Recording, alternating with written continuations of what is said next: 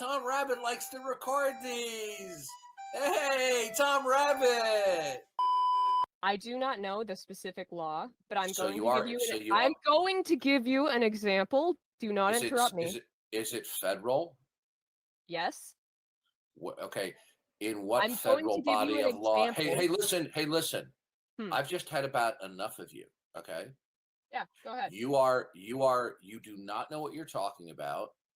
Okay. How would you know if I know what I'm Okay, talking about? because you listen interrupted to me. every time Do you I've tried think- to state my opinion. You think by having aggression and assertiveness, it does not make up for your ignorance. Now, Okay. listen to me carefully. I am listening. What is the statutory basis for a right to kill your unborn baby? Talking about United States law. What is the statutory basis for the right to kill your unborn baby? So I'm going to state it again. I do not know the specific law, but I am going to give you an example where that law will be clear. Hold on a second. Okay. Do you have any inkling whatsoever where this statutory basis is? Yes, it's federal. Where? I don't know. What federal body Let came me up give with you the this? example and it will be clearer, all right? And then you can interrupt No, me. I don't want you to or give whatever. me an example. I don't want you to give me an example. I want you to tell me, where is this federal statute? Okay. You need to decide now whether or not you're going to listen to me, because I am not going to let you keep interrupting me like this. I'm about to kick your rear end out of the room because you are obnoxious. You know you're uninformed. I know you're uninformed, and the audience knows you're uninformed. You have And you no think idea. just by being, I have not even brought up my I do argument. have an idea because I'm talking to you right now, and Kick you're putting me out your because you ignorance on cannot full handle display. Now, I am handling it. I am simply confronting you with your obnoxious belligerence and pointing out to you, you do not know what you're talking about. Now, My I will ask perception you of this one more is time. that your baby I raping. will ask you one more time. Where's the statutory basis for the right to kill an unborn child? And she flees. I didn't leave. They muted me and then kicked me out. Okay, good. Where is it? Are you done? Are you I'm going to interrupt me again? You know what? One more time. If you're obnoxious with me one more time, okay, you're going to be gone. Okay. So, okay, you're surprised that a grown-ass woman in a debate is upset with you because you keep really? interrupting me. I'm shocked that you're a grown-ass woman. I thought I was talking with an arrogant teenage female. How old are you? 18. So technically. Whoa. You're a grown-ass woman at 18. Get out of here. Get out of here. She's gone. Here's an 18-year-old girl who says she's a grown-ass woman. 18. Where do they grow these people? I thought she knows. She knows it's federal. She just can't tell you where it is. I thought she was going to say she was 33. She's a grown-ass woman. She's 18. Wow, what an ignoramus. Yeah, see, these young bimbos like her, they desperately want abortion to be legal so that they can go around and they can fornicate and not be accountable for their behavior if they become pregnant with a baby. So they want to kill their baby. It's bad enough that the males are bloodthirsty and want to kill unborn babies, but it's even more vile that a female who's capable and carrying a baby to term talks this way. Is there any more proof of the depravity of the age that we live in? Yeah, that's about as definitive as you can get, man. I mean, how cold? Even before I was a Christian, the idea of killing an unborn baby was just like, what are you talking about?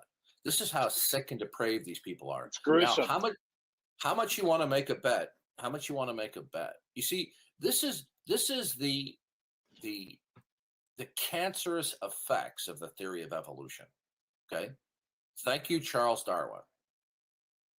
They deeply ingrained in these people, you're just an evolved monkey. God's not looking over your shoulder. So no wonder they think it's okay to kill their own baby. But this broad probably thinks, I shouldn't say a broad because she's still a girl, okay? probably thinks it's abhorrent for somebody to kick a puppy or to buy a gerbil and pull its arms off from the pet store. Right? No, notice how brainwashed these people are. They say, that woman has a right to an abortion, to bodily autonomy. What about the unborn baby's bodily autonomy? A few moments later. Yeah, Clark, you got to click at the top of your screen if you're on a desktop app. Yo. All right. Well, cool. That gave me time to look it up. Your tantrum was successful. Do you want to talk now? No. Well, first of all, I don't appreciate obnoxious people, especially obnoxious females. Okay. And when you tell me that you're a grown-ass woman, you're a bold-faced liar. You're not a grown-ass woman. Okay. A grown-ass woman would be maybe 28, 29, 30, 31, maybe 40s. 18 years old is not a grown-ass woman. You're still a teenager. Right. And you know what? You're extremely arrogant and unwilling to learn from somebody who's older and more educated than you are. Okay. Okay. You're a big know-it-all at 18 years of age. You're a big fat know-it-all. Okay. You don't know what you're talking about. Let me ask you a question. Okay. Do you think there should be laws against cruelty to animals? Yes. Okay. Do you think that people who buy puppies or kittens or gerbils or hamsters and they bring them home and they pull their arms and heads and legs off, do you think that should be legal or illegal? Illegal. Okay. So why is it okay to do that to an unborn baby? I think the circumstances are different. Okay. You can get the hell out of here. You're psychotic. Okay. This is the level of craziness that we have to deal with. Okay. She wants it to be illegal to pull the arms and legs off of a gerbil, but not an unborn baby. How sick and depraved have these people become? Hey, let me just go out on a limb here and predict. Do you think she's an atheist? Oh, she is. She admitted that already.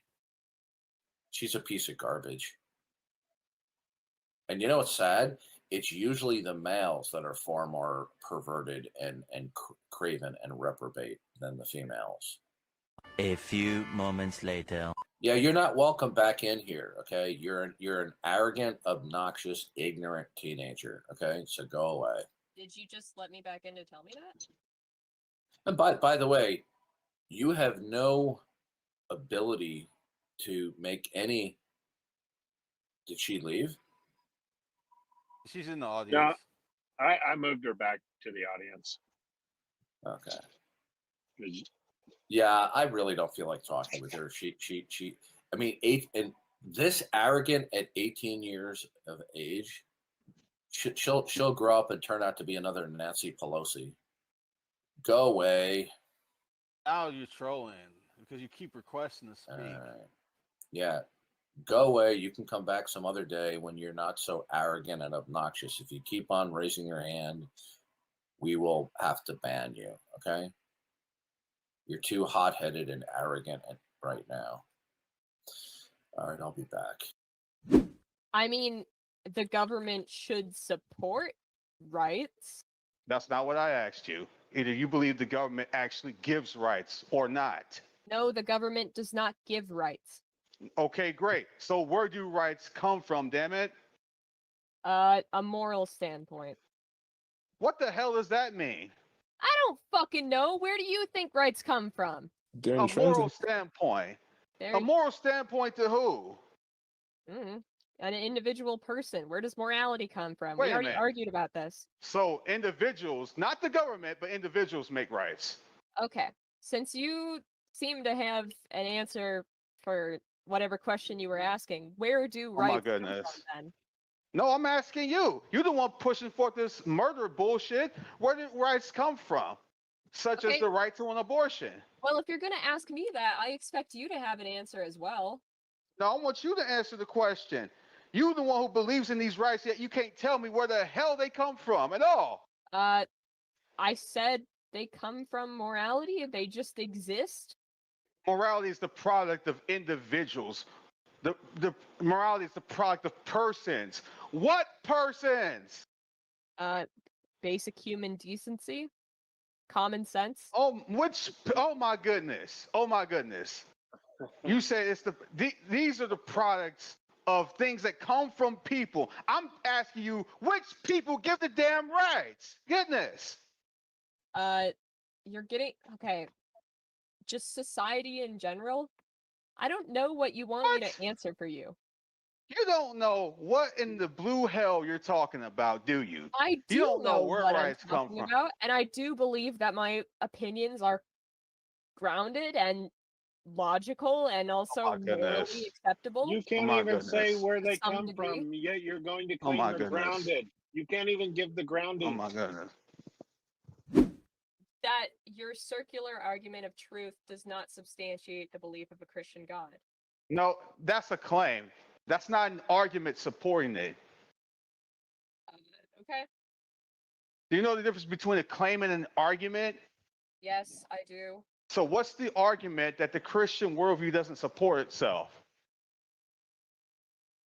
Well, first of all, the Bible is contradictory in the New and Old Testament, and even in the Old and Old. Oh my goodness! Let's go. Be quiet. Okay, give me the contradiction. I've been studying the Bible for 40 years. I've investigated dozens and dozens and dozens of alleged Bible contradictions. When I investigate them, they evaporate. So give me your contradiction. Okay. Give me a second. Okay, stop right there. Here she goes again. She's completely ignorant. Now she's typing into Google Bible contradictions. Again. Yeah, Dude, you know what? Bye-bye. You're banned. Get out of here, you bimbo. She's gone. Okay. Oh, the Bible contradicts itself. Yeah, where? Oh, hold on, let me look it up. Google.com, Bible contradictions. That was awesome. Oh, that was funny.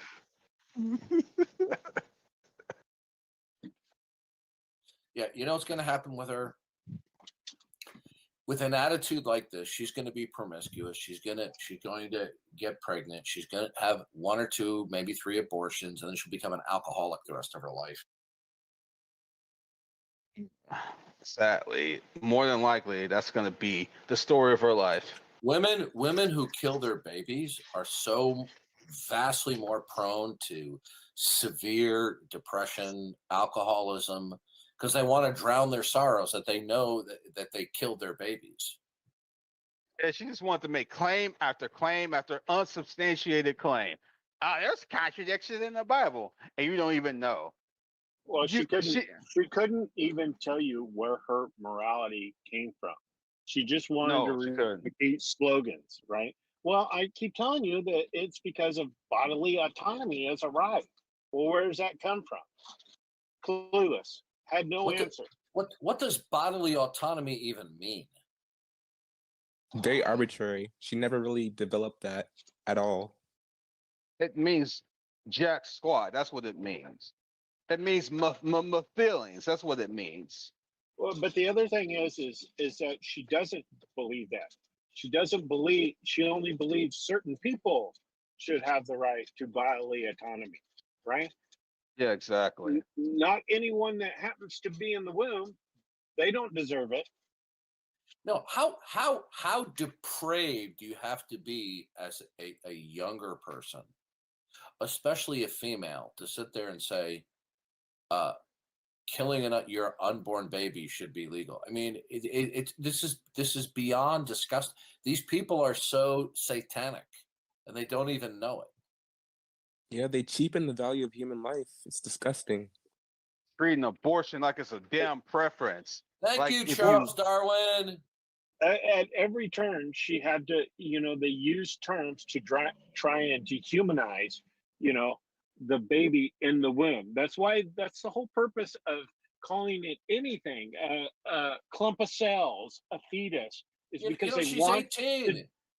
She's 18. It could have been her getting her arms and legs and heads ripped off. But fortunately for her, her mother didn't opt to kill her. Well, all they would say is, well, I wouldn't know it if it were me because I'd be dead. That's their stupid appeal. We're dealing with some really spiritually sick and deranged people on the interweb. I mean, really deranged people. Exactly. And even off the interwebs, man, these people show up all the time at like pro-life rallies and so-called women's rights rallies and things like that. They bring their derangement in public display. Yeah, and the problem with her is that her worldview, it couldn't even stand on itself. With so many holes, it wasn't even consistent. Well, puppies. She has a problem with puppies and kittens having their arms and legs being ripped off, but not a human child. It's very contradiction. Well, I don't really know. I just heard an atheist talking point at some point in the past and didn't research a damn contradiction. When you have somebody who thinks it's abhorrent and should be illegal to pull the arms and legs off of a hamster, right? But then they think it's okay for a mother to kill her own baby. There's barely any reason to talk with these people. They're just so far gone. It's just the mental depravity is just so deep. You know, I was challenging her point about bodily autonomy, and I said, "Well, why aren't you for public nudity?" She said, "Because other people would be uncomfortable with it." So she's more uncomfortable with people seeing naked bodies than she is about arms and legs of unborn babies being pulled off. How'd you like to have that for a daughter? Yeah. Oh, seeing nudity is worse than unborn babies being destroyed in the womb. Yeah, that would definitely be a model daughter right there. Just remember a total train wreck. You remember when she said she's a grown ass woman? I said, "How old are you?" She says 18. Yeah, that it doesn't get any more absurd than that, man. Yeah, there you go. I know about rights. I can determine my own future and everything else. I have it all figured out. Me being a grown ass woman at 18. I know what I want in my life. And what I want in my life is to advocate for killing babies. Yeah, well, she says bodily autonomy enough. Maybe she'll start actually, hopefully somewhere from the ether, she'll find a grounding for it. Yeah. That's all she was doing. Say bodily autonomy all day and clap together your slippers, your red slippers, and maybe it'll come true. This is the reason why we had that stage the other day. Abortion and atheism is insane. She's proven how insane she and atheists really are. I'm not gonna lie to you and say it's just about me having a nice conversation.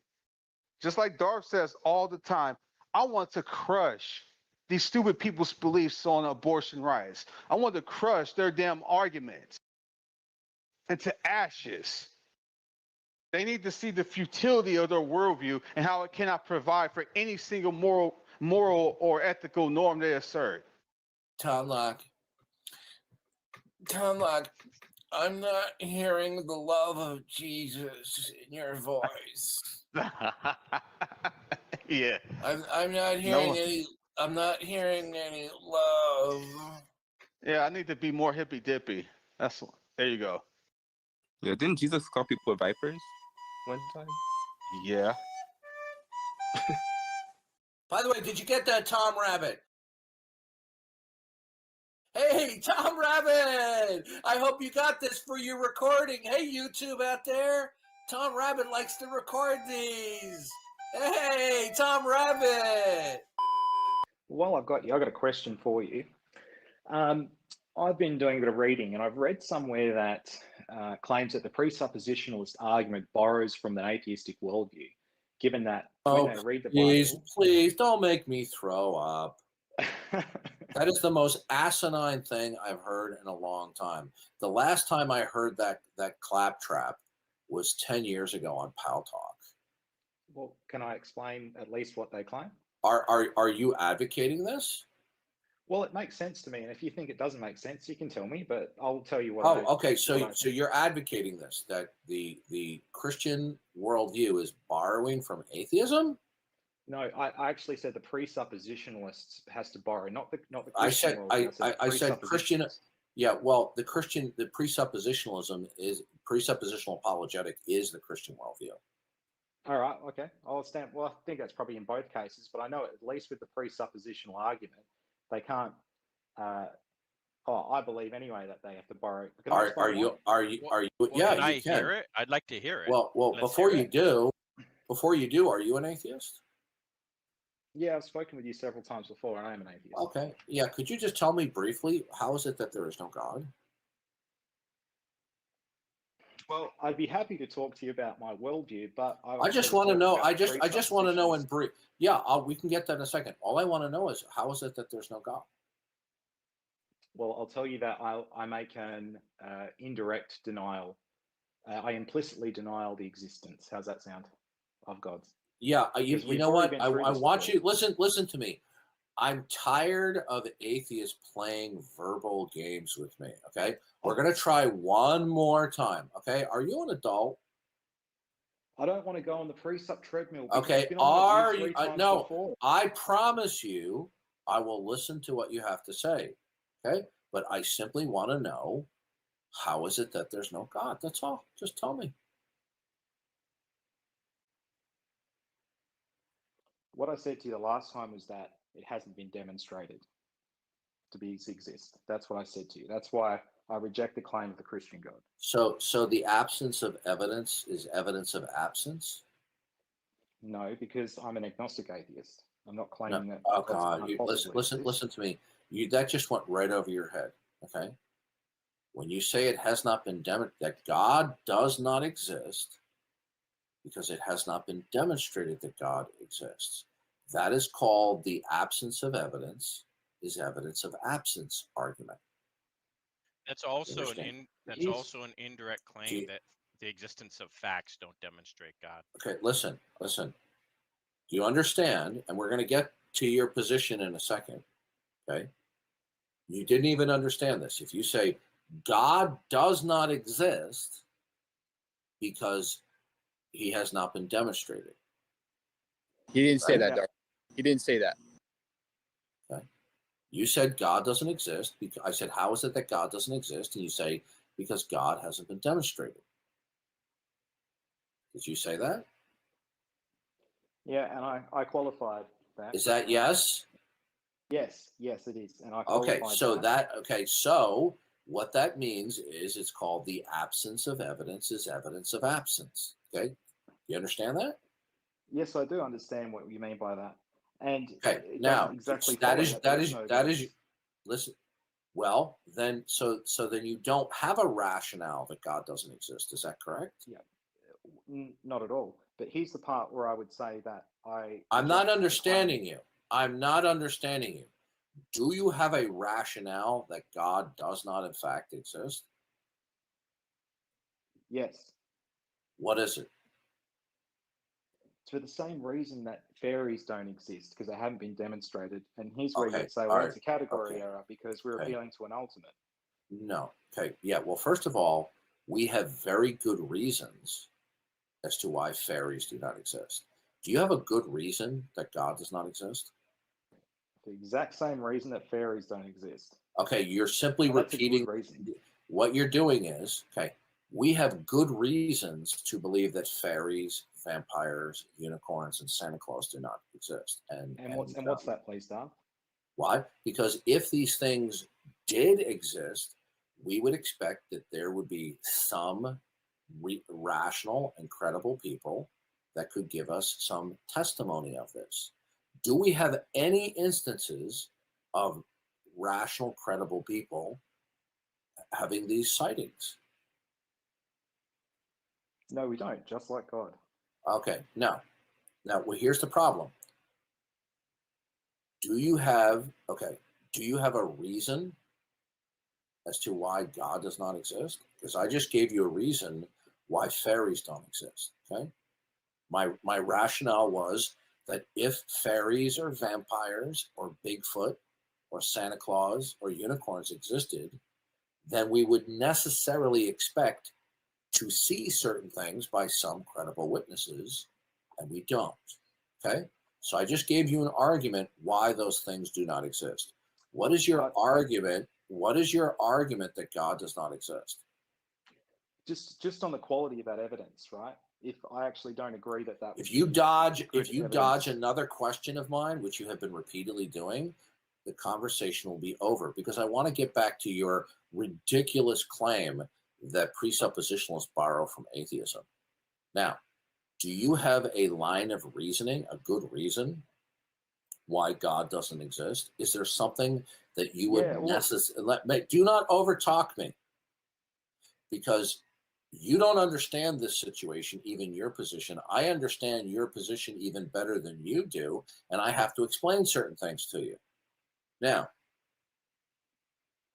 I gave you good reasons that if such entities existed, what we would expect to see, we do not see.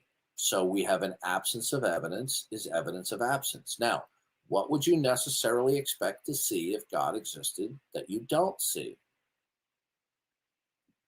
You've asked me two questions there. I actually do have a rational argument for why the Christian God doesn't Okay, exist. you got 20 seconds to answer the question. What would I expect to see if the Christian God existed? What would you necessarily, listen to me, listen carefully to my word choice. What would you necessarily expect to see if God did existed that you don't see? Perhaps him manifesting in reality in a way. No. Listen to me. Don't give me perhaps. You're going to have to tell me what you would necessarily see. For example, if Santa Claus did exist, what we would expect to necessarily see is that parents would report that presents were showing up underneath the Christmas tree for which they had no explanation whatsoever in different parts of the world. But we don't see that, do we? Now, I'll repeat the question and I'll shut up, and I expect you to answer the question. What would you necessarily expect to see if God did exist that you don't see? Well, there could be a number of things. Like I started to say before. No, it's got to be necessary, not preferential. Do you understand the distinction?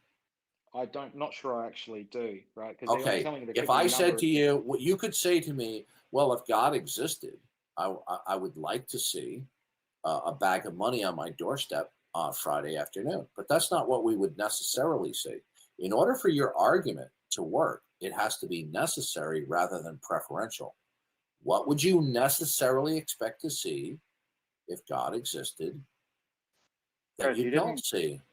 For the fairies and those other creatures. You never get. Please do not interfere. So, what would you necessarily expect to see if God existed that you don't see? And thereby you can conclude, therefore, there's no God. I'm not sure what kind of an answer will satisfy you as a response, right? If you don't tell me, if you don't tell me what you would necessarily expect to see, then you cannot lay out the absence of evidence as evidence of absence argument for God. Oh, well, that's not the argument I was trying to lay out. Right? Okay, so you are being evasive. I'm going to give you one. I'm going to give you one more chance. You are saying that the absence of evidence is evidence of absence. What evidence would you necessarily expect to see if God existed that is absent? Look, I'm fucked if I do, and I'm fucked. Thank you very much for your time. All right, bye, Darth. Darth, do you disagree? You didn't actually meet that standard that you just gave him with your argument against fairies and other. I certainly did. I said that if fairies existed, what we would necessarily expect to see that there would be some credible witnesses who witnessed these creatures. Okay. Why do you think that's a necessary conclusion from that argument? Why? Because then if we have no credible witnesses of these creatures, then why would somebody posit it? Okay. And by the way, it's also a category error. Okay. Are you an atheist, John? John, are you an atheist? John, did you have a heart attack there? Ah, look at that. Look at what he did. He taps out, folks. He taps out. 5 minutes later. Well, because I'm in. Welcome. We've got somebody in here to critique Darth Dawkins. So just let me know when there's a point of contention, and I will pause it. Oh, well, it would be with his first premise, but he won't do a syllogism because he's a coward. Well, maybe you can just focus on the material at hand and give him a break. Really? So only criticize things that aren't relevant to logic. Well, go ahead. What did you want to? Do you know his argument well enough to give me the premises? I thought you knew. That's why you brought it up. Yeah. He believes that God is the foundational thing that grounds all reality and must be referenced for any fact. But he has no way to support those claims. And you think that's a problem in your worldview that someone would say that and have no support? Just well, if he wants to get an understanding from someone, yeah, that's a problem. If his intention is to be understood, then yeah, he's got a problem. Well, you're moving into intention there. His argument, hold on. The argument itself isn't a problem, though. The actual information within isn't a problem. Well, there is no information within. He's made a claim that's unsupported. It's like a dog barking. It doesn't mean anything. So an unsupported claim is a wrong action in your worldview? You say wrong. Yeah. What is the intent? I mean, I can't really speak to that necessarily, but I'm talking about. Well, then we can't say whether it's wrong or not because we're talking about whether the intent is met. No, we're not. I'm talking about the information within the argument. When you say wrong, you mean some sort of morality? The morality is going to be moving that forward, but I'm saying it's not immoral. Okay, I'm sorry. Go ahead. The information itself, you think it's wrong. It's incorrect. Yeah, it's incorrect. But that's not immoral. He can't help it. He can't help it? No, he's pretty simple.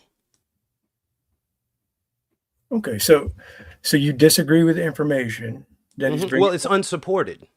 Okay, so unsupported information in your worldview is incorrect. It's wrong to speak of. Didn't say it was incorrect. Why do you keep putting words in there? Well, go ahead and tell me what it is. You can tell me. If his intent. Well, you're going to intent now, though. You see, you keep moving to intent for some reason. Right, because why else would you speak if you didn't have an intention behind it? That's your point all the time. I'm asking about his information. Yeah, his information is only as good as what his intention is. His intention is not to be honest. His intention is I was talking. His intention is to pull the rug out from anyone that argues with him without giving up any of his own worldview. How did you get to the conclusion that the information is only as good as the intent? Right, because see, he's just making statements if he doesn't support them. So there's no reason to take him seriously. That's not what I asked you. Well, what'd you ask me? Go ahead, ask me again. The information is only as good as the intent, you said? Well, the information is being used for an intent. Okay, his statements may or may not be true. Okay, there's no evidence that he has any facts to support it, so it remains just his opinion. How do you know which statements he makes are true or not? Would you like to go through them one by one? I mean, we were talking about his first premise, and that's the one I'm specifically talking about. You have an argument against the existence of God? Oh, do we have any reason to support the claim that there is a God? You don't have an argument against it? Right. My argument is that it's not in the form. There's no supporting premises for that. I mean, there's no for that conclusion. Do you have any supporting premises? That's not an argument. Right. I'm asking you, is there a reason to consider it? Does it have any value?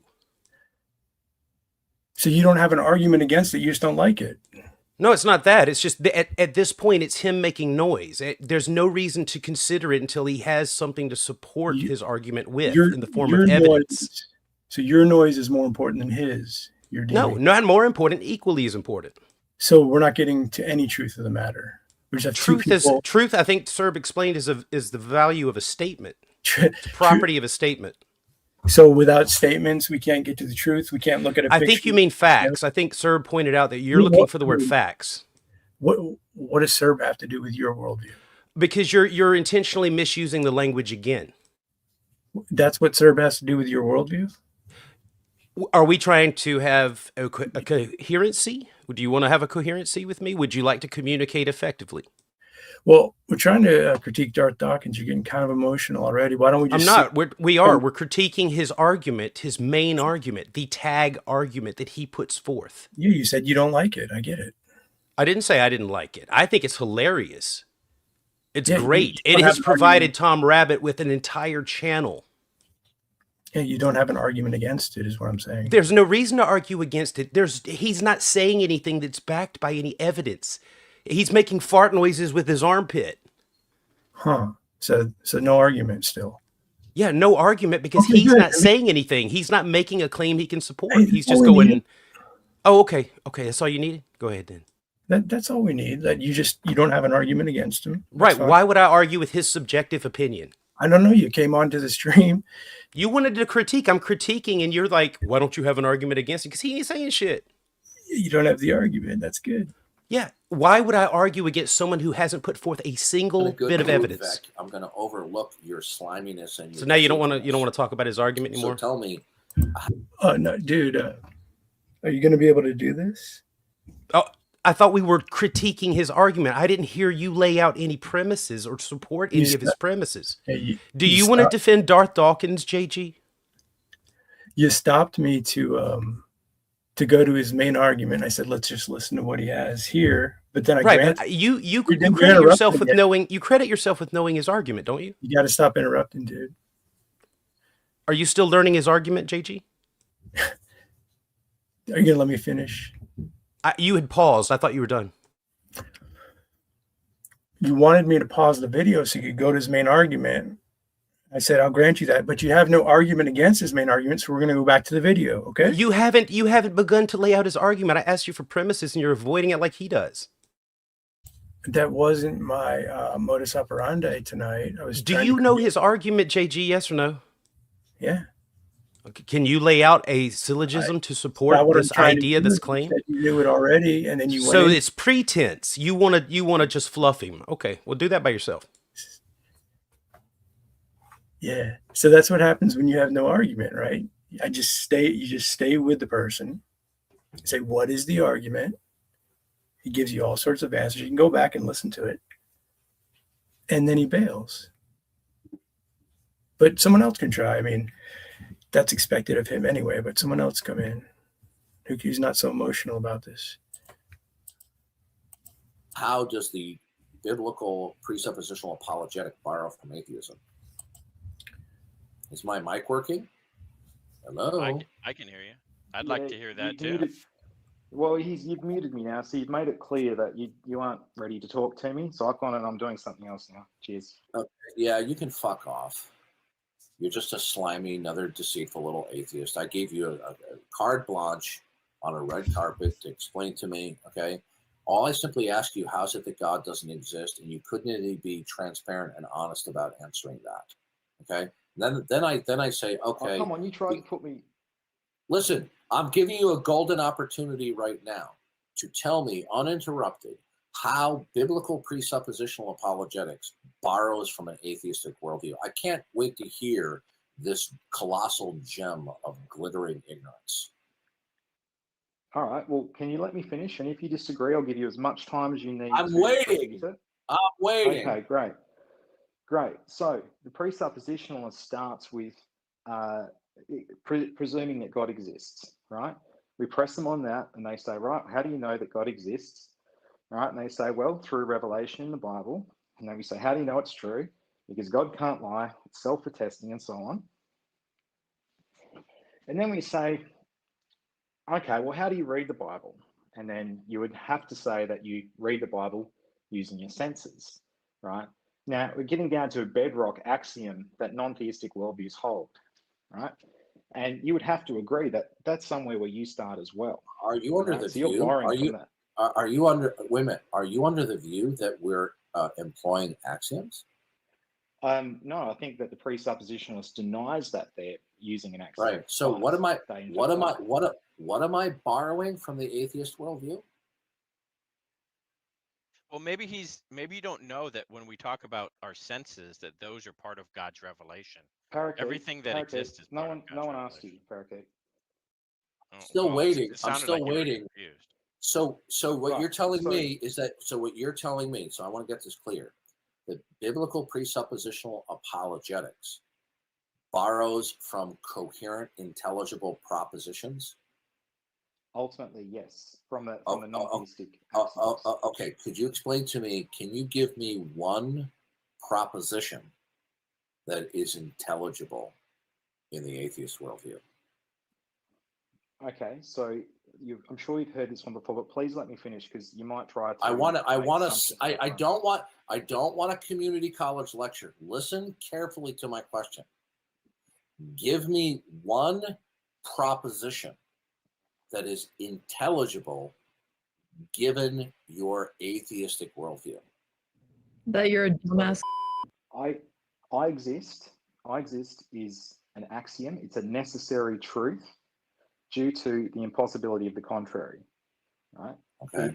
It has to be true, and it cannot not be true. Okay, well, here's the problem. When you say I exist, okay, is I a statement of ultimacy? Ultimacy, can you define what you mean by that? Yeah, what is ultimate would be that which is unconditionally non-dependent, non-derivative, and eternal, and the source of all possibility. When you say the I and I exist, okay, is the I ultimate? I don't think you could apply all of those characteristics to that without all I need instead of a word salad is a very simple, clear answer. Okay. Now, so then that means that this proximate fact cannot explain itself, correct? Incorrect. Okay, if it explains itself, then it will be ultimate and absolute. It'll be self-contained and non-derivative. Okay? So is the I that you're invoking ultimate and absolute and non-derivational, and has no independent context of how it exists, why it exists, what it exists? Look, the I is just a self-reference. Listen to me. Listen. I'm beginning to get frustrated with you because you are purposely being obtuse. Listen to me carefully. Listen to me carefully. I didn't say you're prevaricating. I said you're purposely being obtuse. Listen carefully. Okay? The I that you speak of, is it ultimate or not ultimate? By the definition you used, I don't believe so. However, it is. Okay, so the I that you speak of, okay, is not ultimate. Is that correct? In the context you used, I don't believe so, but it is self-attesting. Okay, listen to me. Either you're going to have a conversation with me, or you're going to try to insert these mini machine gun community college lectures. It's not going to work. Okay. I'm trying to walk you through a step-by-step analysis to show you how what you are saying is completely bankrupt and vacuous. So overtalk me again, we're going to be done. Okay? Now, the I, you say I'm borrowing from the Christian worldview. Okay? Now, I asked you to give me one proposition, just one, that is intelligible given your atheistic worldview. You told me the proposition is I exist. The I to which you refer to, is the I ultimate or not? I think it's ultimate in the sense that it does not require justification. No. See, what you're now doing is you're being deceitful and you are committing equivocation here. I asked you either the I didn't ask you to say ultimate. Okay, you know what? Overtalk me again, and you're going to be server muted, and you're not going to get another opportunity to talk with me. I'm getting tired of your deceitfulness and your evasiveness. Is the I that you are invoking, is it eternal and unconditionally non-dependent and derivative and absolute within itself? I would say no. Okay, that's all I need to know. That's all I need. Okay, bye-bye. Bye-bye. No, bye-bye. No, we're done with you. We're done. You're a moron. See, you can't have a conversation with these motor mouths, okay? It's all these little mini community college lectures.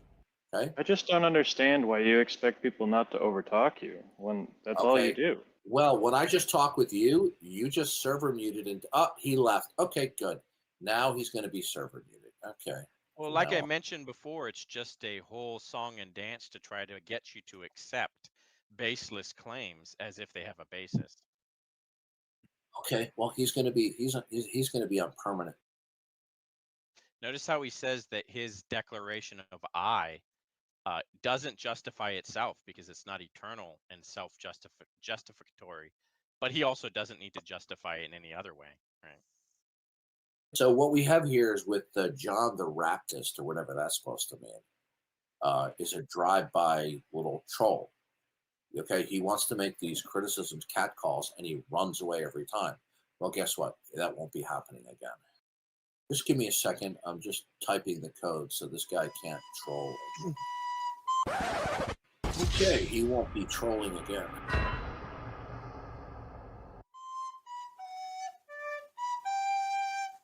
By the way, did you get that, Tom Rabbit?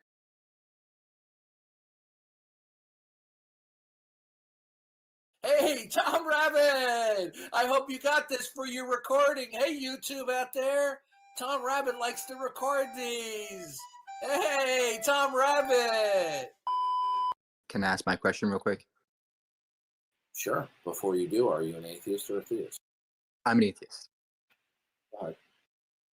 Yeah, I just want to know if you agree with God when he said in Leviticus 20:13 that we should stone gay people to death. I just want to know your thoughts on that. Just up here. Hmm? Just let me pull the verse. Okay, yeah. Leviticus 20:13. Okay, Leviticus 13. If there is a man who sleeps with a male, as those who sleep with women, both of them have committed a detestable act, and they must be put to death. Okay, so when you say, do I agree with God, I'm not sure what you mean. Do I, these laws were a law that was a part of a covenantal relationship with the nation of Israel, okay? So right, but, but God said it, right? It says the Lord says that. Right. So whatever God says must be true, right? Yeah, that it's true that he gave that command. Yeah, but so if God is the moral authority of everything, right? Would you agree with that? Yes. And he says that, sleeping with another man should be put to death. Wouldn't that be the moral thing to do? Oh, okay. So now what you're doing is you're removing this command from its covenantal context, and you're trying to universalize this. I thought Please don't overtalk me. Okay. Okay. Now, are the 613 or 15 laws, are these laws a part of a specific covenantal relationship with one nation? Or are these laws intended by God to be universally binding upon all human beings? So you're saying that God's morality is I asked you a question, sir. Mm-hmm. Now, before you begin, okay, I've been around the block a few times, and I've debated these passages on numerous occasions. Do you think I'm going to be bamboozled by this line of reasoning? You think I haven't heard this before? Okay. Well, so is God's morality objective or not? Now, I asked you a question. I asked you a simple question, which you didn't answer, did you? The answer is yes. It's for those specific people. But if you're saying these listen, let's have a conversation here. Let's have a conversation here, or you're going to get your mouth muted. I don't think his intention was a conversation from the start. Yeah, I know. Okay. So, are these commands intended by God to be an edict to the whole world, that the whole world must abide by all of the commandments?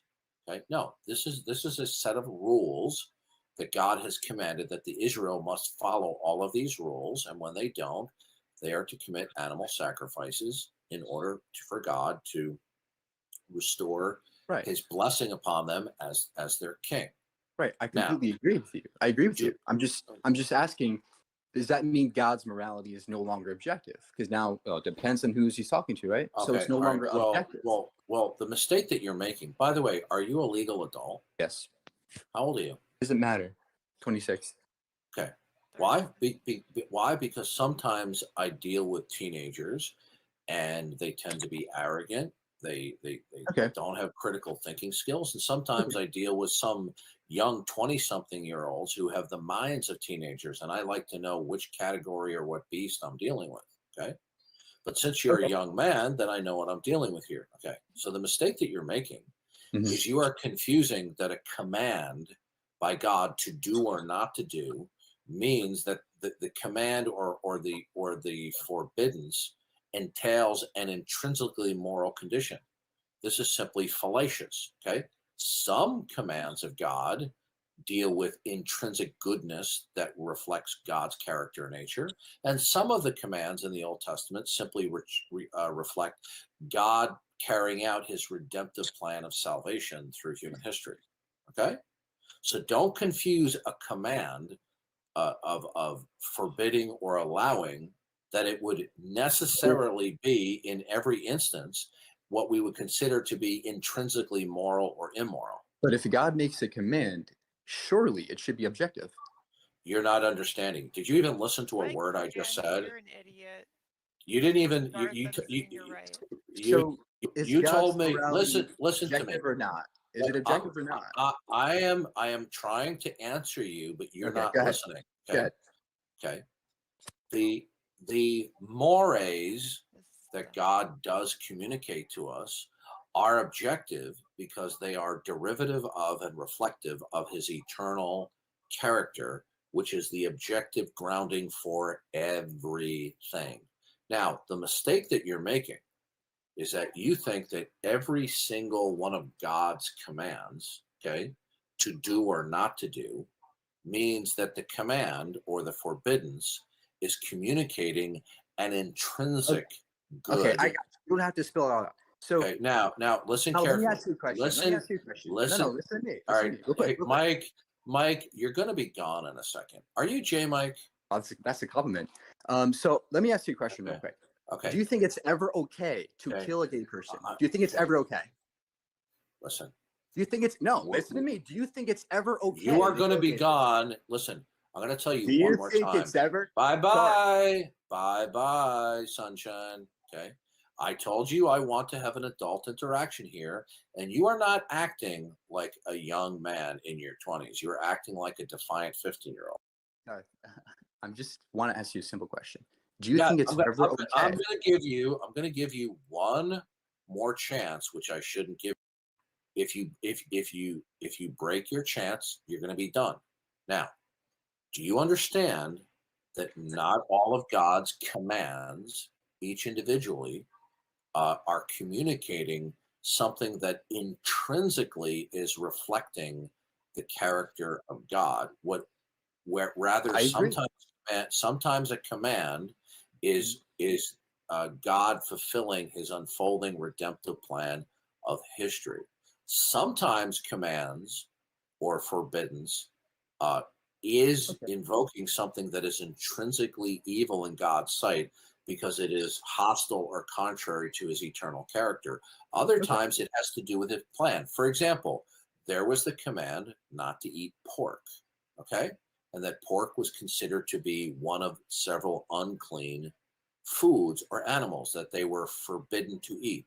What we find in the Bible later on, in the words of Jesus, that there was nothing intrinsically evil about eating pork, but it would be intrinsically evil to eat pork if you were a member of the covenant relationship where God forbade them to eat pork as a part of his covenantal relationship. So Jesus said to his followers, it is not what goes into a man that defiles him, but that what comes out. And the gospel commentator stated, by this Jesus was declaring that all foods or meats were clean, meaning intrinsically clean. They were not ceremonially or in terms of the dietary code clean, but they were making it clear that intrinsically it was not evil to eat pork. Okay? Okay. I agree with you. Now, a simple question is, I just want to know your opinion. Do you think it's ever okay to kill a gay person? Sure. It's okay to kill a non-gay person sometimes. Okay, no, just for being gay. Is it okay to kill somebody just for being gay? That would depend upon. Wow, you can't even give a straight answer. That is really pathetic. It's really sad. So you're going to be rude and not let me finish my answer. Is that correct? Go ahead. Let's hear your answer. He's morally grandstanding. Yeah. Later on, you can tell us why anything is wrong, including. Sure, I will be glad to. I'll go on your show. All right, Mike, do you have a show? Do you have a show? Mike. I'll go on your show, dude. Mike. Yeah. Mike, do you smoke pot? You're Actually, funny, man. Are you pro-abortion? I'm curious. Mike, do you smoke pot? No. Okay, yeah. Are you pro-choice? Yes. Aren't some of those babies gay? The difference is that it's a woman's body. Mike, listen to me carefully. You have just been exposed as a fake, a phony, and a fraud. Okay? Is an embryo a woman's body? Are some of those unborn babies? Do you believe that gayness is biological? Yes, it is. It's okay. Are some of the where did you get that it's a wow, you are one you know what? I don't even believe that you're in your 20s. I can't imagine listen carefully. I can't imagine that a young man in your early 20s could make such a stupid statement that I would expect to come out of a teenager's mouth. Okay, do you know, Mike, I'm 60 years old. In the 1970s, they were stating that they were on, various proponents of homosexuality were claiming in the news media that they were on the verge of discovering the gay gene. Now, can you show me where it is a fact scientifically that people are genetically programmed to be homosexual? Well, there is evidence in science that it is based on genes, not just one gene, but perhaps multiple genes. And the other evidence is that. Hold on a second. Are all conclusions in science provisional, Mike? No, of course not. Nothing's absolute. Okay. No, Mike, are all conclusions in science provisional? Now, can you show me, is there even a consensus that homosexuality is genetic? Yes, and did you know that in the bonobos, they are stop. gay? We're done. We're done. We're done with you. You are a liar. Okay, bye-bye. Look it up. Okay, you're listen, you are an unhinged liar. Okay. The bonobos. I mean, you're just a loose cannon. You're an unhinged liar. Okay.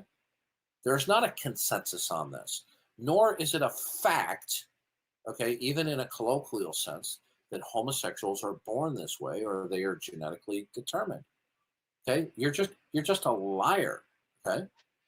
Now, it reminds me of some of these internet, these left-wing debaters who will just throw out, "Oh, it's a scientific consensus," as if they're appealing to like high priests or something, and they don't even know it's a consensus. They just throw it out.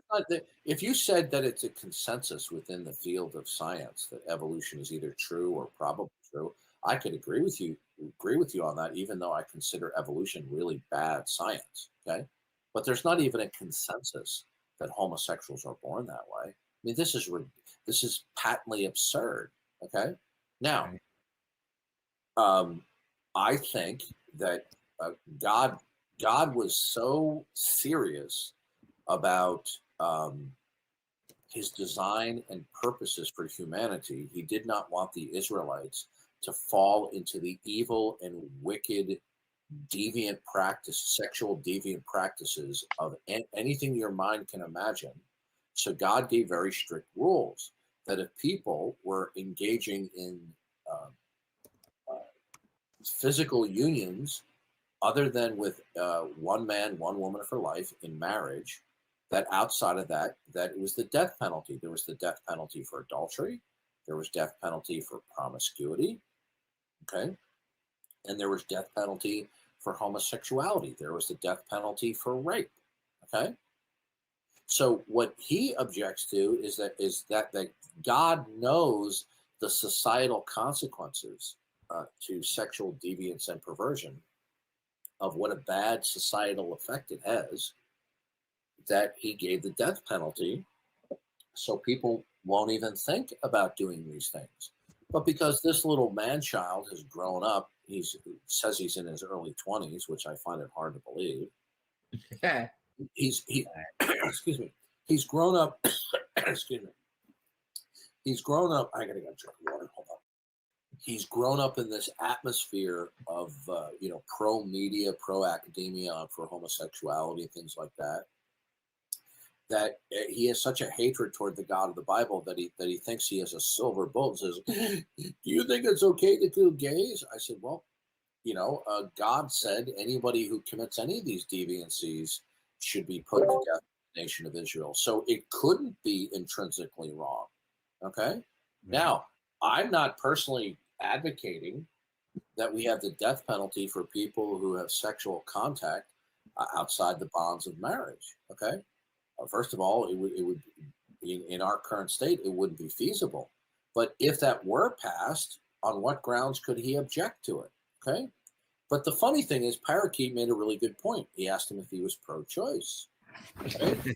And here, how many babies that this guy believes are already pre-programmed to be homosexuals or lesbians that he thinks it's okay to kill them?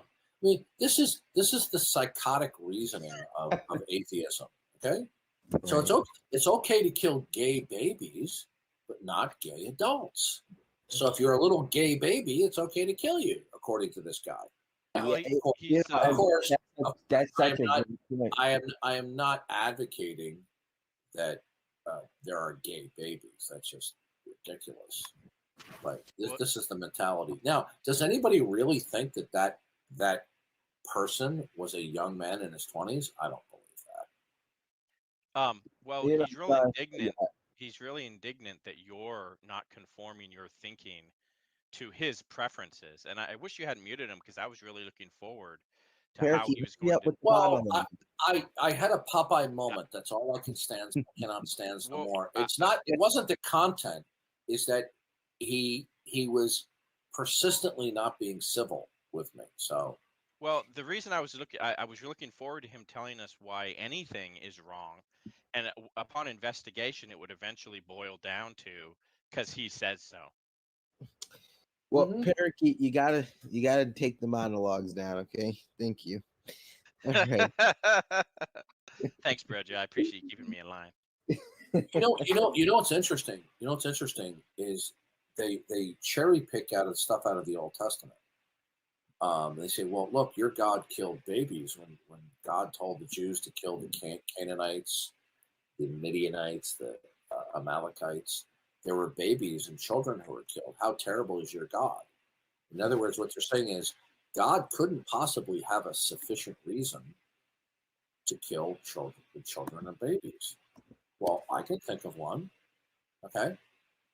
And the Bible says that the wickedness was so bad in these countries that God was patient, waiting for them to repent over a couple of hundred years. Now, what possibly could be that wickedness? Well, not only did they sacrifice their babies to their false gods, I believe that it's certainly feasible that the wickedness included the worst kind of sexual aberration, where they were interbreeding, okay, and producing severely genetically damaged human beings, that if they were left to procreate and mix with other populations, that could have very terrible repercussions in terms of the gene pool, okay, that could be disastrous into the future, okay? And so God saw fit to end the lives of all of them if they were genetically compromised, right? Because number one, they're going to die anyway. So God is simply giving them an early departure, okay, in order to preserve and protect future generations from serious genetic corruption, of serious genetic diseases. Now, can I prove that from the text? No, I can't. But we know that, if you have incestuous relations, okay, this can produce serious genetic defects that are either both obvious or not obvious, but are inherent within the genetic code and can live on and reproduce in future generations and spread to other populations in the world, okay? But they don't care about that, okay? Because you see, they're smarter than God. Well, no, they're not. You know, you try to have a civil interaction with these people, and 9 times out of 10, they just cannot control themselves. By the way, did you get that, Tom Rabbit?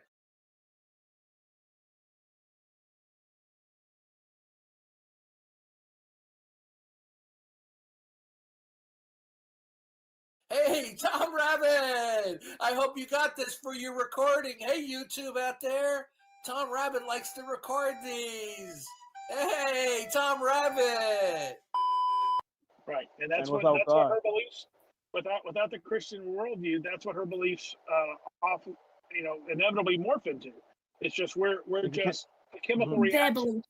Actually, hold up a second, Timothy. Can you hold up a second? It's there. I use they them pronouns actually. I don't know what she said. No, I didn't hear her either. Wait, do you mind repeating that one more time? Sorry, I apologize. I don't actually use she her pronouns. I use they them pronouns. Were you born female?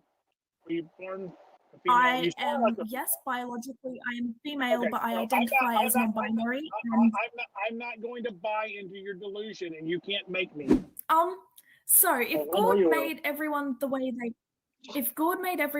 they are, then for instance, I like women, and you'll see me as a woman, however much I try not to. So I like women. If God made me that way, then what's wrong with that? Okay. Nobody's born gay though. Okay. God, come on. What do you mean nobody's born gay? Did I just come out of the womb and was like, oh yes, I like men? Nobody's born gay. Nobody's born with any sexual desire. I hope you know that.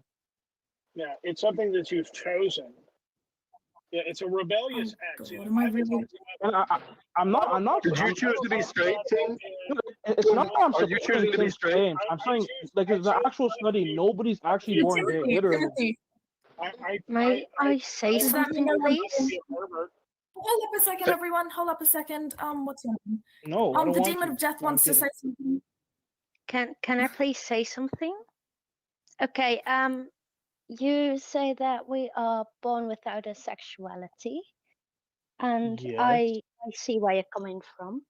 But people who are part of the LGBTQ community, they go through so much hardship. They get kicked out of their families, and some are even killed for it. Blah blah blah.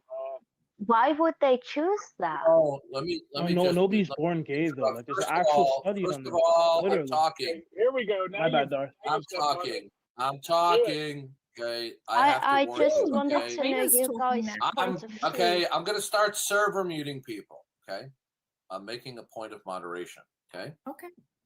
Now, I think you all are aware, those of you who are supportive of the Alphabet Soup League, okay, that the biblical and Christian worldview is opposed to your ideology, okay? Now, because of the Discord thought police, we really cannot discuss our differences because the people who are in the Alphabet Soup brigade will report the server as violating the terms of service. So you can blame your own. I would like for the to fact say. that. Would you not overtalk me, please?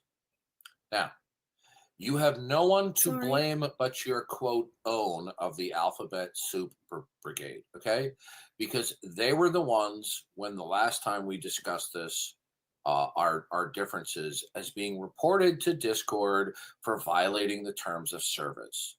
So you know very well that the biblical position disagrees with the Alphabet Soup Brigade ideology, okay? So we're done discussing it, okay? We cannot discuss it further because of your own falsely reporting us to Discord, okay? Thank you, Darth. Thank you. All right. We are more than happy to discuss our ideological and worldview differences. But because you see, we don't have Christians or Bible-believing Christians contacting Discord saying, oh, they're spewing hate speech. Okay. Well, we can't discuss this because of your own Alphabet Soup thought police. Okay. who are going to falsely accuse us. All right, dude, we get the point. Yeah, good. So we're not going to discuss that topic anymore. Okay. Okay. But I wish it was otherwise, Understand. but in order to protect our server from false accusations from the Alphabet Soup Brigade, we have to put a kibosh on the topic. Okay. That's I'm fine totally with gonna me. get kicked for this, but I don't care at this point. I understand that, and that is entirely understandable. But could you please just say the LGBT instead of the Alphabet Soup Brigade? Could you please not impose your morality on me? Oh, fuck this, man. Impose your The Alphabet Soup Brigade. could you please not impose your morality on me? Brigade. Could you please not impose your morality on me? Brigade. Could you please not impose your morality on me? Brigade. Could you please not impose your morality on me? Oh, fuck this, man. Oh, and look at now. And now you see, these are the people. Where's your tolerance? Yeah. Why are you trying to impose your morality on my speech? You are literally. Why are you spewing hate? Why are we spewing hate? Aren't you against hate? Take her. Stop trolling, Darth. You'll get banned. Let's take her down and report her to the authorities for sexual impropriety. She said she wanted to rape us. She said, "F you, man." That's what we interpreted it as. Okay, now, well, first of all, I have to go in a minute. I have to run an errand. But can I ask you a question to the guy who just was talking? you're gonna have to make it quick because I have an errand I have to run. So go ahead. Oh yeah, sorry. Doesn't it say in the Bible, "Love thy neighbor"? Yeah. Yes, it does.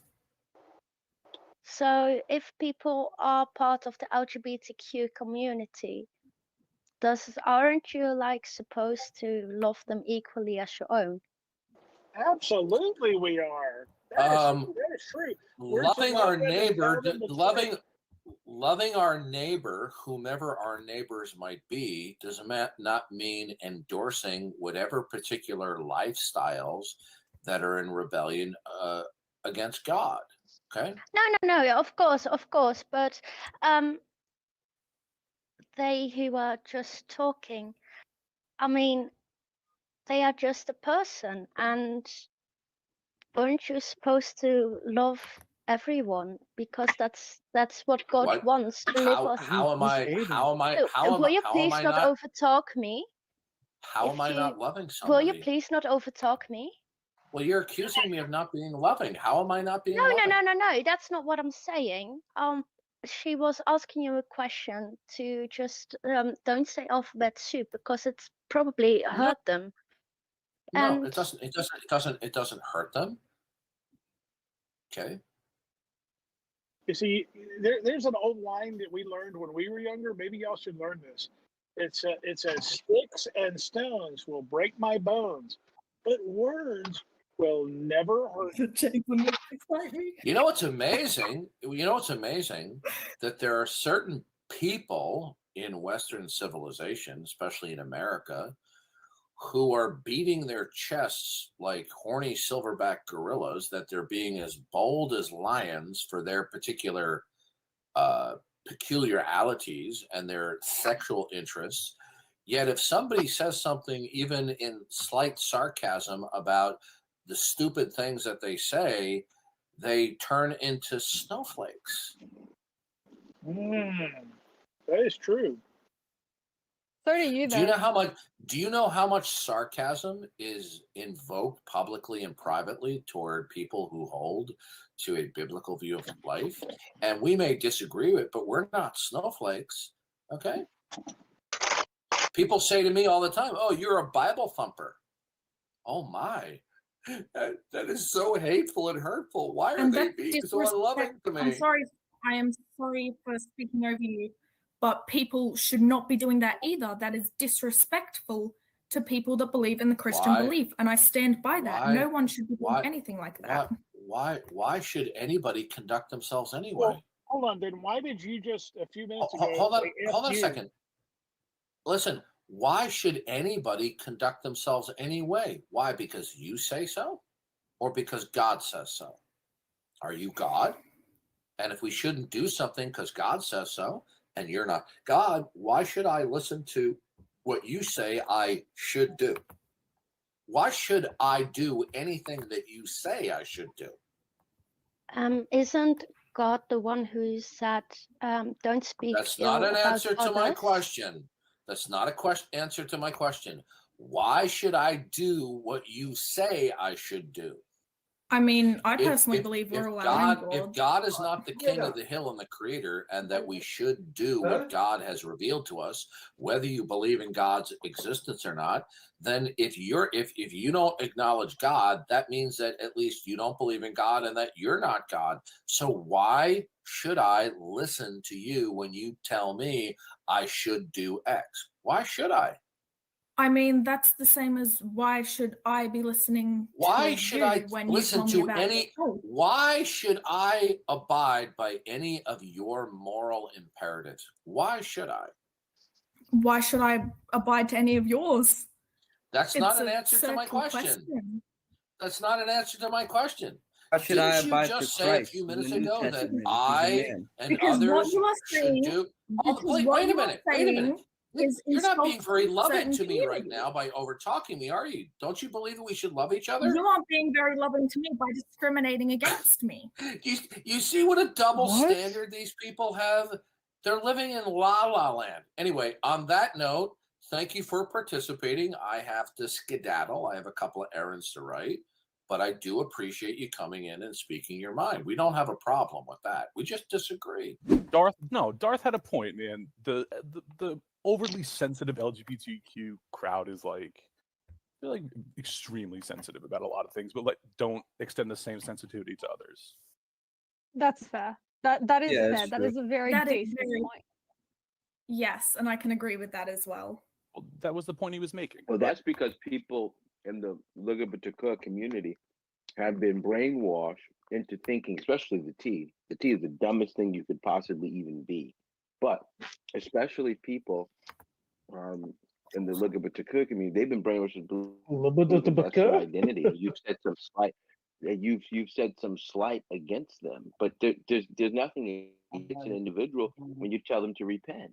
Okay, there's nothing against that individual. That person really has a soul-destroying belief. But I don't want to say too much on that. Can we try not to get the server taken down, please? Yeah, this is a dumb topic. Can we move on? Yeah, continue what you're saying, sir. Who's that? But by the way, let me just say, anyone who just said we don't want to get the server taken down, so we won't speak the truth, that's weak Christianity. That's the reason why Christianity is being trampled over in the country, because we're weak Christians. Before you go on, that was Darth. What are you talking about? That was Darth. Before you go on anymore. Okay, did you hear what I just said? That is weak Christianity. Okay, so take it off with the server mod. Take it up with Darth, not with us. Okay, I just said that it was weak Christianity. I didn't even know No, who it's said like it. that. You know, That has no substance. What you just said had no substance at all. I don't need you trying to put me against two people. Like that's irrelevant. But Okay? it had no substance. What you said, zero So substance. because it comes from Darth, I have to agree with everything. Okay, really? No, but if you want to. Okay, so then that means nothing. Your comment. But what I was saying was that this idea is called weak Christianity. This is why the church is being destroyed all over the place. They just give everything up. Dude, it's not weak Christianity to not have yourself silenced. I don't need it. I'm working. Well, you are actually being silent when you say, "Well, I just won't talk about it." Yeah, I don't want to be silent, so I just won't talk about it. I mean, it's not weak Christianity. Like, could I just pipe up for a second? It's not weak Christianity to not want. Well, hold up a second. It's not weak Christianity to not want to speak about things that will get a server that you enjoy taken down.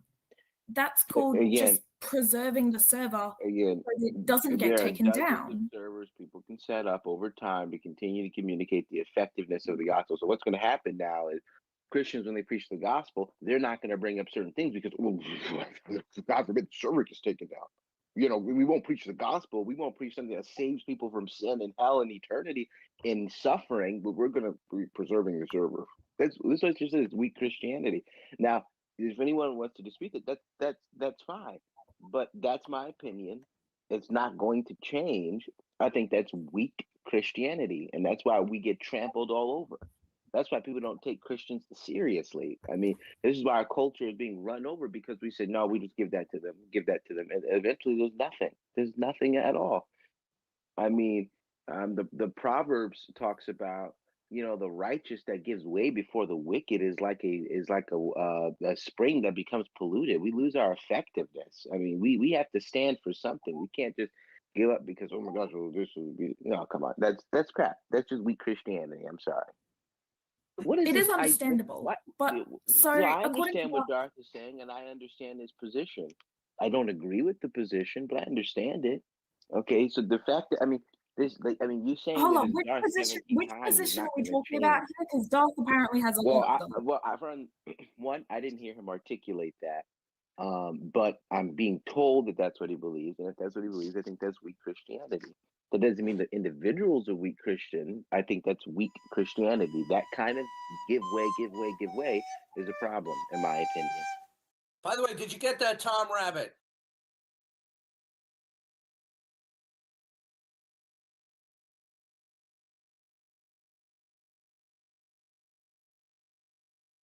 Hey, Tom Rabbit! I hope you got this for your recording. Hey, YouTube out there. Tom Rabbit likes to record these.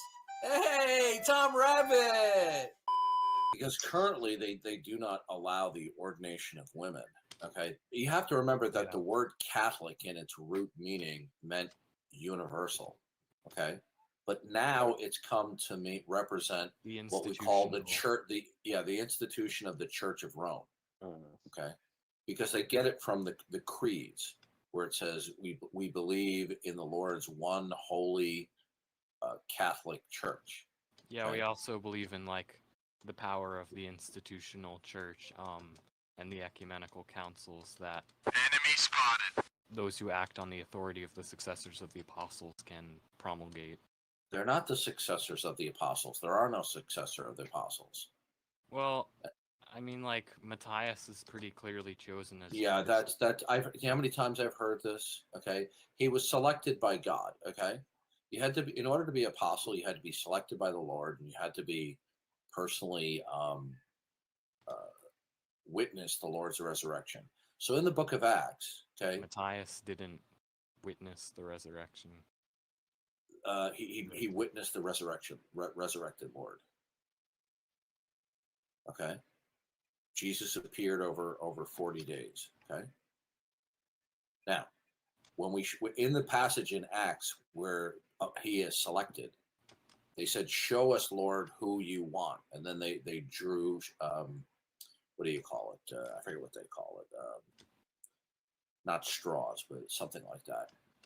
Anyway, so this idea that there is apostolic succession is make believe. Okay, the reason why they have the doctrine of apostolic succession is so they can claim that there is an extra biblical source of authority in order to demand that certain interpretations of text and other doctrines that cannot be derived from Scripture.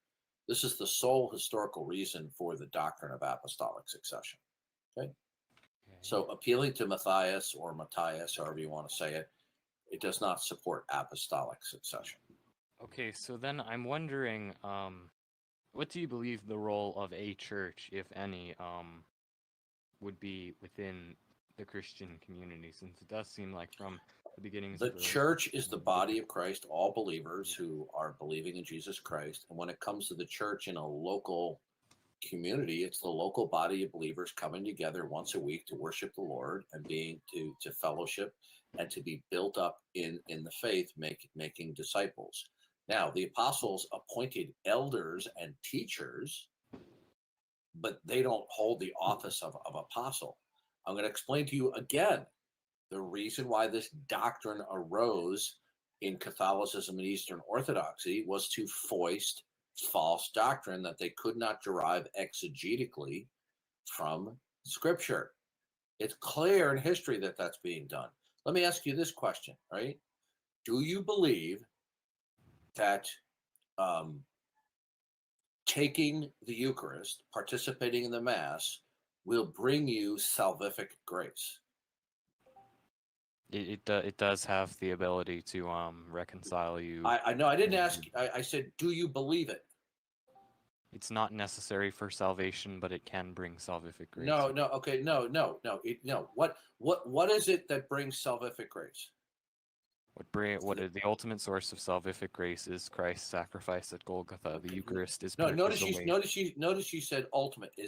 Is it faith in Christ alone apart from performance? No, you can't just cognitively assent to the fact that Jesus Christ. I didn't say mentally assent. You have to repent and believe on the Lord Jesus Christ as your Savior. Okay, but you see, you believe that the Mass is in some way salvifically efficacious. That's what the Council of Trent teaches. Do you believe the Council of Trent?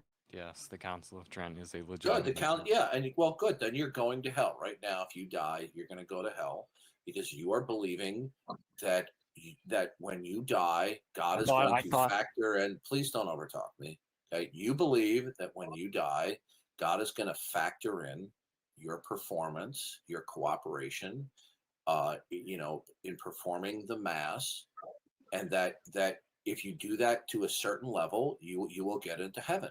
That is not the gospel that is in the New Testament. We don't believe that the amount of times you participate in Okay, Mass listen. is... Okay, CIA, how old are you? I am 18. Okay, I'm 60 years old. I was studying Catholic theology before your mother and father even met. Okay, you can sit there and tell me all you want. Well, if overtalk me again, Da Vinci, and you're going to be server muted. Okay. Sorry, Darth. Mute your microphone. Okay. Now, I'm not trying to put you down. You don't sound stupid to me, but I do believe that you're naive and you are uninformed and uneducated on the issue. Okay. The Catholic Church teaches a false gospel. Okay. That's why they have to have an extra biblical source of authority. In Matthew 23, Jesus was speaking about spiritual leaders. And he said, do not call them the title Father, yes, I know. Rabbi, or Father. Do you call the man in Rome the Pope? Yes, you can call him. Okay, do you know that the word Pope? Yes, I know the word Pope it means father from Italian. Okay, so you are violating what Jesus said. We're not.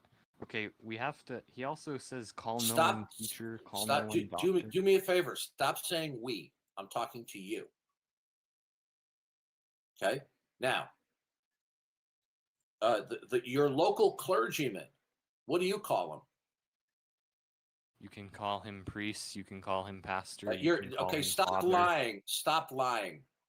See, now you're lying. I do call him father. No. Yes, that is. Yeah. Okay, good. Now the truth comes out. Okay, you see. Notice you notice the deception here, folks.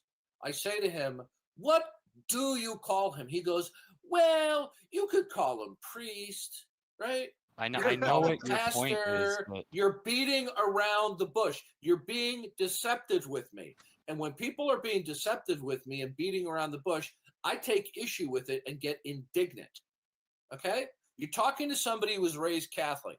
You're talking to somebody who studied Catholic theology. Okay? Now, the fact of the matter is simply this. Okay? You believe that salvation is through the institution of the Church of Rome, don't you? The institution of the Church at Rome does not. The Church. Salvation. Oh, so we don't need the Church of Rome then. You do need the Catholic Church to receive the grace of the sacrifice at Golgotha. That is how Christ instituted things. What gobbledygook was that I just heard? The fact that Christ established a church to communicate the grace of where did Jesus establish the Church of Rome? Jesus established the Church of Rome through Peter, since in where's that? Okay, hold on. Let me see. Bring up the. Yeah. And by the way, do you think I'm not prepared? I understand you've probably studied this a long time. I'm just saying that. Yeah, you've been sold a bill of goods. Okay.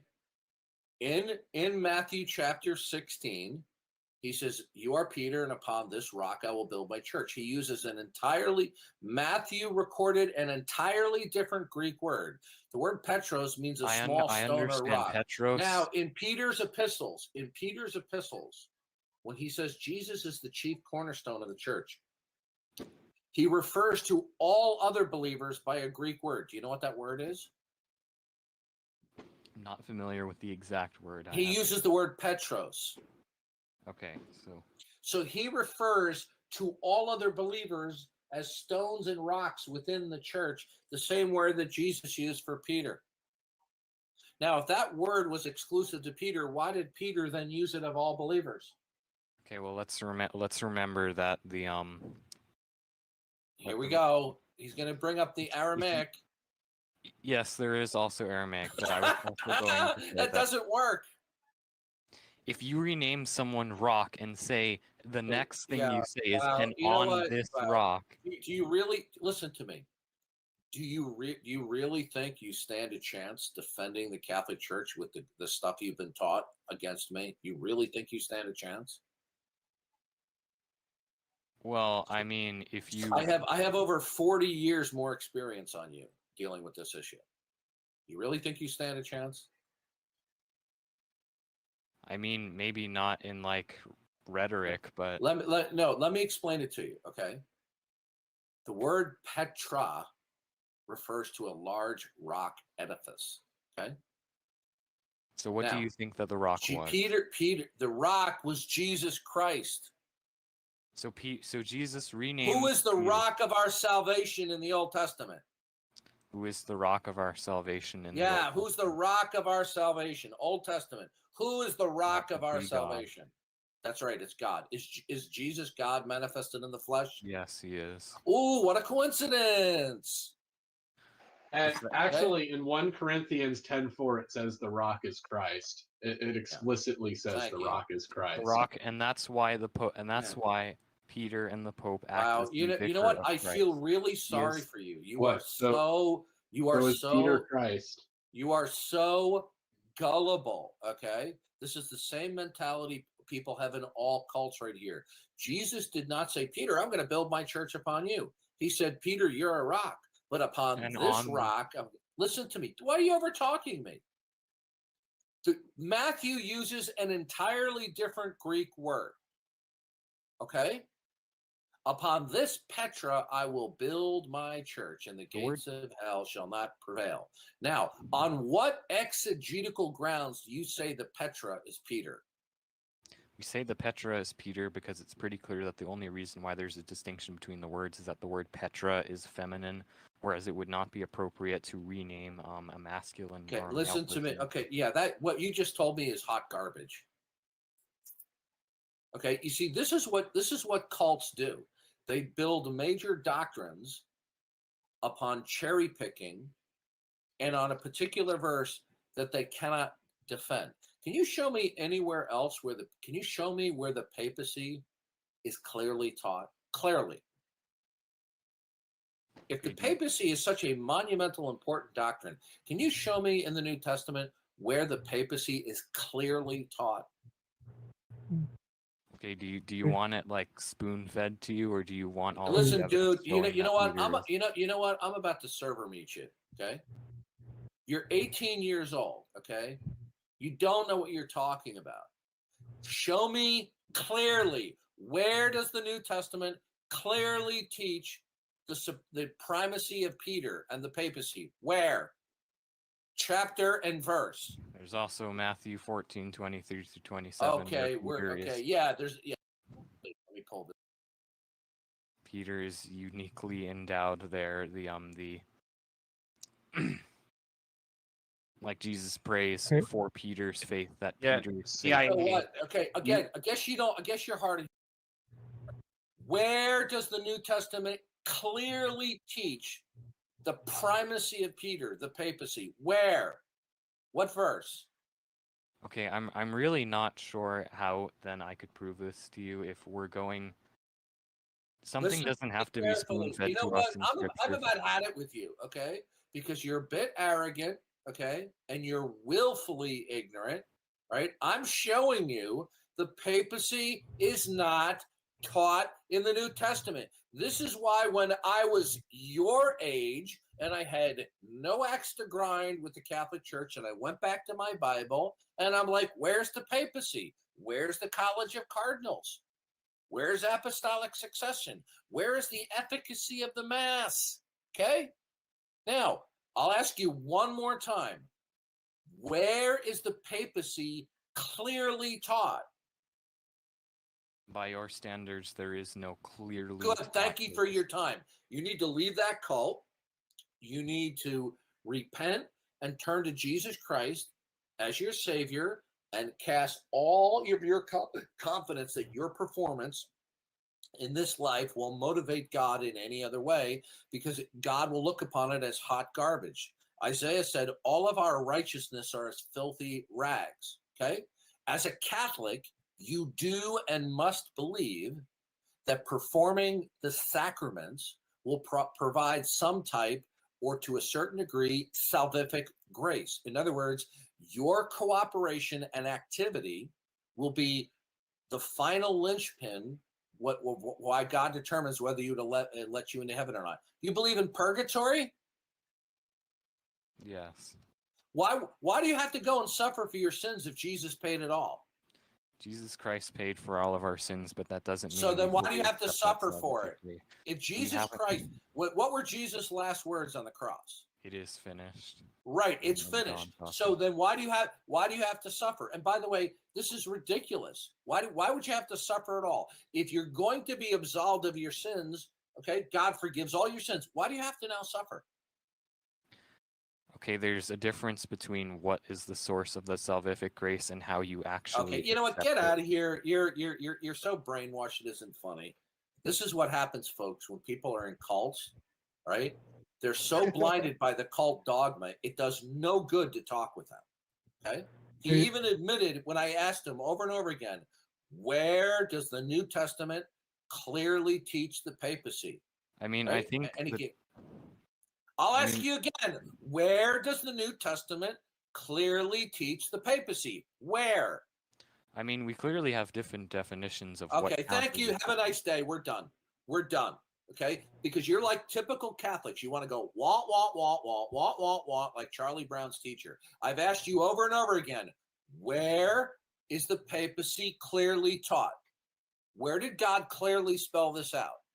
Again, I really don't know what else to say. Thank you for your time. Yeah, you don't know what to say because you got nothing. The papacy is a fraud. Hey, Darth, I have a question for you. You know what? If people think I'm being too harsh, I'm not being too harsh, because this is a matter of eternal destiny. Go ahead. Darth, when I came into the room, you were talking about Peter, and then Christ says, flesh and blood. Wait.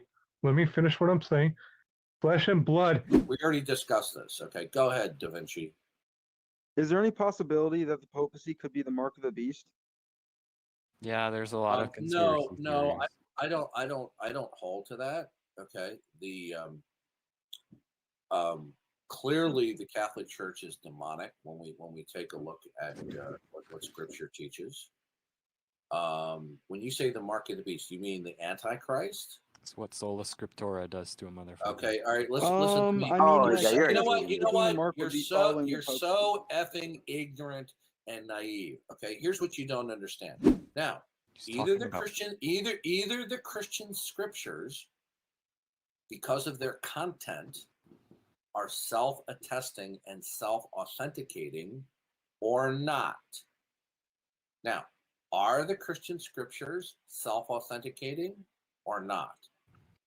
If you are referring to the Bible alone, yes, they are. Okay, stop. That's all I need to know. That's all I need to know. Therefore, then there is no need for any other human beings to come along as a special group and saying, These are the holy books and other ones are not, because those books are self-attesting on themselves. They require no other independent source of authoritativeness or confirmation. Remember in the scriptures, God says that he cannot swear by any other higher name than himself. Okay. Now, when God spoke to various people through biblical history, was his revelation self-attesting and self-authenticating? Yes. Okay. When the Holy Spirit breathed the words, the graphe, okay, all scriptures God breathed, God spirated, okay? Were those words self-authenticating? Because not only their source, but including the content, were they self-authenticating? For the initial authors, yes. So no. Okay.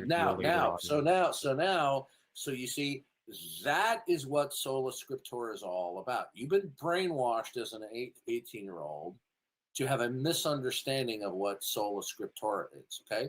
The reason why the Catholic Church has to condemn that is because the Catholic Church has to establish the magisterium, okay, the Holy See, the pronouncements of what you should or should not believe, okay? Because now the Bible is not the final authority, okay? Let me ask you a question. What is the ultimate authority? Is it the Constitution or is it the Supreme Court?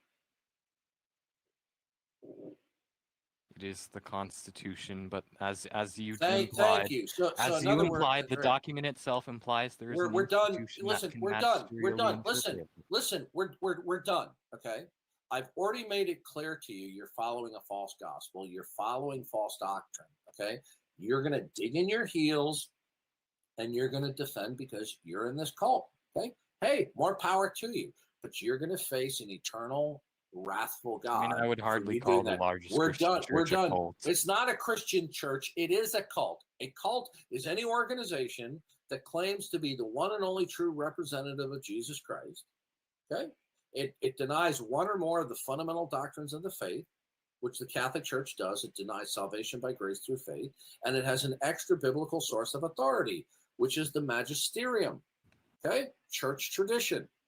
Okay, it's that simple. I mean, St. Paul's pretty clear in Second. We're done. Listen, we're done. I'm tired of hearing you defend the Catholic Church. We're done. We're done. Either by word of mouth or by letter. Bro, let CIA talk. Oh, we've already talked. Okay, we're done. Okay. No, you've been mostly talking. I mean, it's bad enough that the Pope is like a pantheist and a pagan at the same time. Pope That's ridiculous. Is what? I don't think it's toggled on, Darth. I mean, he does also realize. We're done. This is like talking to the wall. He's a naive, uninformed, ignorant 18-year-old Catholic. Okay.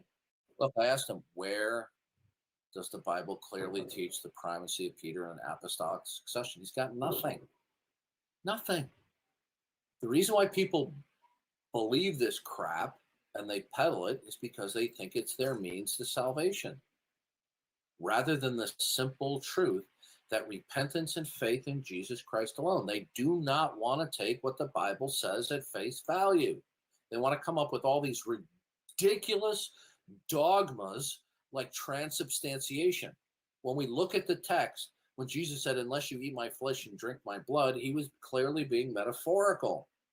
In other words, what he said is, unless you partake of what I am, okay, you will die in your sins. Just Jesus because you don't believe in it means that it's crap. Excuse me? Of course it's crap. Anytime you have a cult that teaches a false gospel, in the book of Galatians, Paul deals with this. Okay, it may be false to you, but it's not false to him. Why are you ever talking me? Oh, because you have the power to mute people. Don't overtalk me. If you want to object, wait till I'm done. Are you Catholic? Okay. Are you Catholic? Good. Then what are you bitching about? It's just very surprising how someone who has 4 years experience. Then you listen. I You assume have that no you're an length. elder. Listen to me. You would have act like nothing. a child. Listen to me. Listen to me. Let's not talk past each other. You have nothing to say because you're an agnostic, are you? You have no statement about what's ultimate commitment. So why are you shooting your mouth off when ultimate truth is inaccessible according to you? Because you're very disrespectful. Okay, that's besides the point. I think you were being disrespectful to me. The point is this: do you have objective grounds to criticizing object? You. Okay, all right, yeah. And how old are you, little boy? I'm 19. How old are you, little man? Really, I'm shocked. You sound like you're 15. Well, I'm old enough to be your grandfather. That's how old I'm glad you aren't. Yeah. I'm glad These you're guys not are my idiots. grandson. Okay. Because you see, you're an agnostic and you're sitting there and you're bitching about what I'm saying or how you think I'm conducting myself. You have no basis whatsoever to complain about me. None. Zero. Nada. I just don't like how you're using your power to mute people when Who they're just cares? simply disagreeing I with you. muted him because he's regurgitating the same thing all over again, and I don't want to hear him repeat the same hot garbage. Okay? You don't want to hear it, but other people might. Good. No one Then I'll wants to tell hear you. Then I'll tell you what. You're the only one who complained. If you want to go listen to him, okay, go talk with him, right? And by the way, you think what he's saying is hot garbage too, don't you? No. Good. Then so you're becoming a Catholic? No, I never said that. You're just assuming. Okay, so you're full of crap. Yeah, 19 my ass. Yeah, 19 my ass. You sound like you're 16. I'm not. Yeah, it says here, you're an agnostic. Okay? Yeah. Which means you can't make any statements about ultimate reality, can you? I didn't say anything about that. I'm just talking Well, about your guess what? personality. Everything that he was saying in opposition to me was also a statement about ultimate reality. But you can't accept that. Okay, you can't accept either one of us. I don't care about your religion. I'm talking about how disrespectful you're being. But I don't see, care here's about another the problem. religion. See, but now what you're doing is you're invoking ethics. But in your agnostic worldview, there's no fundamental ultimate nature about reality that would dictate how one ought to conduct themselves. Is there? Bro, what are you talking about? I'm just saying how rude you're being. No one cares about the religion. No, I'm being assertive with you. I'll ask you one more time, and you can choose to verbally dodge and run away like a Girl Scout, or you can be a 19-year-old young man, or so you claim, and you can answer the question. Do you have an idea that you'd like to put forth as to what the ultimate nature of reality is that will ground any claims of ethics of how anyone ought to conduct themselves? Nope. Good, then shut up. Nah. Well, then you have no grounds to complain about how anybody conducts themselves. Where do we find these I can judge fools? for how disrespectful you are, because you're a person just like me. Again, this is why I asked you how old you are. I don't believe you're 19, because your type of reasoning is symptomatic of someone who's less than you are. Listen very carefully. You have no background information. Okay, have it your way. You want duct tape? I did just mute him anyway as quickly as possible. Okay. Yeah, you're not. He's not 19. Okay. I put him on the list anyway because he's obviously an idiot. Maybe if he's a midget, okay? Because he sounds like he's 14 or 15. Here he is. He claims he's agnostic, but he's spewing out ethical imperatives. Oh, well, you ought not to talk this way. You should be doing that. Based upon what? Based upon what? My 10-year-old nephew behaves better than him. Yeah, he's 19. Anybody believe with a voice like that he's 19? We get these squeaky little 15-year-olds. Yeah, I'm 19. By the way, did you get that, Tom Rabbit? Hey, Tom Rabbit! I hope you got this for your recording. Hey, YouTube out there. Tom Rabbit likes to record these. Hey, Tom Rabbit! I just have a simple question, null hypatheist. How is it that there is no creator God?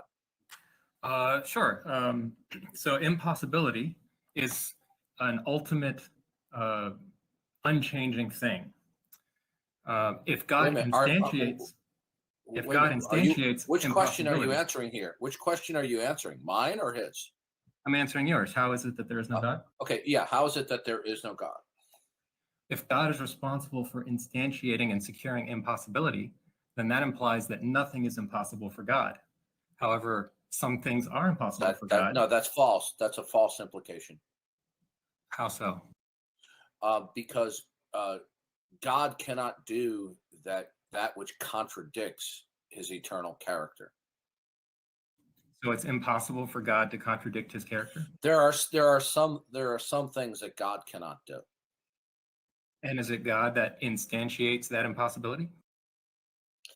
No, the impossibility is in virtue of his eternal character. Okay, so he does not instantiate impossibility. God's eternal character and his purposes instantiate what is impossible. So how does he instantiate something? Okay, notice everybody. Notice how he's not defending the proposition that there's no God. Could you do that, please? Well, sure. You define God as that which instantiates impossibility. Okay, God is that which is ultimate and is the source of everything. Explain to me why what is ultimate is not God. Either you will tell us what is ultimate that's not God, or you'll go the crazy route and say nothing is ultimate. So which is it? I will say that which is ultimate is able to do absolutely anything and is also unchanging. Okay. First of all, that is cockamamie. Number two, how did you arrive? What is it then that is ultimate? What is that? I don't believe I possess the ability to know what that is. So then you can't put it on the table then. I mean, we can. Do you know what vaporware is? Vaporware? No, I haven't heard of that. Okay. Are you in your 20s or 30s? I'm 38. Okay. Well, you should be old enough to understand what vaporware is. When the computer industry exploded on the scene in the 1980s and in the 90s, right? It was common for startups and even non-startups to announce some really great software, right? And they would get people interested. People would start buying their stock, and then the software application that was supposed to be killer never shows up, and it was called vaporware. Okay, because it never saw the light of day. Okay, what you're presenting of this ultimate that is not a mind, it's vaporware. You're asserting that there is an ultimate that's not God is there, but you're not grounding that it's there, are you? I mean, I can't know for sure. I'm just trying to deduce what it is. Oh, okay. So are you by blind faith asserting that there is an ultimate and that it is not a mind? Yes. Okay. Did everybody hear that concession? So you don't actually have a rational case that there is no God, do you? Yes, I believe I do. Did you just give one? Yes. What was your rational case that there is something ultimate and that it's not a mind? So whatever is ultimate is responsible for instituting and securing impossibility. Some things are impossible for God. Sir, listen to me. You're still not getting this. Wow. You're 38 years old? You're telling me characteristics of this thing that you haven't even grounded exist. What specifically is this ultimate? What is it? I don't know what it is. I just know it doesn't change. How do you know that there is even an ultimate? Something has to be responsible for all impossibility. How do you, when you say something must, you're talking about necessity. What ultimately necessitates that? Well, the fact that some things are impossible must be secured. And where'd you get the idea that something is impossible? I mean, we can come up with impossibilities all the time. Yeah, you can vocalize it. I want to know, in order to say that X is impossible, it has to be, it cannot conform and cohere to what you designate as the ultimate, but you haven't put on the table what this ultimate is. So what is this ultimate? What is it? I don't know exactly what it is. I just know it's not mine. Then we're done. Then you're done. Then you just conceded that you can't falsify the existence of God. In order to falsify A, you have to present not A. Have you presented not A? I have shown that the definition of God is contradictory. How is the definition that which is eternal and the source of possibility is a mind? What's contradictory about that? If God instantiates and secures impossibility, then everything should be possible for God. No, that's a non sequitur, what you just said. I don't know how else to phrase it. That's a non sequitur, and I've already explained to you this, that professional theologians would laugh in your face, okay? Because the idea of a God who institutes what is possible and impossible does not mean all impossibility emanates from the mere will or purposes of God. Certain impossibilities are due to the necessity of God's properties, okay? So certain impossibilities derive from God because they cannot coexist with God's eternal nature, and certain impossibilities, okay, or we could say most impossibilities, are because God is the one who institutes creation and makes things impossible. So either way, impossibilities are grounded either in the eternal attributes of God, or they're grounded in his purposes and his will for creation. Now, you haven't shown so far that God is contradictory. You want to try again? Well, so I was going off of your often given definition of God, and you've just changed that. So I'll have to rethink. I haven't changed anything, sir. Now, let's try again. God does not exist because... So your definition has always been he institutes God and secures does all not, again, God does not exist because... All right, well, I guess we're done talking. Thanks for the Good. chat. You see, another atheist taps out, folks. Another atheist bails. Okay? And that is how you defeat atheists. Destroyed.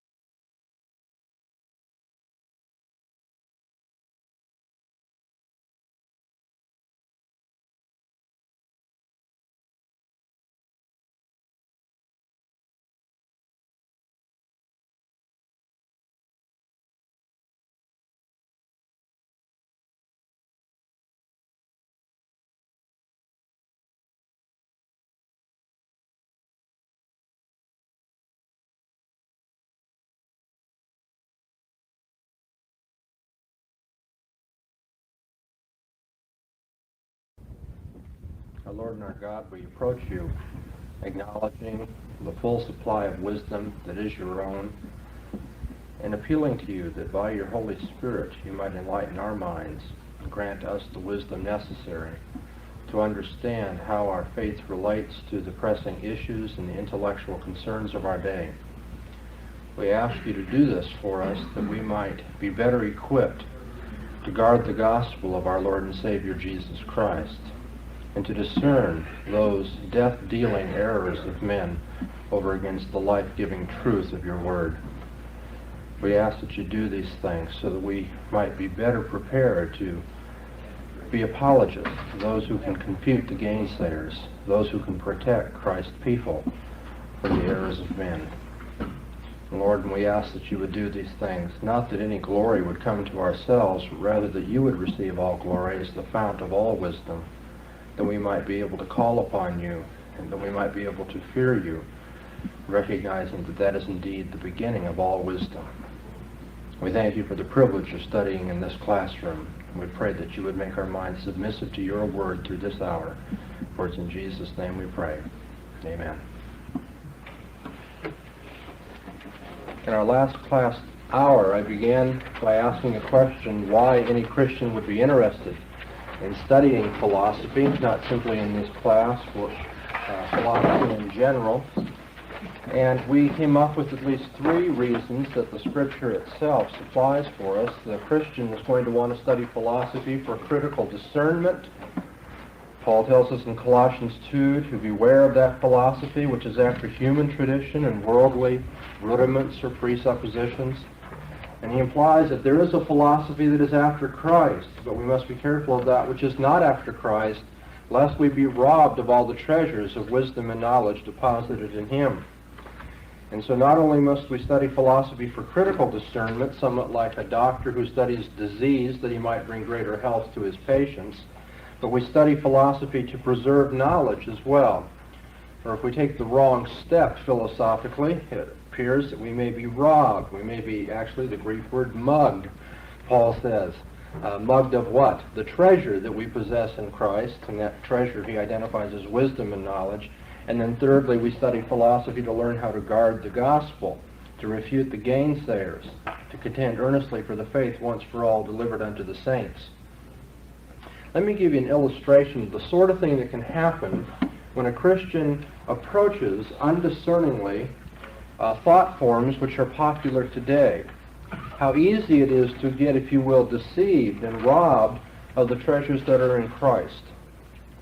Imagine that you or one of your parishioners is reading, let's say you're reading in the writings of Dr. Karl Barth. And Dr. Barth reasons in the following way, that the resurrection of Jesus Christ as it's presented in the Bible has eternal significance for the Christian. It is of the most fundamental importance to the Christian. It is something that is of such spiritual value that nothing having to do with the contingencies and the vicissitudes of time can challenge. If I do not believe in the resurrection of Jesus Christ, says Barth, then I am not a Christian at all. But it's just because of the eternal significance of the resurrection that Barth says we must draw an absolute and unqualified distinction between time and eternity. Whatever happens in time is subject, as I've said, to contingency, to relativism. It's subject to unclarity, and nothing can be sure about it. But the resurrection can't be that for the Christian by its very nature, because it challenges his Christian faith if it should be that. Consequently, the resurrection cannot have taken place in calendar time. To put it in calendar time is to say that Lessing's broad, ugly ditch stands between us and the resurrection. And what eternal significance could there be to an event that happened sometime way back then? And so it's only in order to glorify and to magnify the resurrection that Barth says it must have taken place in an arena other than calendar time. It must have taken place in the arena of eternity.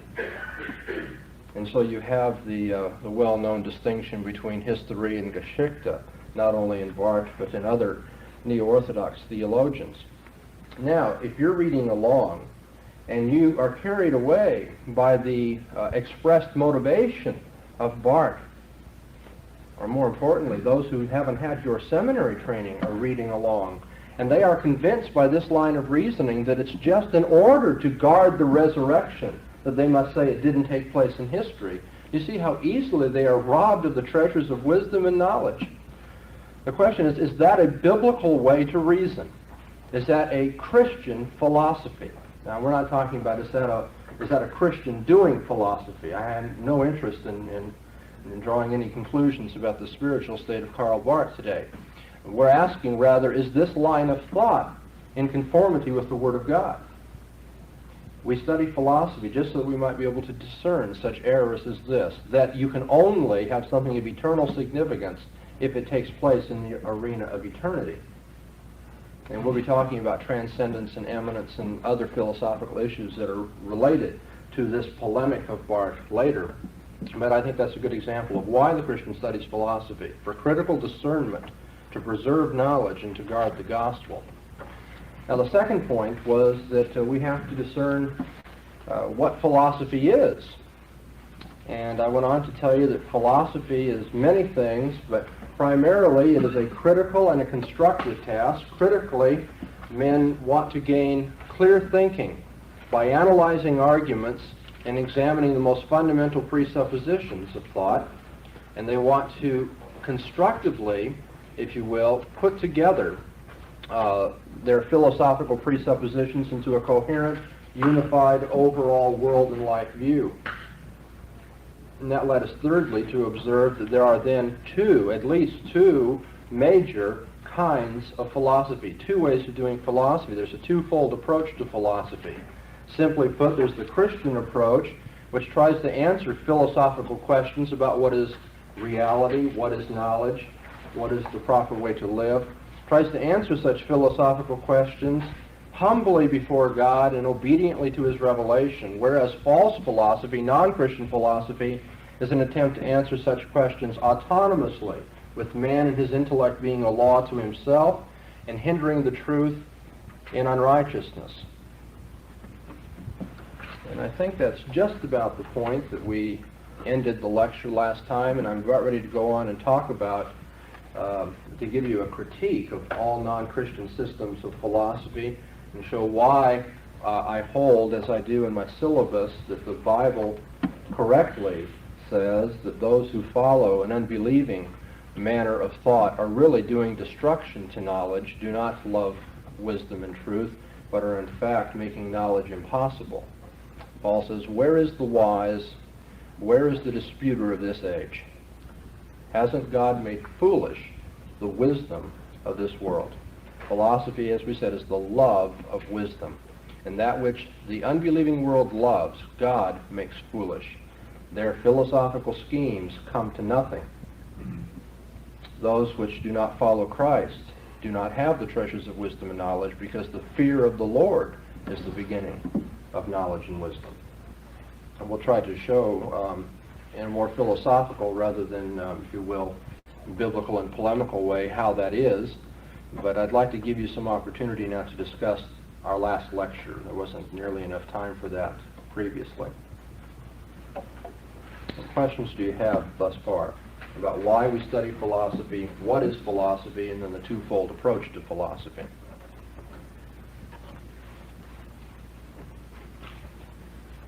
I had a question that kind of springboards from the reading, which I think ties in with what we've been talking about, and that was thinking of the scientific method as it applies to chemistry and aspects like that. How do you see the believing stance then affecting the scientific method? I began to wonder, my perception of it was that one needs to approach with an open mind, as I was taught in chemistry and all. And now how do you see that applying? Without presuppositions, I guess, is what I'm saying. Yeah, the question of open-mindedness in the scientific method.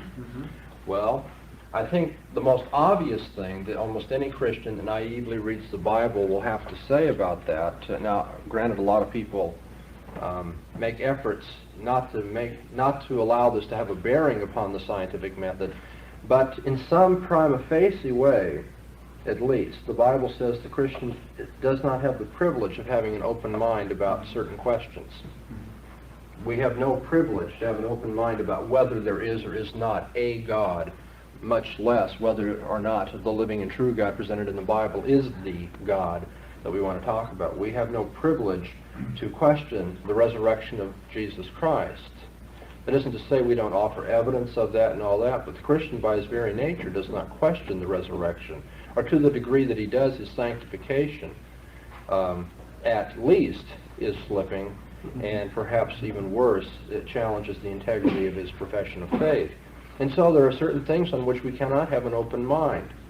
But we can get a little more detail, too. The Bible doesn't allow us to have an open mind, it seems to me, about a behavioristic approach to man. Okay? Now, in the realm of chemistry, you see, well, there aren't really full-blown, high-level conclusions of a chemical nature to be found in the Bible. And I think that's probably true. However, most of what a chemist does in terms of the philosophical or underlying presuppositions of the method is very much affected by the Bible. Let us assume that the chemist approaches his subject and the method of science, the scientific method, saying anything is possible. By the way, that is a presupposition of the scientific method as it has been classically expressed from the Enlightenment. Anything is possible. Is that true? for a Christian? Is anything possible? Well, the philosophy that anything is possible is in effect a metaphysic of randomness. That is, one's view of ultimate reality is that everything is random. And since everything is random, or if I hate using this expression because it is so ambiguous in popular expression, but you will hear it from time to time, it's a metaphysic of chance, because everything happens by chance. Now we know that there are chemical interactions that we've come to expect habitually. But as far as we know, things may be completely different tomorrow or in 2 minutes. You do one experiment, you do an experiment in one way on Tuesday, and you get the following distillation and outcome. On Thursday, it may be completely different. Who knows? The scientist, the unbelieving scientist, if he's true to his assumptions about the world, says nobody knows because he holds to a random philosophy of chance. He says anything can happen. Well now, if that's true, if anything can happen, then I would argue, indeed I have argued, and it's getting prepared for publication in my book on the philosophy of religion, that if the scientist can give us no reason to trust the uniformity of nature, the scientist can't know anything at all. He can't even know his past experiments. Think about that for a moment. If anything can happen, nobody knows for sure, and there's no uniformity to my experience, no guaranteed uniformity to my experience, then usually the polemic goes like this. Well, it's true that in all probability the future will be like the past, and we only know for certain what has happened in the past. Okay? So here we are in the present, and the projection into the future is an appeal to the idea of probability. Very probably this will happen, and the idea is that at least in the past we can be certain things have happened. And let's ask ourselves about both of those alleged inferences.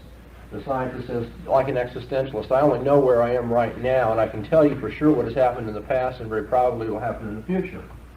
And the reason he says that is because he has this metaphysic of chance. He doesn't know about the uniformity of nature. Okay? What is probability? What is a probability judgment? Okay, you know that you have a large number of instances. Okay? Some number of instances. And in those known instances, we've seen the following reaction take place, let's say, 10 out of 13 times. That establishes a statistical probability that it's going to happen. If we do it again, we're going to get the same result with a probability factor of 10 over 13. Okay? What does that assume? That assumes that the way things have gone in the past and the proportion that we see there is going to be the way things go in the future, so that we will be able to expect the same kind of probability. Now, at this point, we have to chuckle a little bit because, you see, the question is, how can we be sure the future is going to be like the past? Scientist who is an unbeliever says, we can't be sure the future is going to be like the past. We can only say very probably it's going to be like the past. But you see, a probability judgment is inherently, by its very nature, a claim that, what? The future is going to be like the past. See, probability is just putting things down in terms of we don't know for sure about all the instances, but whatever the ratio was in the past is what you can expect the ratio to be in the future. That is, it relies upon the very thing that is yet to be proven, that the future will be like the past. And so as a matter of fact, the unbelieving scientist who says we don't know for sure and anything can happen doesn't know anything probably. I mean, that is really, as David Hume showed many years ago, a philosophical cop-out. That's just substituting another word and showing a form of humility. But philosophically, it's on no better footing than the claim of knowing for certain, because both claims rely upon the assumed uniformity of nature.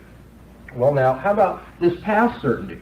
That's right, we're not sure. Maybe the sun won't rise tomorrow. Maybe the chemical reactions won't be the same. But they certainly were that way in the past. Oh, how do we know? Because I remember doing it on Tuesday. And is your memory consistent? Is what you're remembering now what you were experiencing then? Now, because common sense tells you that that's true and everybody follows it, you probably will have to talk a little bit to your milkman to show him just how sleazy an assumption that is philosophically. I mean, I don't, people who just live pragmatically and say, well, hey, it works, I remember it, I can count on it in the future. You have to do a little probing and show them how this is a critical assumption that hasn't been proven. But for a philosopher, I mean, we'd like to know now what underlies the assumption that what I am now thinking, that's an experience. To remember is an experience. I'm now having a mental image of what I did last night. Well, now wait a minute. Not so fast. It's true that you're now having a mental image. Is it a mental image of what you did last night? Well, by its very nature, I'm thinking of last night, and therefore what I'm doing in this image must be what I did last night. No, not at all.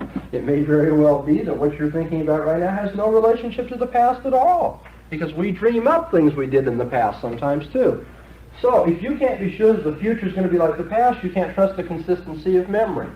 Or how about if you read a document, okay? I pick up some scholarly work and it says, Dr. So-and-so on a certain date did the following experiment and this is what the result was.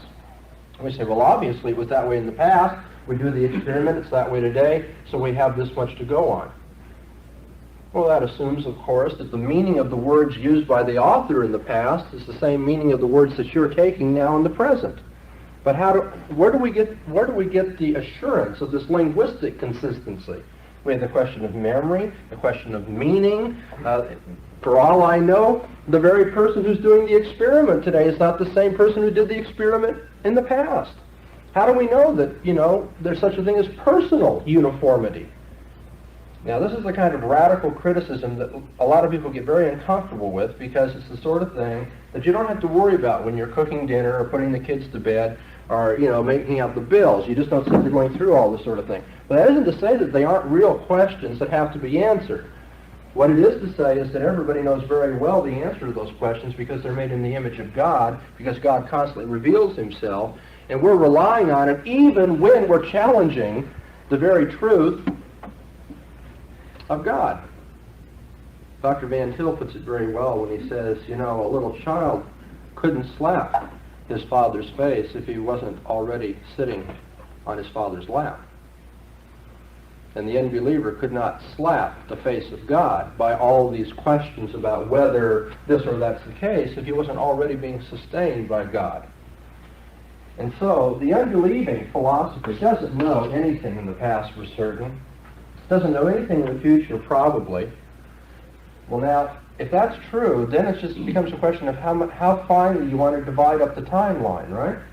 Okay, you don't know anything for sure a day ago, or an hour ago, or a minute ago, maybe a second ago. Well, you don't know anything for sure a second from now, or an hour from now, so forth. One begins to say, what do you know for sure? I'm not even sure the man can answer the question, because to answer the question is going to take a couple of seconds, but he doesn't know anything for 2 seconds. So, now this is the sort of apologetic which relies upon a form of skepticism that only the Christian can answer. The sort of apologetic which even untrained Christians are able to use, too. It doesn't require, although it's nice to have, and I don't despise at all the philosophical training that I was given. It's nice to have it, to flesh it out, and to make it stand up against some of the people who are a little more clever and try to get around it. But the fact is, everybody can understand that. Everybody can use it. Now, as you approach the scientific method, coming back now and honing in on that question, all along you say, well, the Bible doesn't have any chemical conclusions in there, so what relevance does the Bible have to this? Well, it always has that relevance. Can anything happen? Is that the assumption the chemist is using? No, he's using the assumption that what?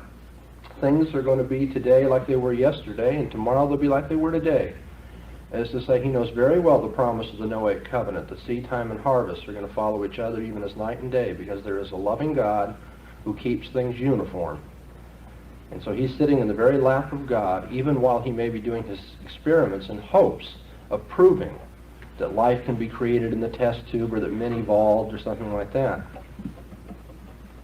Well, did I scratch where you were itching? Mm-hmm. Okay. That's a good question. Another question? Well, okay, let's get on to looking at a few more instances like the one that I've just been going over, showing why it's so difficult to do philosophy from a non-Christian standpoint, from an unbelieving perspective. And the first thing I'd like to point out, I said I was going to show you certain dialectical tensions in unbelieving thought.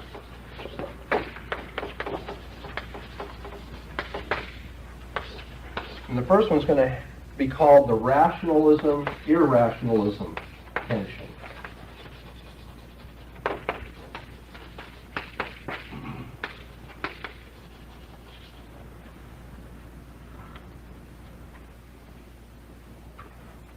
Every non-Christian philosophy can be categorized as a rationalistic approach to life or an irrationalistic approach to life. That probably doesn't come as a surprise to anybody who's read Francis Schaeffer or has done any thinking about the subject at all. But it may come as something of a surprise to point out that every non-Christian philosophy of life is both a rationalist and an irrationalist approach to life. And that's what we'd like to talk about here for a few moments. Let's begin by looking at rationalism.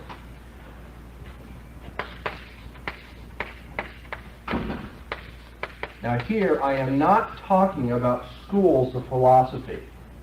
And so if I don't make that point very clear at the outset, you may be misled. I am not talking about what is called the rationalist school of epistemology. The school did not begin with Descartes, but popular and undergraduate textbooks of philosophy usually will tell you Descartes is the father of rationalism and that he was but following certain strains of Plato. But my point is not to say who belongs and doesn't belong, who's the originator of a rationalist school. I'm talking about a motif, not a school, not those who claim the title rationalist, but I'm talking about a motif of thought, a manner of thinking, a mode of reasoning. Now the rationalist, the strong point of the rationalist motif in all thought is that any philosophy must assume that the universe is ultimately rational in the sense, now, of being capable of rational description in language. Anybody who does philosophy must assume that the universe can be rationally described in language. If you stop and think about it, you can see that that's not really a very big claim. It's a rather obvious one, isn't it? You wouldn't do philosophy if you didn't think you could describe the universe in language. That's just what philosophy is. So anybody who attempts to do a philosophy is assuming that the universe is ultimately rational, at least in this trivial sense, that it's capable of rational description in language. For anything that is not rational in this sense can't be spoken of. And if it can't be spoken of, it can't be reasoned about. And if you can't reason about it, you can't even say it exists. All right? Can't speak of it, can't reason about it, can't even say it exists. Consequently, if people are talking about the universe, trying to answer any question of philosophy, they are assuming in some sense that reality is rational. And so everything that does exist must, in at least this sense that I've been speaking of, be rational. Everything that does exist is rational. Now for Christians, they acknowledge that the world is fully knowable to God. And it's knowable to us as far as he reveals his knowledge to us. Okay, so the assumption that reality is rational is quite natural for the Christian. Because we believe God knows everything. We believe that we can know things to the extent he reveals his knowledge to us, either through Scripture or through the created world, either through special or general revelation.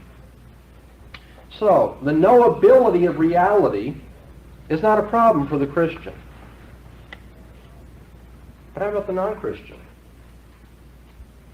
As trivial as it seems, why should the non-Christian assume that the universe is describable in human language? Non-Christians must assume that the universe is somehow fully knowable to someone other than God.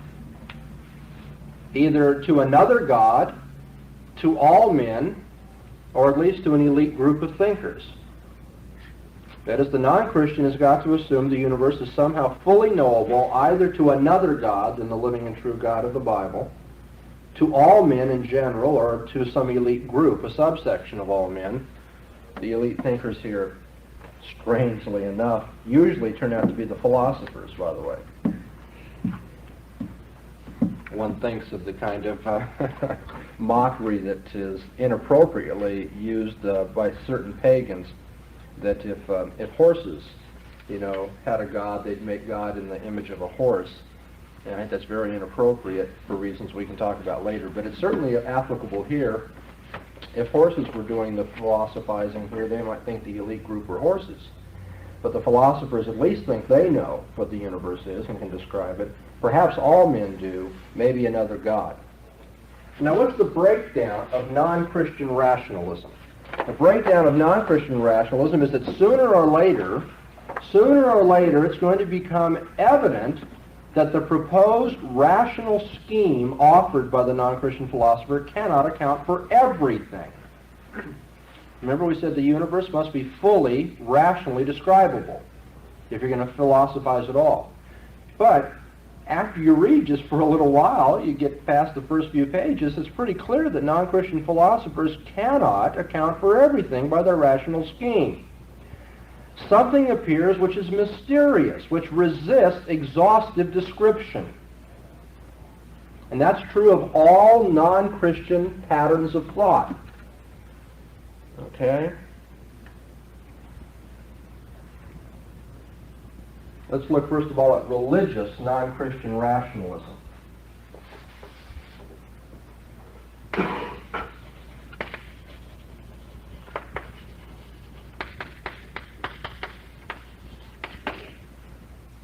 Religious non-Christian rationalism. Most every non-Christian religion has, it turns out, not a personal God that is followed or worshipped, but an impersonal principle. Okay, the first subsection of religious non-Christian rationalism then is going to be those non-Christian religions that don't have a personal God, which is the majority of them, it turns out, historically, but they have rather an impersonal principle. For instance, the principle of karma, which is above all gods in the Hindu system of thought. Well, what's the problem with that? Well, if it's an impersonal principle, it can't be said to know anything. Because principles don't know. People, persons, know. And so there you have it. To philosophize at all, there must be someone who knows or can describe the universe fully in language. The non-Christian follows a principle, and the principle can't be said to know anything, and the non-Christian religious rationalist can't be said to know anything either. Well, that usually doesn't stop the unbeliever. He says, but there are non-Christian religions that do have personal gods, and so we need to talk about that. Not just these impersonal, unknowing principles. There are some that are personal. But it turns out, if you'll study them, that the non-Christian religions which have personal gods generally conceive of them as being finite and limited, and indeed limited by their own ignorance. Just read the interesting stories of Greek mythology and look at the limitations, indeed the knowledge limitations, the ignorance of the gods. But if the God, the personal God spoken of, is limited in some way, and especially if he's limited as to knowledge, then he can't be relied upon to know for sure. So you begin to see how this rationalism motif breaks down, admitting some form of mysticism, some form of nobody knows for sure. Impersonal principles can't know anything, and limited gods can't be relied upon. So then we thirdly come to those non-Christian religions, which, though they are non-Christian, are nevertheless deeply influenced by the Bible. And here I'm thinking of Judaism, Islam, and the cults. Judaism, Islam, and the cults. Again, if you will study historically the works of Judaism, Islam, and or the cults, you will notice that some of these develop impersonal gods. It turns out, Christian Science, for instance, non-Christian mysticism, Zen, others of these develop finite gods. Think of Mormonism and the multitude of materialistic gods. And so if they develop impersonal gods or finite gods, what do we have? We're right back here to the problems of A and B. And what are you left with? Well, the ones you're left with are the ones that you can reason with theologically, because as a matter of fact, they're Christian heresies. That is to say, they really, if they can answer the question about rationalism at all, they're doing so because they're relying upon the Bible. And that may be true of Islam, Judaism, and some forms of the cults. But to the degree that they do that, what are they doing? They're heretically following the Bible. That is, they're picking and choosing, distorting, and all that. And consequently, the way you reason with them is on the premise of the Bible. Since they want to make their appeal to the Bible, then to the Bible they must be driven. And when you do that, that's a theological argument, and we can go on with philosophical discussion. My point is, then, that all non-Christian rationalism sooner or later becomes, in some sense, mysterious, because there's something that exhausts, that resists exhaustive description. There is not a rational scheme that accounts for everything. Well, over against religious non-Christian rationalism, we have to add now secular non-Christian rationalism, or secular schemes of thought that have this rational motif. And what's the problem with them? Well, first of all, the rational principle offered by secular philosophers cannot account for all the details, cannot account for all the particulars of experience. And let me give you an example. Take one of the earliest philosophers, Thales. Thales says, all is water. And here's his rational scheme. The universe, that which is real, must be subject to description in human speech. All is water. Anybody see any problem with that philosophy? Well, after all, this doesn't seem very watery, does it? What did he have to resort to? Well, it is water, even though it doesn't appear to be water. And one begins very early in philosophy to say, these philosophers are strange characters. You mean to say the way things appear is not the way they are? But if the way things are is not the way they appear, then what do we have? We have a real big epistemological problem. Because how can you count on anything if reality and appearance are not the same? So, all is water. Here's my rational principle, but it can't account for all the details. You say, well, yeah, but those were those ancient Greek, less than sophisticated philosophers. The modern 20th century philosophers don't have that problem because they don't say all is everything. Oh, they don't, huh?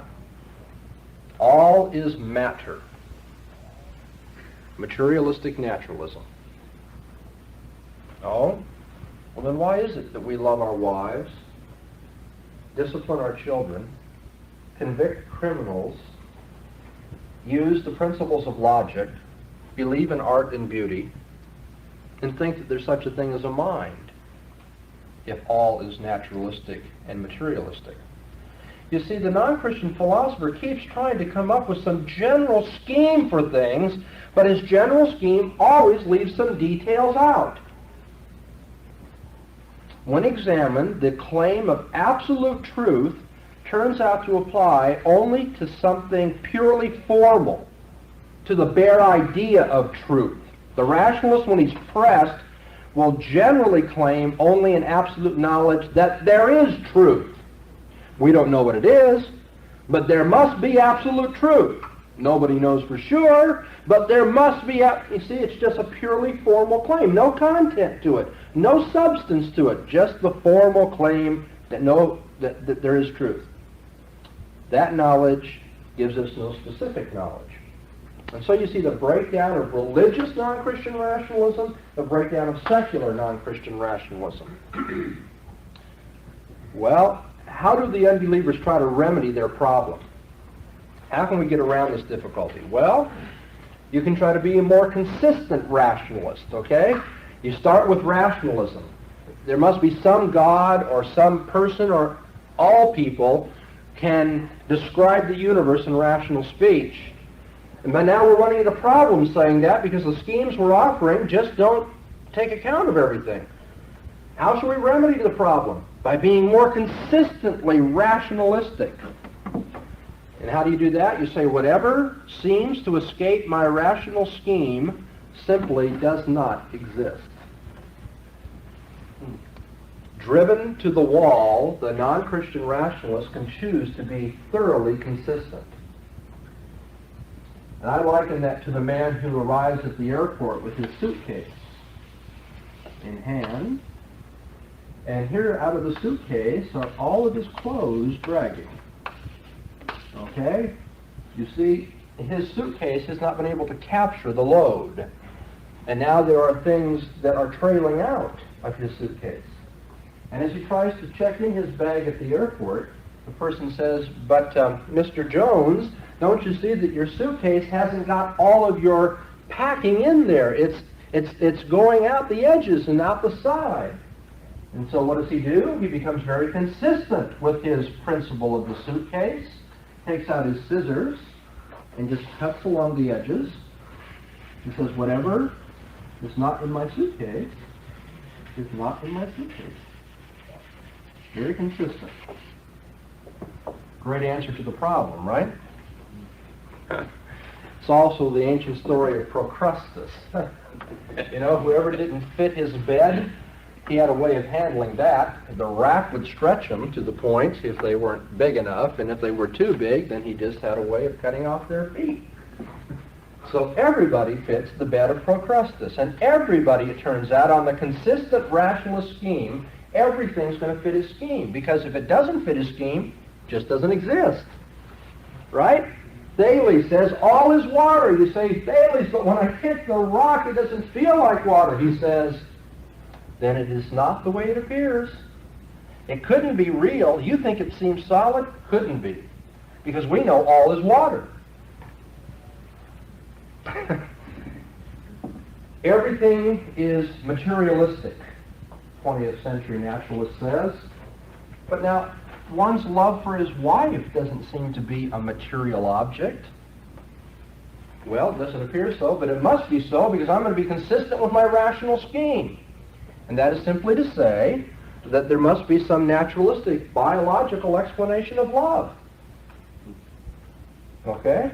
Rather than be driven to counter-example, the unbelieving philosopher says, no, I'm just going to cut around the edges, and whatever doesn't fit just isn't going to be called real. It's going to be called illusion. And so there's the breakdown of non-Christian rationalism. One way to deal with it, become more consistent and just call everything else illusion. What's the problem with that? On the rational approach to life, even illusions have to be given an account. How do you account for the fact that we're having illusions about love or illusions about the solidarity of rocks? You see, even that has to be accounted for if you're going to give a totally exhaustive description of the universe. If we simply deny the existence of what eludes the rational scheme, then it will turn out that the scheme itself becomes trivial. The scheme becomes only a knowledge of its own structure and contents. And in that sense, it's no help in understanding the world. You have the rational scheme swallowing up everything.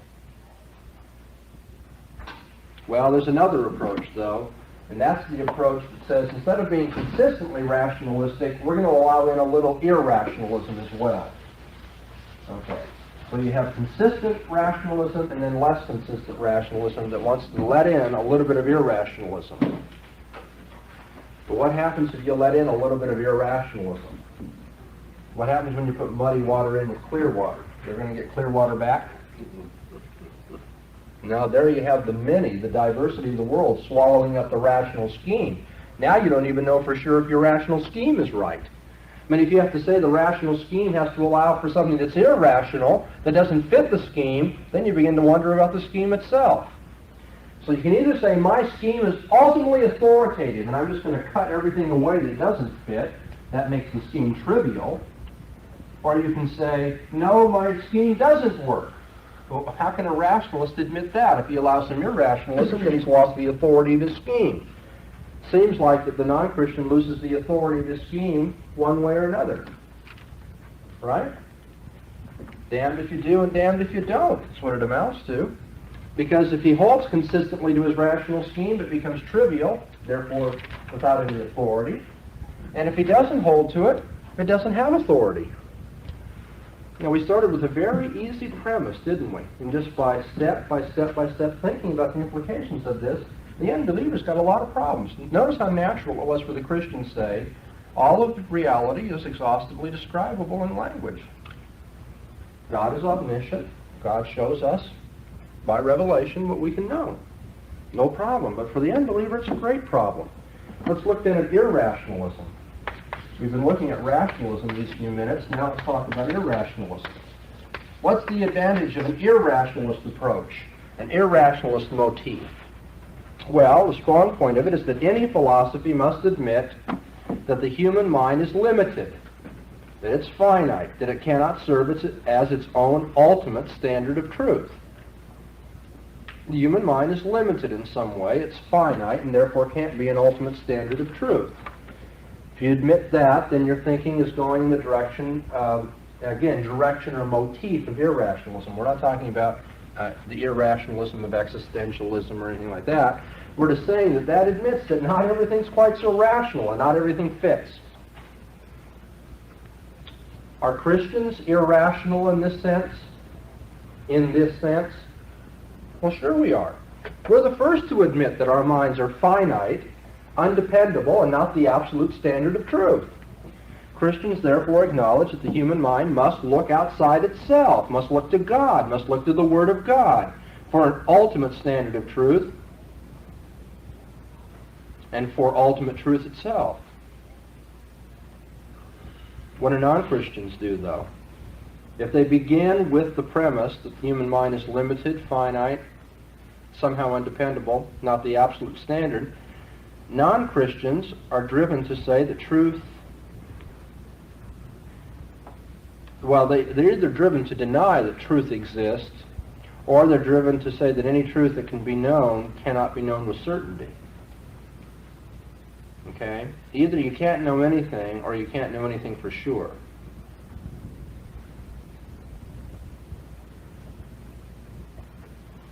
What's the breakdown of non-Christian irrationalism? Begins with a good point. Human mind's limited. Concludes, well, there is no truth, or nobody can know it for sure. And the breakdown of that is very simply that it's inconsistent with the non-Christian rationalist approach. The non-Christian approach is, well, we have to be able to give some kind of description to the world. That's what philosophy is. And then he says, but nobody can know anything. Then what's he got? Oil and water. On the one hand, he's got to be able to describe the world and know something. On the other hand, nobody can know for sure. And so you have this internal contradiction. Moreover, the non-Christian is reduced to saying, I know that I don't know. Which is an awkward position to be in. If you can't know anything, how can you know that you can't know anything? So you have an internal contradiction if you approach this from the irrationalist standpoint. Well, how can we remedy the breakdown? Well, we can be more consistently irrationalistic, can't we? Well, how can we remedy the breakdown? Well, we can be more consistently irrationalistic, can't we? Sounds like a contradiction in terms of sorts, paradoxical. More consistent inconsistency. More consistently, I can pursue this irrational motif by denying that we even know the truth of irrationalism. A person can say, nobody knows for sure, but I'm not even sure of that. Deny that you even know the truth of irrationalism. But if that's what you're reduced to, then you must renounce any attempt to convince others that you're right. You haven't got much of an argument left if you've been reduced to that. Moreover, although you can say this, I mean, you can utter the words. The question is, can you really live that way? Can you really live like nobody knows anything for sure and I don't even know that? course not. And I think this is the strong point of Francis Schaeffer's apologetics. Short of the mental hospital, people can't live like irrationalists. Well, then, of course, there is another approach, a more consistent irrationalism. Rather than denying that you don't even deny that you know the truth of irrationalism, just renounce reason altogether. Just choose insanity, if you will. What's the problem with that? Unbelievers don't like this when I tell them. But you know, even in the condition of insanity, the Bible says God creates you. I mean, you're not going to run away from God by just renouncing reason and becoming insane. Because even in that condition, God's rational word can make a difference. Well, if you can't be consistently irrationalistic, then try less consistent irrationalism. Allow some mixture of rationalism now to re-enter the scheme. But what happens if you add those, if you take that approach? Well, then you have all the problems that we've already mentioned up here. Now, I hope you begin to get, in at least some elementary way, a sense for the dialectical tension of the unbeliever. You see, it looks like he begins with a rationalist approach to life. And the more he tries to be rationalistic about things, to have a rational scheme that accounts for everything, he's driven more and more to irrationalism. To admit that his mind is finite, can't account for all the details, is ignorant, and is not an absolute standard truth. But to the degree that he says that, and is consistent with his irrationalism, he's driven right back the opposite direction. He's driven to rationalism, because if he isn't, then he's going to have to admit that he doesn't know anything. But then he's going to have to say that he knows that there isn't anything. But then if you say, but how do you know that you don't know? Then he's going to have to either give an account of it or become insane. And so he says, well, I do have a rational scheme. Oh, okay, let's look at the rational scheme again. Oh, but lo and behold, it doesn't account for everything. Oh, but you see, back and forth, back and forth, back and forth. There's this constant problem of trying to deal with absolutes on the one hand, and on the other hand, trying to deal with his own finitude. How can a finite mind come up with an absolute truth? And so all non-Christian systems of thought are in one way or another, combinations are on the move in this dialectic. Yeah. How does one, admitting that whether you're taking a Christian perspective or a non-Christian perspective, that there are presuppositions that all of us have, how does one avoid getting accused of circular reasoning? Why would you worry about being accused of that? Well, how does one argue?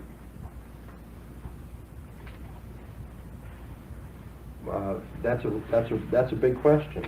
You want to narrow it a little bit? How does one argue about what? Well, were we to take any one of these arguments, it wouldn't matter, or even any specific point in these arguments, a non-Christian can say, that's based on your presupposition, say, about the Bible. And then if you try to refute that with the Bible, you would be accused of circular reasoning. Sure you would. So? Is a non-Christian free of that problem? No, they have their presuppositions also. Oh. So it all depends on which circle you want to be in then. Is that right? Mm-hmm. Non-Christian says, here's my standard of truth. Whatever truth is, it must be logical.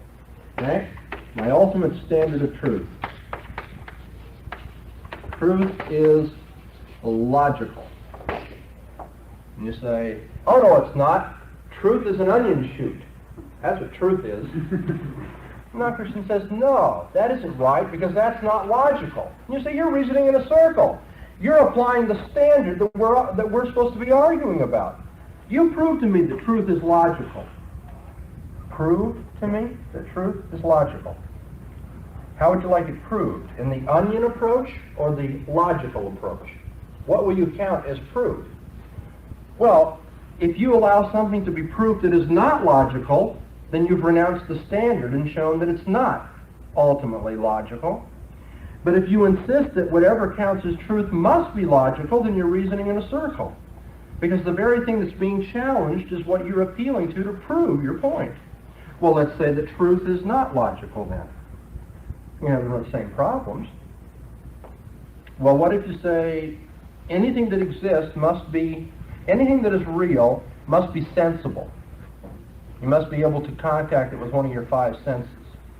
Okay? Is the truth that whatever is real must be sensible? Sensible? Has anybody touched that recently? Misplaced it in your drawer at home, maybe? One of those things? No, you can't sensibly touch that, and consequently it must not be real, must not be absolute, must be... You see, the non-Christian has got to appeal to his standards ultimately and reason a circle too. The answer to that problem, have you read through my syllabus yet, all the way? Yeah. Okay, well, I'm not sure where that takes you, but I deal with that problem. What you have is you have two circles of thought. By the way, the circular reasoning here we have to see right away is not the sophomoric fallacy of the logic books. Why do you believe A? Because of A. Why do you believe there's a God? Because there is a God. And why do you believe the Bible is true? Well, because the Bible is true. I mean, that would just be saying A is true because of A. The circular reasoning we're talking about is how can you be sure of your ultimate standard? What happens is you have to apply the standard to all these problems. But of course, in applying the standard, you're always assuming the standard. But if your standard is able to encompass everything that has to be encompassed, then you see it's going to have some value. If it takes care of the diversity of one's experience and makes it intelligible, then that's fine. What you're going to do then is compare different circles of thought. The Christian says to the non-Christian, look, let's just assume what you say about reality to be true, what you say about knowledge to be true, what you say about ethics to be true, and see what happens. Because you start reasoning with the man, you put yourself on his position and work it out, and what happens? Well, lo and behold, he can't account for anything. It's this rational irrationalism thing that we've been going through today. Here he doesn't know anything at all. He says, nobody knows for sure, but I know you're wrong. Okay? He can't give a consistent account of his world.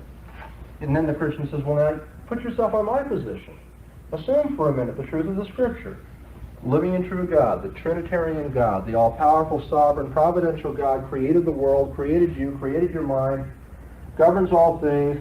You go on and on and on, and pretty soon you see the Christian position accounts for knowledge, and accounts for a knowledge of absolutes, accounts for ethics, and accounts for our lives and our experience, and makes it all intelligible.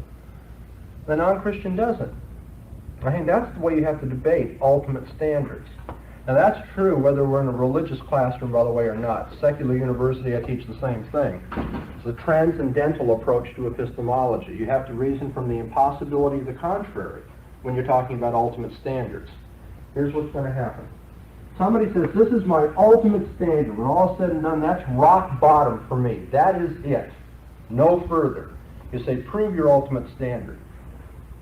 Well, now what if he proves his ultimate standard by appealing to something more ultimate than it? Well, then it's not his ultimate standard, is it? But if he doesn't appeal to something more ultimate than it, then he doesn't prove his standard. He's using his standard. And that means, in some sense, he's reasoning in a circle. And I think the only alternative to that impasse... Now, some people have been willing to accept it. Wittgenstein said that it's just a matter of prejudice. Some people are trained to believe one thing, and some people are trained to believe another, and when all's said and done, all you can do is yell heretic at each other. Okay? Dewey said the way out of that impasse is pragmatism. You just better find out which solves the problems of your life, which helps you to integrate with your society or biological environment. And so you can read about this in the Foundations of Christian Scholarship in my article on presuppositionalism, pragmatism, and prejudice. The problem is that the only way out of the impasse is to argue from the impossibility of the contrary. The Christian wants to say, all right, I'm willing to, well, let's take all the time you want. I'll keep buying cups of coffee. Let's just keep talking. You tell me about your world and life view. Let's see what happens with it. Turns out it can't make sense of experience. Can't even make sense of what it's talking about. Can't make sense of the laws of logic, the principles of science, art, beauty, whatever you want to talk about. Just isn't able to do it. Then the Christian says, well, now, look, one more cup of coffee. Before you leave, let's talk about the way I see things. Put yourself in my position for a minute. You want to show him the impossibility of the contrary. There's no other approach that will make sense of reasoning and science and civilization. So, yeah, we reason in a circle. But I mean, everybody reasons in a circle in that sense. And that's no defect to a system of thought. As a matter of fact, it's the strongest way to prove your position, to show that you can't prove anything without it. Dr. Van Til says the proof for the existence of God is that one cannot prove anything. without the existence of God. It's the very foundation of proof. And I think that's the strongest form of theistic argumentation that's ever been offered. Not that Dr. Van Til's the only one who's done it, but I mean, that expression of it is very nice. That's what it amounts to.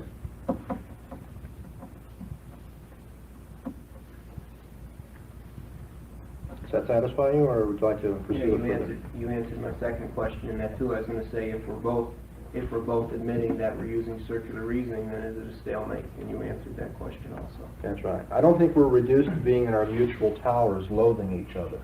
You know, you're in your world, I'm in mine, and you know, all we can do is just hate each other for it, or scream at each other, or browbeat each other. No, we can say, no, let's reason about this. And as Paul says, the wisdom of the world will be reduced to foolishness. And that's very true, because if you don't begin with the fear of the Lord, you can't really know anything. You can't account for it. That isn't to say unbelievers don't know things. It just is to say that they know things because they already know God. And they know themselves to be the creatures of God and accountable to Him. They don't want to admit those things. They want to suppress it in unrighteousness, as Paul says in Romans 1, but they do know it.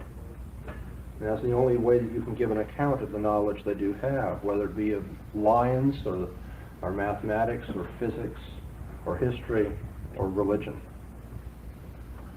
Well, my point is autonomous reasoning here leads to extremes. It leads to either extreme of rationalism or irrationalism, and are running back and forth in tension between the poles.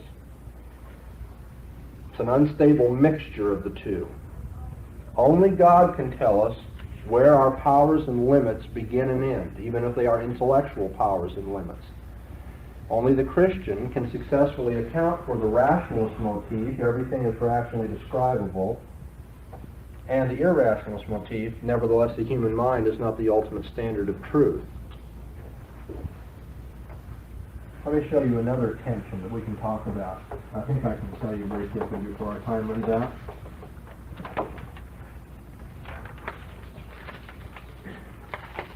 What I call the monism-atomism tension in unbelieving systems of thought.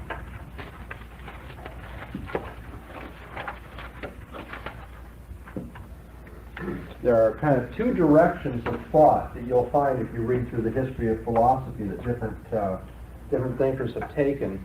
One I call the monistic approach to philosophy. I'm being very, very generalistic now. Okay, I'm not talking about monism as a school or atomism as a school, strictly speaking. But the monistic approach to philosophy, very generally, is that the parts must be understood in terms of the whole. You want to explain something, you must explain it in terms of a broader context. That would be the monistic thrust of philosophy. Explain the parts in terms of the whole.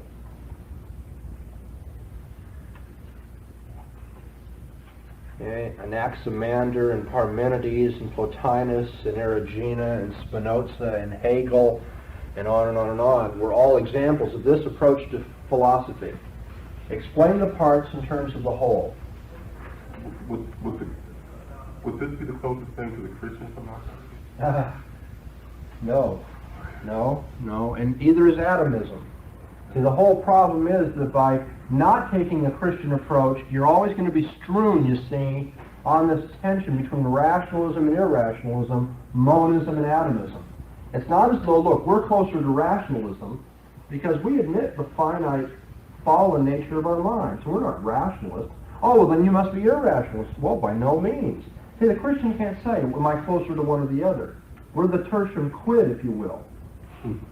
And that's not right, because that gives the appearance that we have these schools of thought and we came along later and reconciled them. No, it's just because we began with the truth of God and people have defected from it, that they either go this way or that way and can't ever reconcile their philosophies. But here you have the monistic approach to philosophy. Hegel says you want to understand the War of 1812, you understand it in its context. You have to put it in the broader perspective of universal history. Okay? Well then, how is that an explanation? When does the explanation end? If you have to explain the part in terms of the whole, okay, this part is explained in terms of this broader context, explained in terms of this broader context, explained on and on and on in terms of this broader context, And what is it that's finally self-explanatory? The whole. The whole is. Only the entire universe is truly explanatory. Only the whole is self-explanatory and self-existent. Okay, so the monistic approach says that if you're going to explain anything, ultimately you have to explain everything.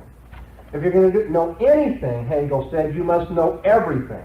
To know anything, any detail of history, is to know its place in universal history. Well, then you have a completely different approach to philosophy that I call the atomistic approach. What is it to explain something? It's not to get bigger and bigger and bigger context, explaining a part in terms of a whole. It's just the opposite. It's to take something as a whole and break it down to its pieces. Break it down, analyze it, dissect it, chop it up. Instead of looking for the one huge context monistically to explain things, you break things down into all its discrete pieces, all atomistic, like that. Wholes must be interpreted in terms of their parts, then. So here you have the attempt to explain, monism is the attempt to explain parts in terms of wholes. Atomism is the attempt to take things as wholes and explain them in terms of their parts.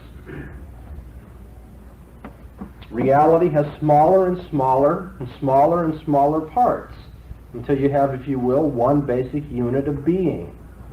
I'll give you some examples of these people. Democritus, Epicurus, Lucretius, Occam, Leibniz, the early Bertrand Russell, the early Wittgenstein were all atomists. You explain things in terms of the parts of which they are, that they constitute, of which they are constituted. Excuse me. Yeah. I'm still confused with something.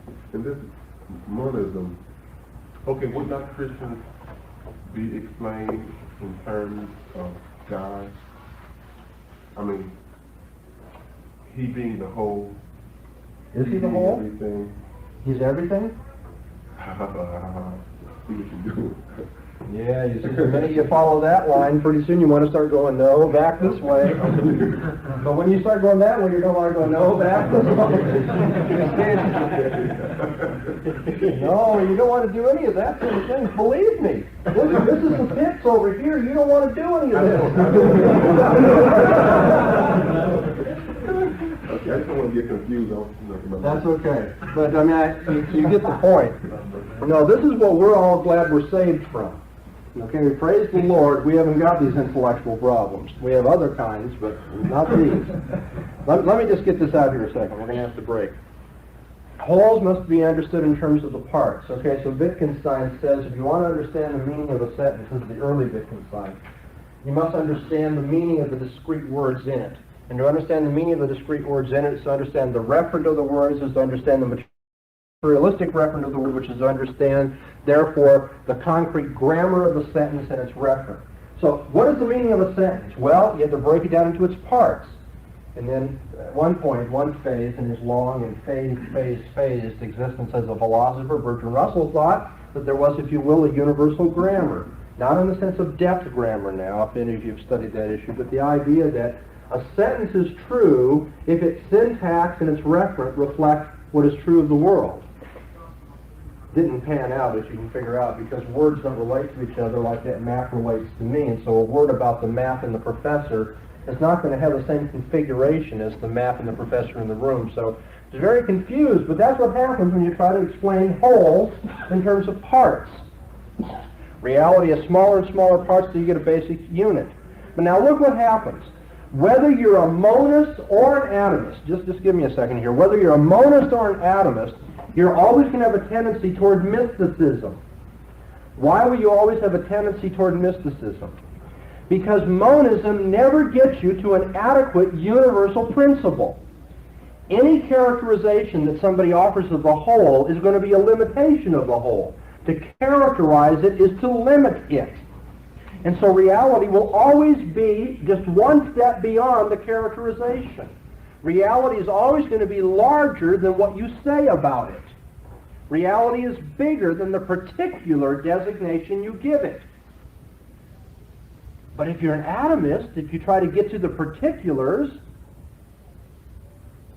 These can't generally characterize things.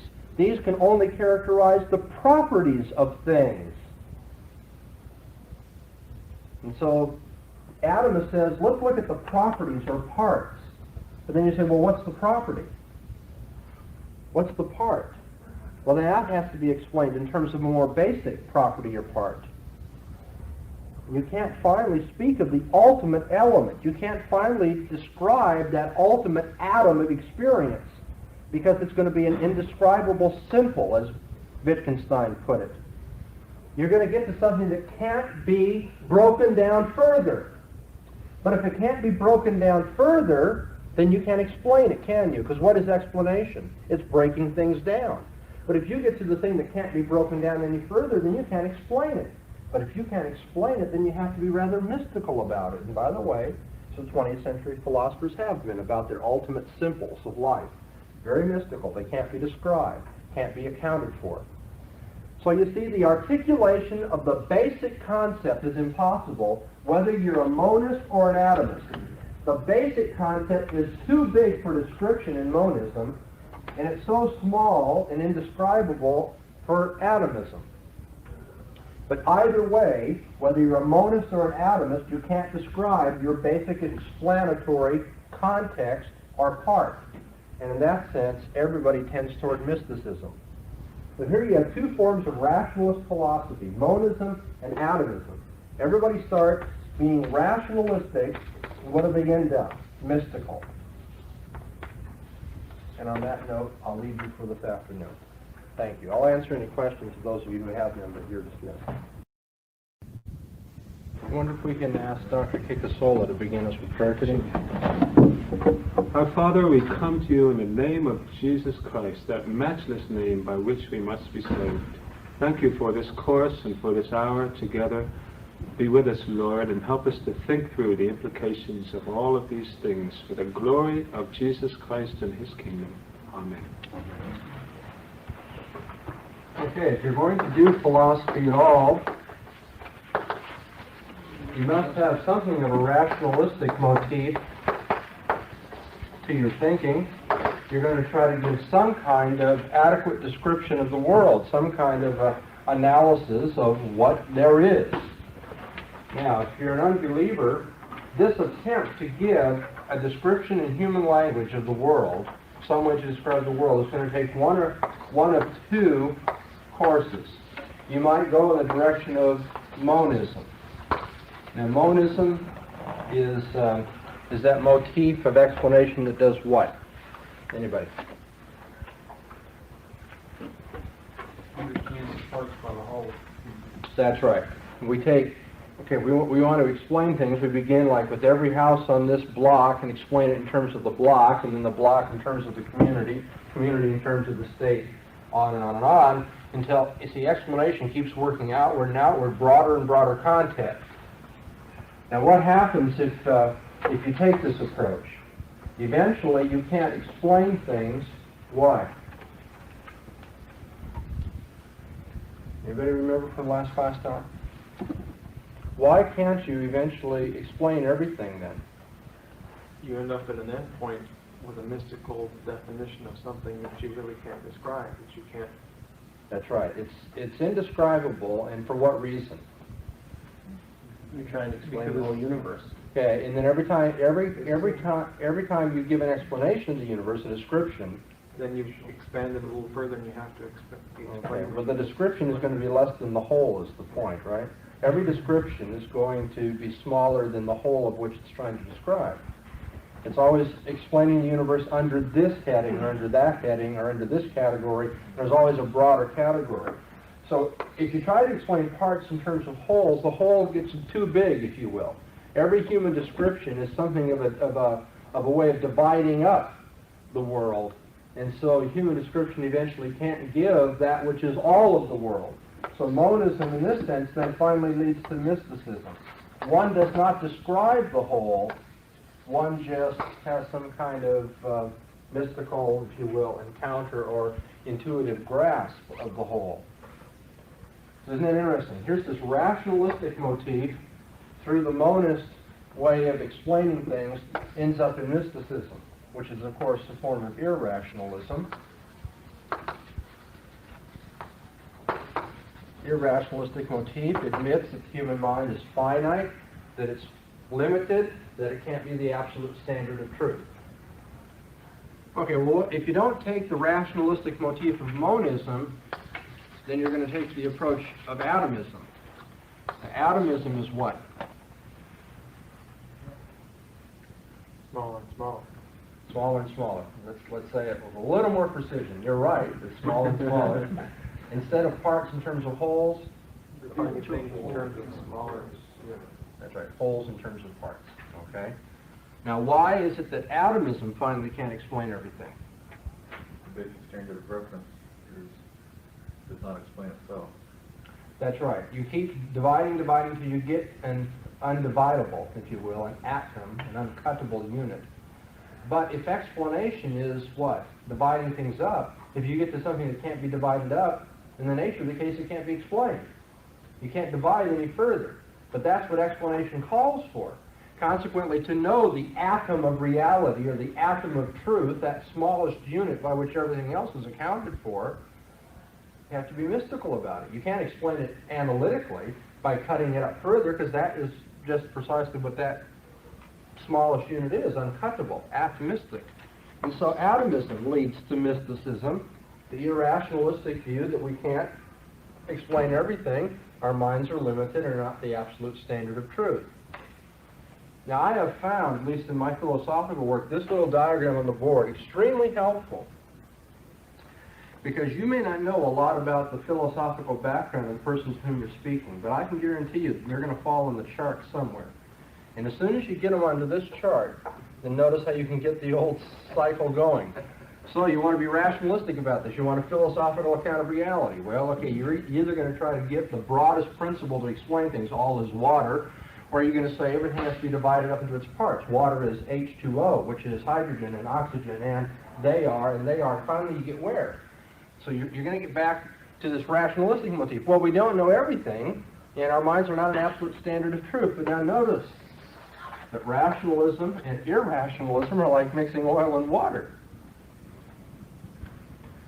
And so you're going to get the unbeliever doing this little dialectical dance that I told you about the other day, running from pole to pole. He's trying to bring these two together. It's always going to be unsatisfactory. Now let me give you another way of looking at the situation. Sure. I wanted to ask you, the four that you gave us last week, or last Wednesday rather, seem to fall generally into the problem of the universals and the particulars. And I think that's what you're proving here, just as a way of just kind of describing it all, of kind of putting it all together. If they don't have a, if there's just a secular philosopher who says it's all water, that's his universal. If he's irrational about it and says that it can't be understood, that's his universal, or it's atomistic, whatever, but it's one or the other. That's right. Okay. That's right.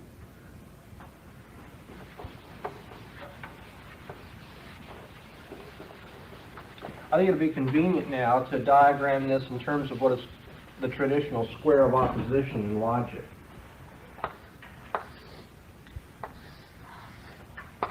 Okay.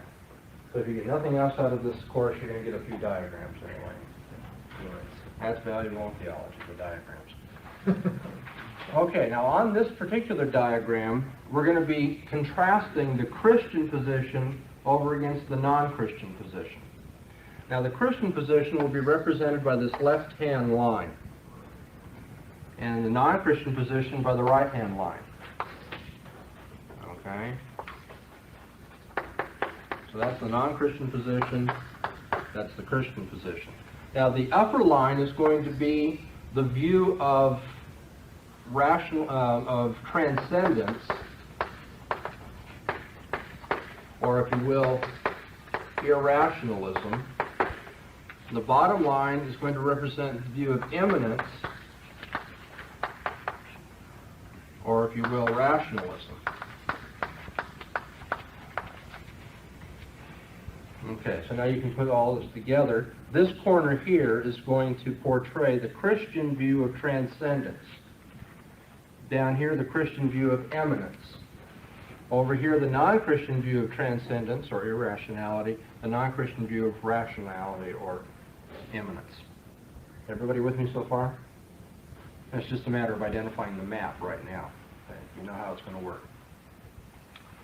Okay, now the non-Christian is always saying that whatever the absolute principle is, it is beyond comprehension. Atomistically, it can't be divided up further. You can only know it in a mystical way, or if you will, monistically, it is so large that it escapes rational description in human language. There's always a sense in which the absolute is beyond knowledge.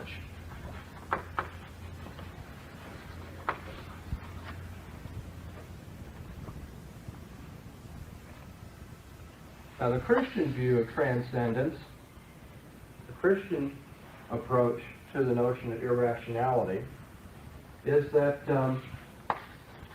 God and His Word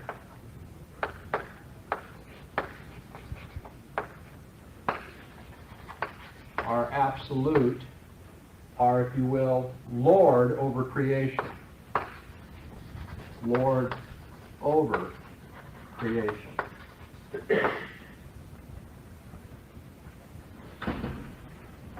And so we grant the transcendence of God. He is Lord. He is creator of this world. He's not part of this world. His word is absolute. It's not subject to the contingencies and the vicissitudes of time and human opinion and relativism. Now, the non-Christian says about immanence or rationality, nevertheless, that his mind is the standard of truth. And the Christian says that God's Word is the standard of truth.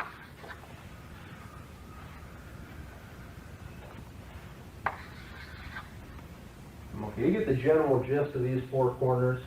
Now, I'll say it different ways. This is not a formula sort of thing. We could say it in other words, but this will get the idea. But I want to show you now what kind of contrast we have going here between the Christian and the non-Christian view. Notice the Christian is an irrationalist, in a sense. He admits that his mind is not the standard of truth. He says that there are things beyond me. I accept mystery. I've got to bow to the all-encompassing mind of God. And so he says God's Word is transcendent. God is beyond me. I submit to Him as a servant to a Lord. On the other hand, the Christian says just because God is Lord, He can come right into our lives. Just because God is sovereign, just because God is all-powerful, just because He's the creator and the controller of all things, God can, in fact, come right into created history, right into the realm of nature, and show Himself clearly. He comes right into our lives in the Scriptures of the Old and New Testaments. He sends His Son right into our history. He sends His Spirit right into our hearts. And there's no ambiguity about this. There's no equivocation about this. There's no lack of absolute quality of it. Just because He's the Lord, He can give us a word that is a standard of truth. The unbeliever says that the absolute is beyond knowledge. You know, that mystical jump. There's his irrationalism. And yet, on the other hand, the unbeliever has to say that nevertheless his mind will be the standard of truth. You notice here you don't have something that's harmonious. The Christian view of God's transcendence is precisely what allows for the Christian view of God's immanence. It's just because He's transcendent that He can become immanent. And that's not dialectical thought. That's not paradox. That's just the way the Bible presents it. God is so powerful. The reason He's so powerful is because He's beyond everything. He's not limited by the creation or by history or by time. And just for that reason, He can come right into creation, history, time, our lives, and show Himself clearly. So those two are harmonious. But for the unbeliever, there's always this back and forth, this dialectical tension. These positions are pulling against each other. His thought is always pulling itself apart. On the one hand, he wants to be rationalistic. My mind and my mind only is going to be the standard. And on the other hand, he wants to say, but I realize my mind makes mistakes and I can't know everything, and so it's beyond me. I realize that the ultimate principle of explanation, whether it's a universal or a particular, is beyond explanation. The ultimate explanation is beyond explanation. So he has this contradictory approach to his thinking and to his philosophy and his life. That's always working that way. Okay, so the first thing, let me go back, I'm going to recapitulate now. First I put the square up on the board and I gave you the roadmap to what it was going to symbolize. And then I described the 4 different attitudes that you have here: Christian and non-Christian views of transcendence, Christian and non-Christian views of eminence. And after we've gotten that second step, filling in the different corners, notice that the Christian view of transcendence and eminence is harmonious. The two supplement each other, work together. The non-Christian view is always pulling against each other. It's what I meant by a dialectical tension. It's in tension, as I said after class, an ideological tension that's always yes and no. Can you count on your mind? Well, yes, but no. But you see, that's a yes and no that don't work together. Here I can say, do I count on my mind? Yes, to the degree it reflects the thoughts of God. No, to the degree that I'm relying upon myself. So, Christian view, harmonious; non-Christian view, dialectical tension. Now I'm going to add one more step to our diagramming here. Notice that there is an absolute diametrical contradiction between the corners, the outside corners now, okay? Upper left and lower right, upper right and lower left, okay? The Christian, the non-Christian says the absolute is beyond knowledge. Nobody knows for sure. Nobody knows for sure. The Christian says, no, we do know for sure because the absolutes come right into our lives. Okay? The non-Christian view of transcendence is diametrically contradictory to the Christian view of eminence. Or if you will, I'll put it another way, the non-Christian view of irrationalism is the diametric opposite of the Christian view of rationalism. Christian says we can know for sure. There's an absolute, inerrant, infallible word right here that tells us. Non-Christians always going to say nobody can know for sure because the absolute's beyond knowledge. And then it works the other way too. And this is the second step here. These two corners are diametrically opposed. The Christian says God and His Word, the standard, the absolute, is beyond our mental abilities. God is the Lord. The standard is this transcendent person. Whereas the non-Christian is always going to say the standard is going to be his mind. We say that the standard is transcendent, the absolute is transcendent. The non-Christian is always going to say the standard is in some sense eminent in his own mind or something having to do with history.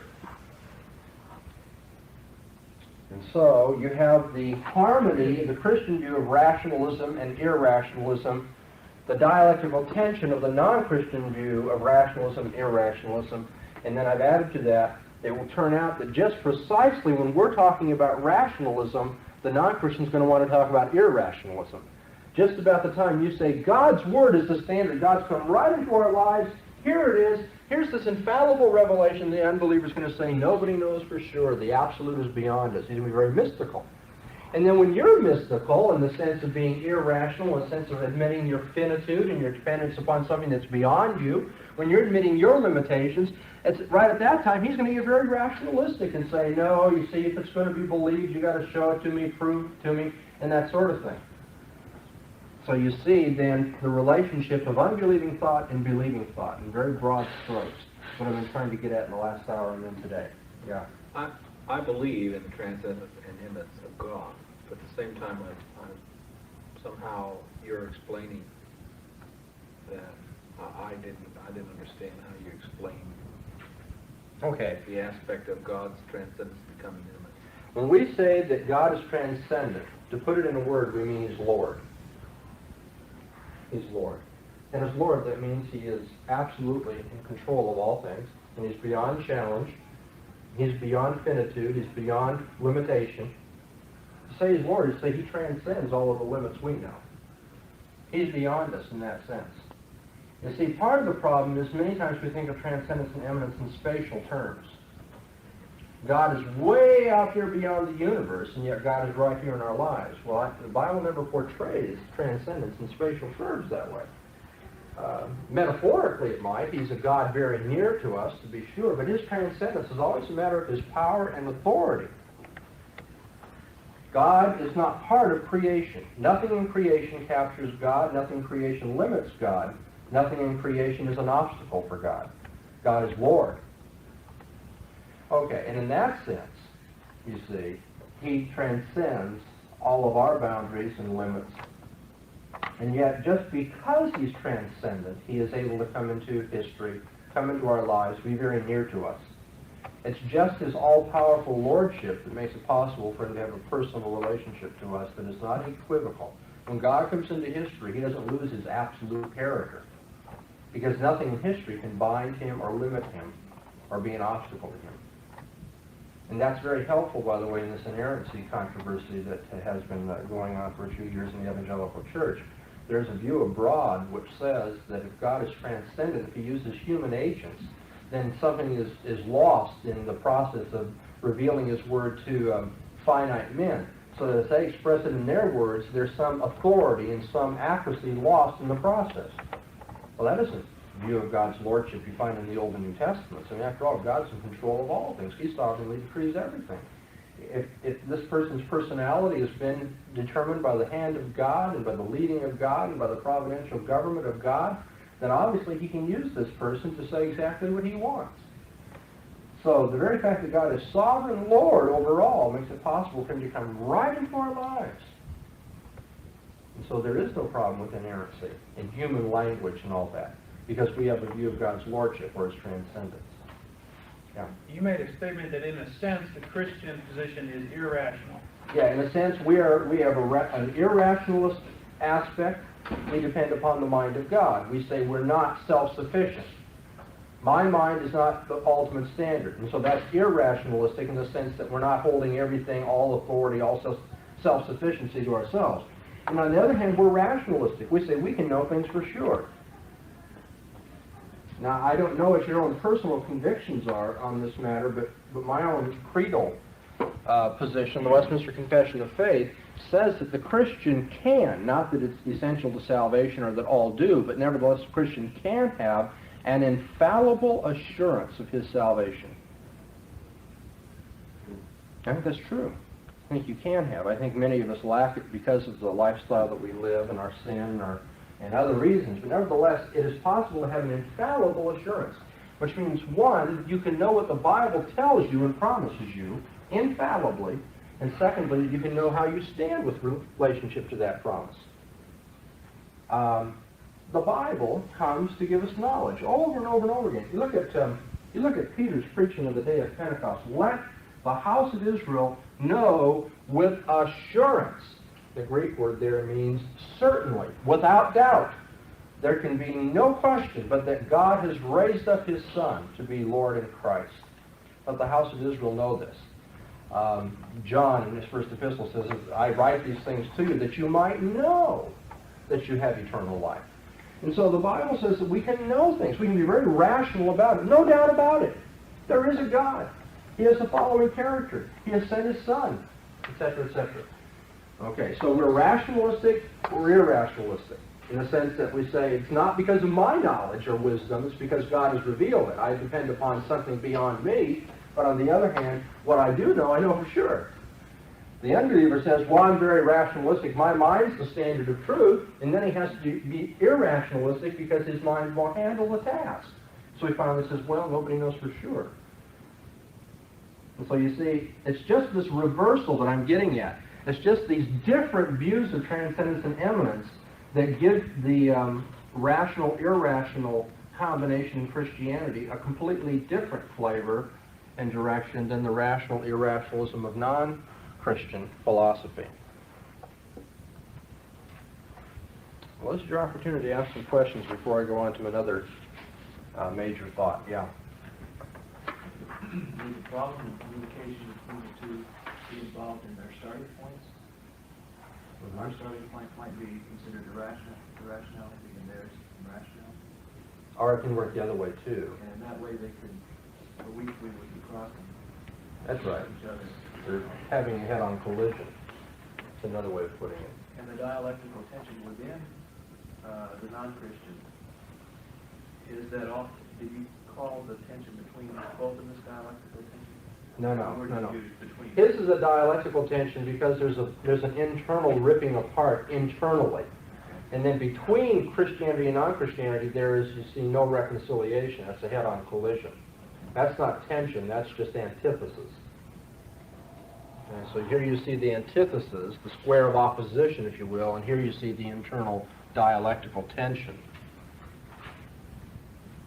Okay, I'm going to try to add one more thought. I think, yeah. I asked you after class privately to define the two senses of dialectical. I think it would help the class if you would do that once again.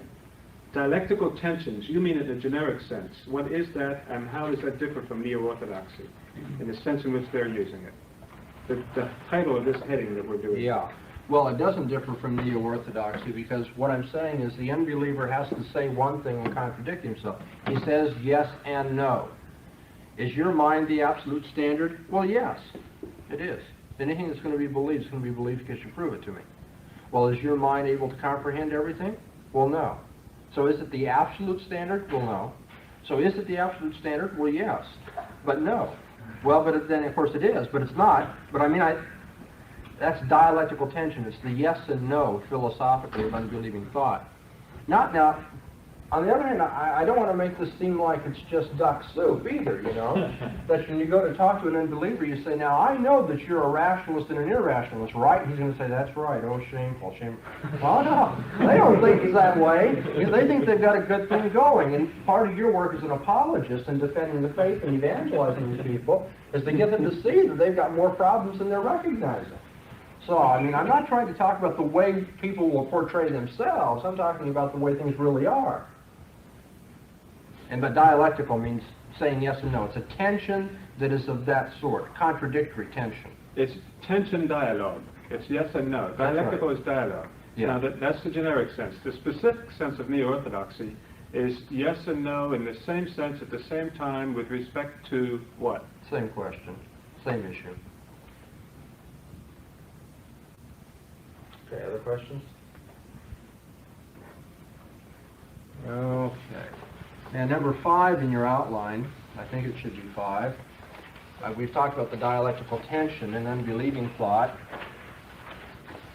is I want to point out the ultimacy of worldviews.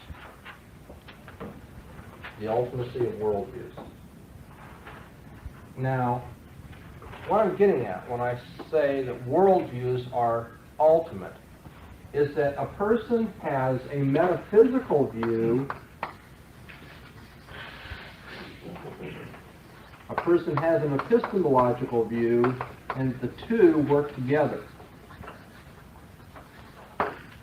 One does not first decide on his epistemology, and then from the standpoint of his epistemology, decide upon his metaphysics.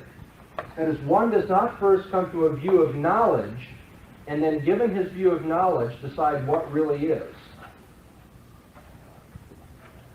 Okay? That is called philosophical Methodism. It has nothing to do with John Wesley.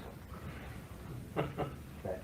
Philosophical Methodism is one first chooses a method of knowing, or a theory of truth, or a standard of truth. One first chooses a view of knowledge, and then from that view of knowledge decides what really exists. From his epistemology, he moves to his metaphysics. Now, on the other hand, there are people who think that philosophers start with their metaphysics, and from what they know to be real, decide upon their theory of knowledge. That's called philosophical dogmatism. Okay? One begins with his view of reality, and then he forces a view of knowledge in conformity to his view of reality.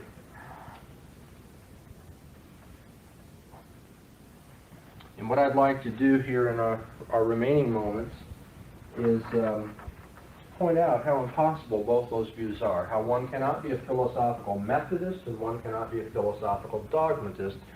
One must rather hold that what is ultimate is a worldview that contains both a metaphysic and an epistemology. If you will, people come to their view philosophically in one stroke.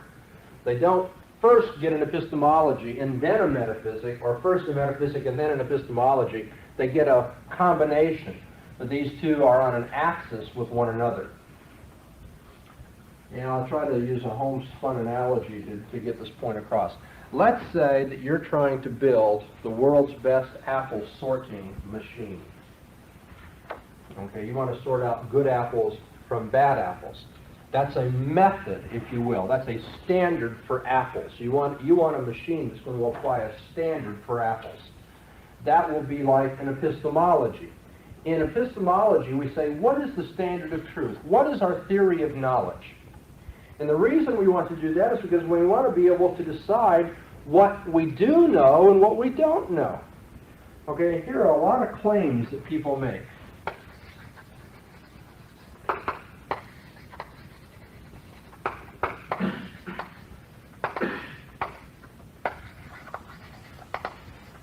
And those are like apples, if you will.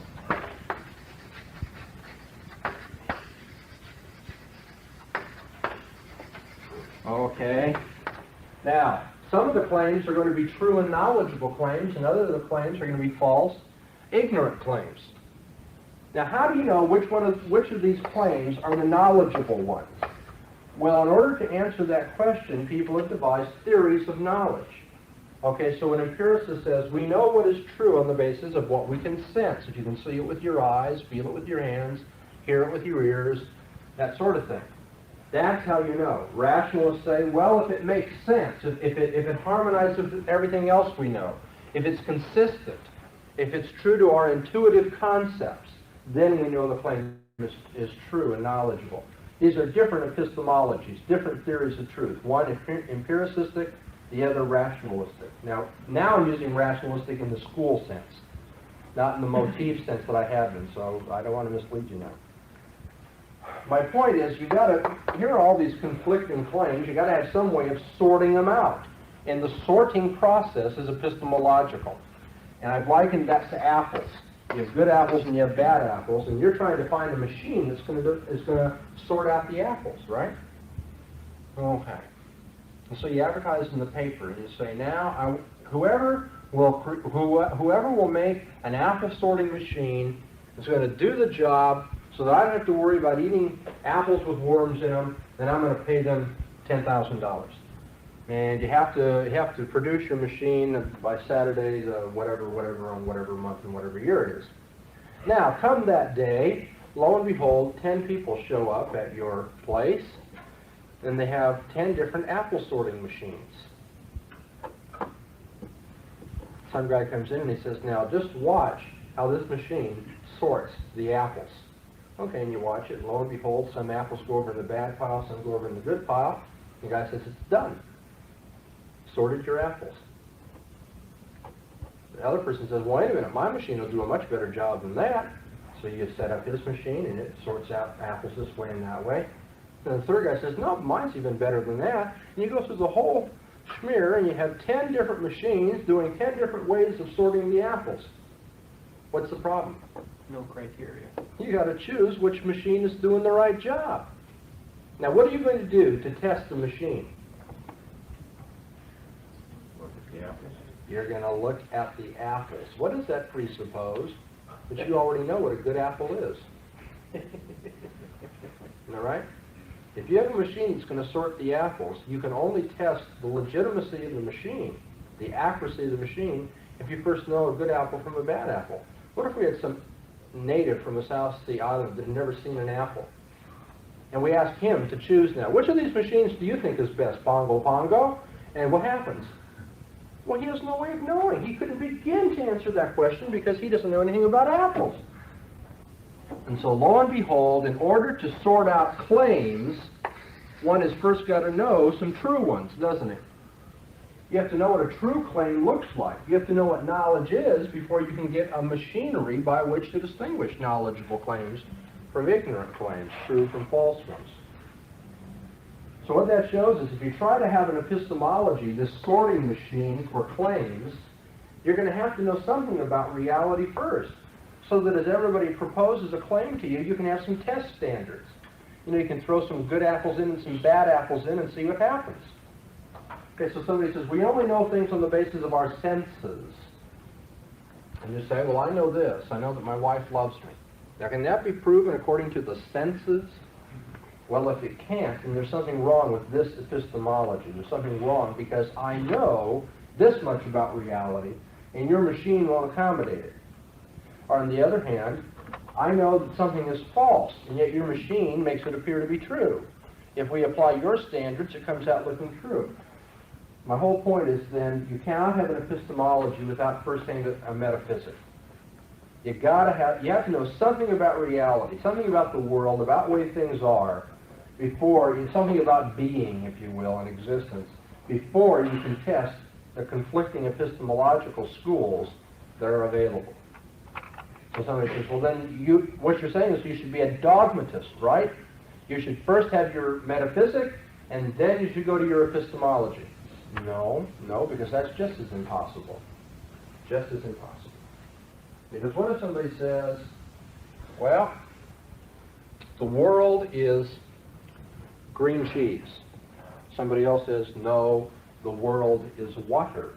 Somebody else says, no, the world is matter and spirit. And on and on and on and on with all the different metaphysical views. What's the natural question? How do you know? How do you know? I mean, people don't come with their, you just don't wake up some morning and say, oh, lo and behold, it hit me. The world's green cheese. Or somebody is just kind of having lunch one day and all of a sudden says, hey, I'm going to be a materialist. No. People come to their metaphysical views, not just kind of like it falls out of the sky or just boom, it hits them. They come to their metaphysical views by applying an epistemology. Okay, a metaphysical view isn't any good unless one wants to claim that his view is true. Consequently, you can't just have apples, you got to have sorted apples. And they're going to be any good at all. So which comes first, the apple sorter or the apple?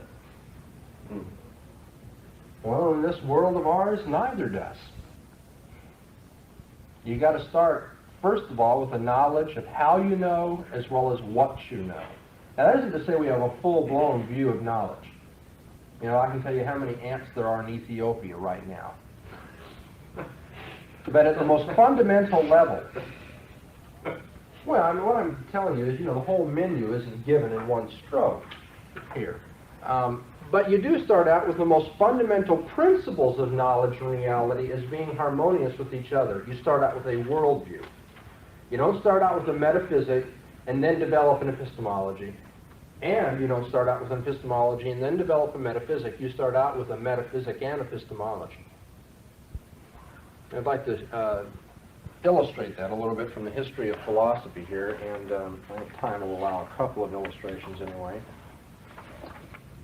Yes. Trying to get a handle on metaphysical here, you distinguished how you know from what you know. What you know is a fairly general definition of metaphysical, as opposed to how you know. What you know about the world, about reality and being. In the case of the apples, what was the metaphysical? What was the metaphysical? The knowledge of a good apple. You know that this world is, that these apples here are good and these over here are bad. And that is like a metaphysician saying, I know spirits exist, but that material objects don't. Okay. And the epistemology in the apples was what? The way I know is because it went through the sorting machine and came out over here. This machine proved this apple to be good and that apple to be bad. Okay. I'm going to compare the views of a realist and a nominalist here. Now, you've all from church history studied a little bit that controversy, realism and nominalism, right? I'm looking for the nodding heads. I'm not getting it. No hands on this altar call. Okay.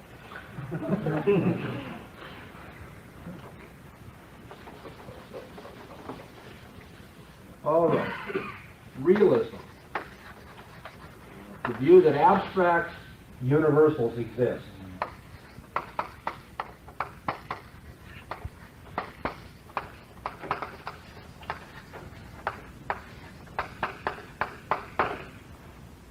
What's a universal? It's a general truth or a general concept. A general truth might be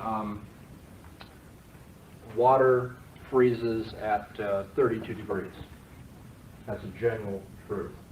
We're not talking about this glass of water or that bowl of water or this aquarium of water. We're talking about water in general.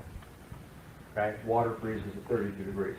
Or a universal might be an abstract concept, man. Okay, I'm not talking about this man or that man or that man. I'm talking about man in general. Okay. That's a universal. It's abstract because it's not particular. It is, well, here, you know what abstract means, right? Stract, what does stract mean? How about in subtract? When you subtract, you're doing what? Taking it out, usually dropping it from under, if you will, so taking it away from. Okay? Abstract, what does ab mean? To pull out of, right. To abstract something is to pull it away from its concrete particular. Okay? Now, if I'm looking at a concrete particular man, I may be looking at this man, or this man, or this man, or this man. But if I talk about abstract man, I've got to pull out from all of these particular individuals what they have in common. That's abstract and universal. It's general. Let me put some more words up here to help you. General, common.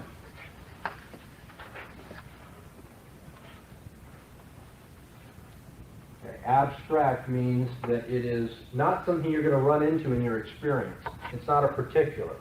It's abstracted. Now, there is a view of philosophy held by men as famous as Plato or Descartes and Roderick Chisholm today. It's called realism. It says there are such things as abstract universals. Abstract objects exist. There is such a thing as duckness.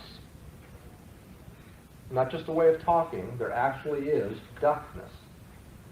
There are ducks, and then there's the concept of the duck. And the concept of duck exists as much as the ducks. Okay? Now, before we get too humorous about this, I have to think there's something to be said for that philosophy. Okay, but now nominalism, on the other hand, says, nah, that's really quite silly. Abstract universals don't exist. They're only names. Nominalism. They're only nomina, names. Okay, so we speak of man, but the only thing that exists is men. For all the grammatical roughness of that, that gets the point. We speak of man, but the only thing that exists is men.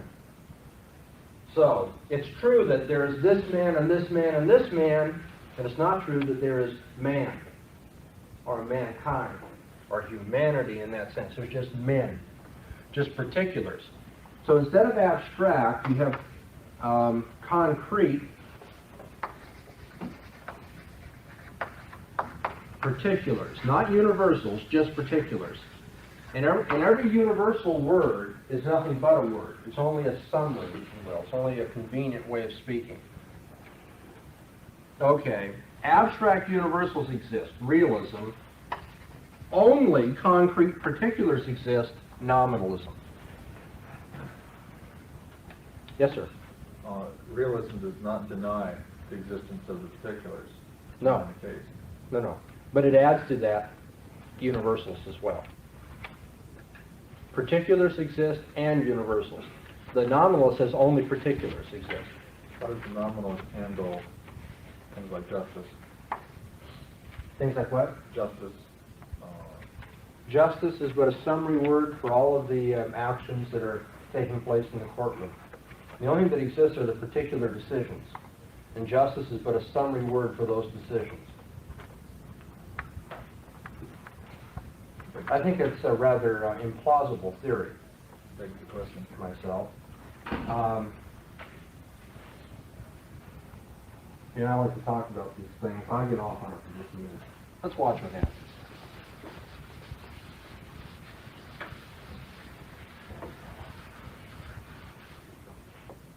Does cowness exist?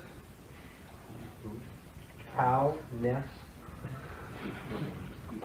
Let's say You're a nominalist. Nah, cow has been a name. That's all. Okay. Well, only particular cows exist then, right? Right. So we look out in the field, and there we find Betsy. Okay. And Buttons. Elsie. Oh, okay. And Elsie. Incarnation. I wanted to change my illustration to milk companies or something. Contented. Contented? Okay, contented is out there too. But we won't go any further. Okay, here we have 4 cows, right? Betsy, Buttons, Elsie, and Contented. Somebody says, but what are those? What is Betsy? And what is Buttons? Somebody says, well, they're particular cows.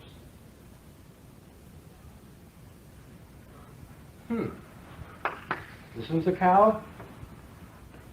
Yeah. This is your nominal, so what's that one? Oh, that one's a cow?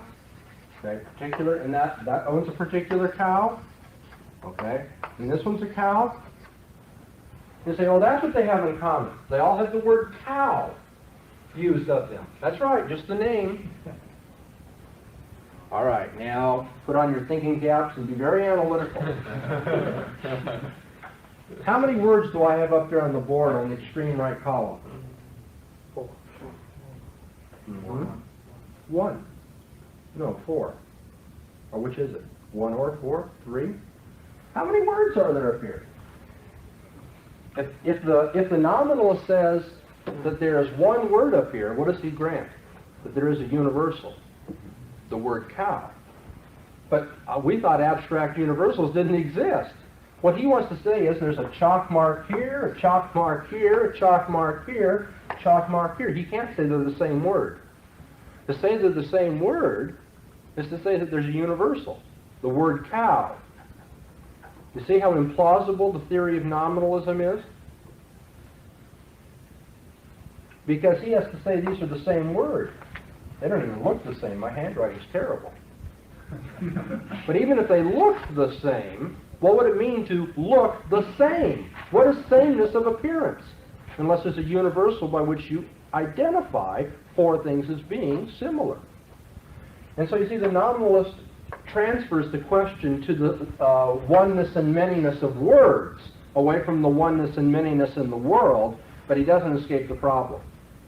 And what's the problem with realism? Well, of course, I think you all feel there's something wrong with the idea of, if I go along this row here and kick every chair, you know, I kick chair 1 and kick chair 2, kick chair 3 and kick chair 4, and now whammo, I kick chairness.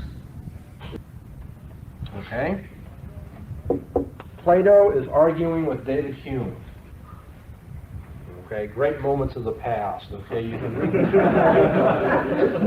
you kind of reconstruct this thing in your mind. And here's Plato, and how are they going to argue with each other? Okay, David Hume brings forth his argument for the fact that only concrete particulars exist. Now, Plato is going to say, your nominalistic epistemology is wrong. He says, you're arguing on the basis that general terms are only names, and that's all. They don't denote anything in reality. And that nominalistic epistemology is wrong, Plato's going to say, because there are abstract universals that you're not taking into account. And so then Plato gives his argument, right? And then David Hume sits there and he goes, that can't be right, because you see, your argument for realism, for the existence of these things is wrong, because only concrete particulars exist. Because your realistic epistemology is wrong because only concrete particulars exist. Plato's epistemology was one of intuition, if I can put it very briefly. Plato says we intuit the forms. We intuit.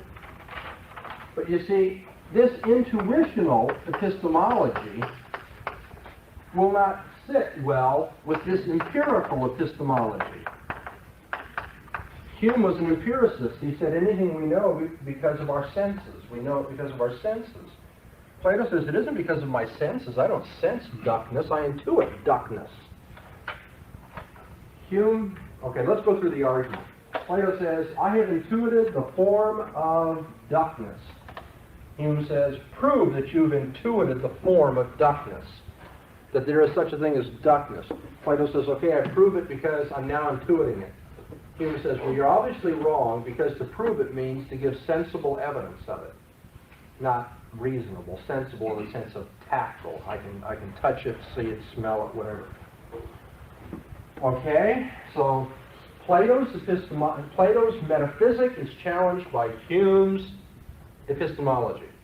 It says you can't prove that abstract universals exist because you can't touch them. On the other hand, Plato says you can't prove that only concrete particulars exist because intuition tells us otherwise. Why did Plato hold to an intuitionist epistemology? Because he held to a realistic metaphysic. Plato held to intuition because he believed abstract universals exist. Hume, on the other hand, held to an empirical epistemology because he believed only concrete individuals exist. His metaphysic determined his epistemology, and his epistemology determined his metaphysic. And one stroke, you see, these two have to go together. You don't have a combination of these two views.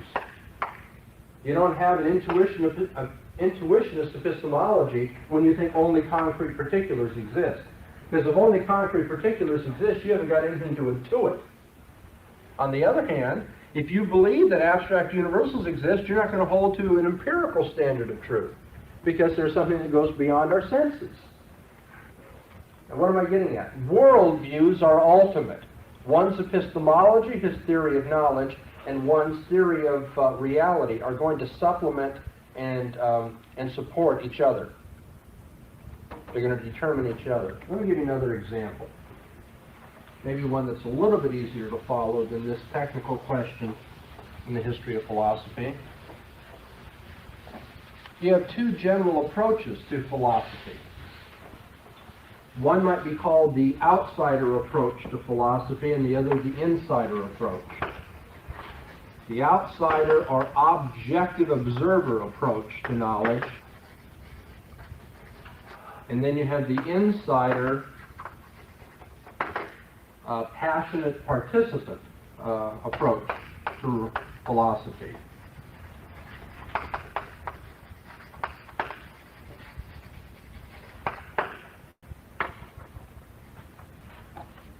Okay. Now, on the one hand, you will find in the spectator approach the idea of an objective observer, the stress on being distant from your subject, being neutral about it, being a witness from outside so that you can gain knowledge about it. We're going to be very, if you will, technical and scientific and neutral and objective and emotionless. Let's, it's the old thing in the movies, right? Let's be scientific about this, right? Put your feelings aside and let's just be very hard-nosed and get down to the facts. Okay, so now we're going to get knowledge about some subject. The emphasis is on knowledge about it. I'm out here as an observer and I'm kind of casing the situation. That atomic formula does this, and this biological reaction. I'm doing it as an observer. Very objective and neutral and distant. Spectator approach. And that would be, somebody like Plato or logical positivism today. The idea is we have to get something apart from us as subjects. Knowledge can't be subjective. It's got to be objective. Plato said it's in the heavens. It's in the realm of eternals and universals, the forms, duckness. I look at these little ducklings in the pond, and there's something really strange about that, and I can't be sure. But of duckness, there's no question. It doesn't move around. It doesn't get fuzzy. It doesn't get ambiguous. It's objective and plain. Or logical positivism says you want to know things for sure, you have to know them in terms of what is an absolute experience of it. Redness, roundness, here, now. That's an apple. Okay? Very objective about it. But on the other side, you get the insider, passionate participant approach to reality. So you have like Kierkegaard, who says that he doesn't want to be an impartial judge about truth. He doesn't want to trample upon the modes of experience. He is motivated by a subjective commitment to truth.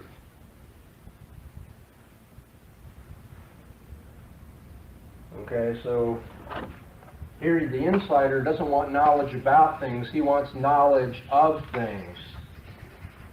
He wants an experience of things. He wants to be encountering things.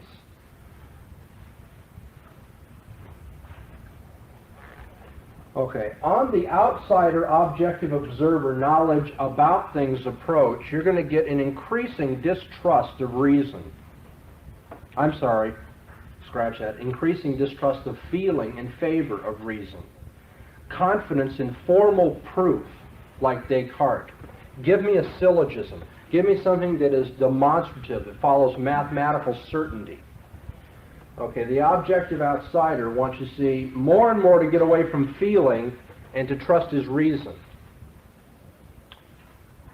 On the other hand, the insider, or passionate participant approach to philosophy shows an increasing derogation of reason. This is reason, you see, is always distorting. Reason and analysis distort and falsify what experience really is. And you know what it is to go to the dentist and feel pain? Now, read an account of going to the dentist and feeling pain. What a difference, man. There's something distorted about that. Reading about it and experiencing it are really different. There's something unreal about reading about the pain of a dentist chair. Something very real about feeling the pain in the chair. Okay, so the passionate observer, the passionate participant says, I don't care how you describe it, it's how it feels that counts. Okay? Here the emphasis is upon cold analytical reason. Derogation of feelings, they're subjective. They're unreliable. They're relativistic. They're changing all the time. Here the person says, yeah, but reason is distorting. It doesn't really get down to the real nitty-gritty of life. The important thing is how we feel about things. So emphasis upon reason, emphasis upon feeling. Yes, sir. There was an advertisement in my home paper last year by a Unitarian church. Big bold letters. They're trying to get people to come, and their come on was, nobody's going to tell you what to think, just feel. Oh, yeah.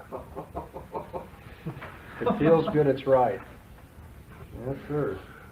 That's what you call the ultimate passionate participant approach to religion. Okay, now let's say we get this Unitarian pastor, if it's fair to call them pastors, in the same room with a cold analytical philosopher. And they're going to resolve their philosophical differences, right? Now what's going to happen if they try to resolve their philosophical differences? Okay, here's the cold analytical philosopher who says, you know what's wrong with your approach to life, Mr. Feeling-oriented preacher? Premise 1, premise 2, ergo, you're wrong. Okay? Has nothing to do with my feelings about it. I may like you as a man, but the fact of the matter is your philosophy stinks, and here's why. 1, 2, 3, boom, boom, boom, fact, you're out. Okay, and then the Unitarian fellow, or the Kierkegaardian, if you will, stands up and with his passionate participants, he says, yeah, what does that have to do with life, those marks up there on a blackboard? Now I want you to tell me, you people out there in the audience, how many of you have been in a dentist chair, huh? Okay. And the philosopher's over here going, oh, this guy's appealing to feeling. How wrong could he be? Whereas the other fellow's going, that guy's appealing to cold logic. How wrong could he be? How are they ever going to get these two together? You see, their view of life and the way they argue about life is going to be completely different. Their standards and their conclusions are different. The one guy says, life is to be approached objectively as an observer. The other says, no, life is to be approached as somebody who wants to be part of the game and participate. And there the twain shall meet.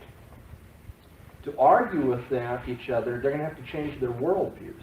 Because as long as their worldviews stay the same, The way they argue is going to be different as well. They'll never be able to convince each other because it's not a matter of having done your homework wrong. It isn't as though the philosopher says, now listen, Mr. Feeling-oriented, if you'll go home and just, recheck your homework, you'll see that I was right and you were wrong. That isn't the problem. The problem is they have different conceptions of the kind of homework they should be doing. The one guy says, now look, don't go home and read a book. Go home and get involved in life. Play with your children. Get out in the political world. Turn on the TV. The other guy says, nah, don't worry about what, really makes you feel good or bad. You gotta get down the facts. Get out an encyclopedia. Pull out a book of logic. Start, working things out on paper. They're never going to be able to convince each other because their approach to life dictates different ways of arguing, and different ways of arguing are going to lead to different conclusions about life. Their metaphysic, their view of the world, and their epistemology, their view of knowledge, are determined by each other. And not one before the other. They come, if you will, in one stroke. And now that's what I'm getting at when I said worldviews are ultimate. Now, before we run out of time today, I want to go back and just review what we've done this week. This week has been calculated in my notes as a way of preparing you for the particular issues that are going to arise now in the philosophy of religion that we're going to be taking up week by week. This is our orientation, not just to the class, but orientation to the way we should be thinking as Christians. First of all, why should we study philosophy? That's your turn to answer. Why should we study philosophy? What's that? For the defense of the faith. Okay, so we can defend the faith. Why else? And treasure truth. So we can preserve truth, the treasure of truth that Christ has, that we're going to lose. Critical discernment. That we can have critical discernment for the sake of seeing which philosophies lead away from Christ and which are honoring to Christ. Very good. Okay, what is philosophy?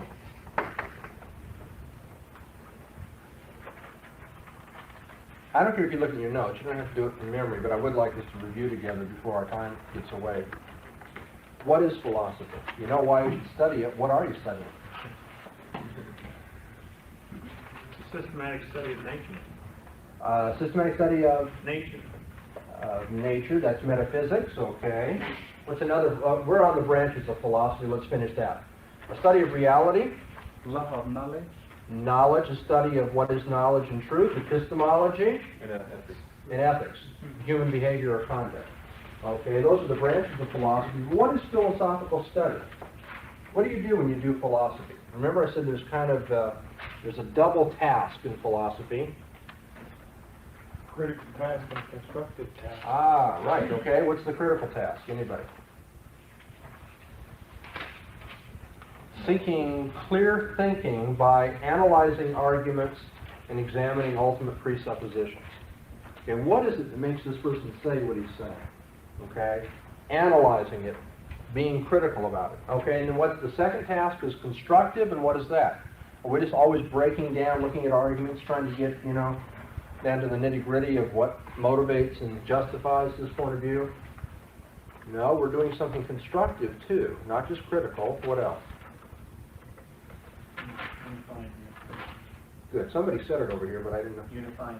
That's right. You're trying to get a unified and overall world and life view. Trying to bring together what is true in the sciences, what is true in art, what is true in religion, what is true in this, bring it all together in one coherent view of our world and our lives. Okay, and then we've already gone through the three tasks, or the three areas, metaphysics, epistemology, and ethics. So then we know why, we know what, and then I said there's a kind of a twofold approach. There's a twofold philosophy. And what are the two basic philosophies? True and false. Yeah. that happens to be the way I put it, by the way. Okay, now let's get a little more detailed, and then a little more detailed after that. We can also say what about it? That it's Christian and non-Christian. Okay, now say something about the Christian view over against the non-Christian view. Characterize them generally. Christian attempts to answer those questions of philosophy humbly before God and according to God's revelation. Ah, very good, very good. And by contrast, the non-Christian approach?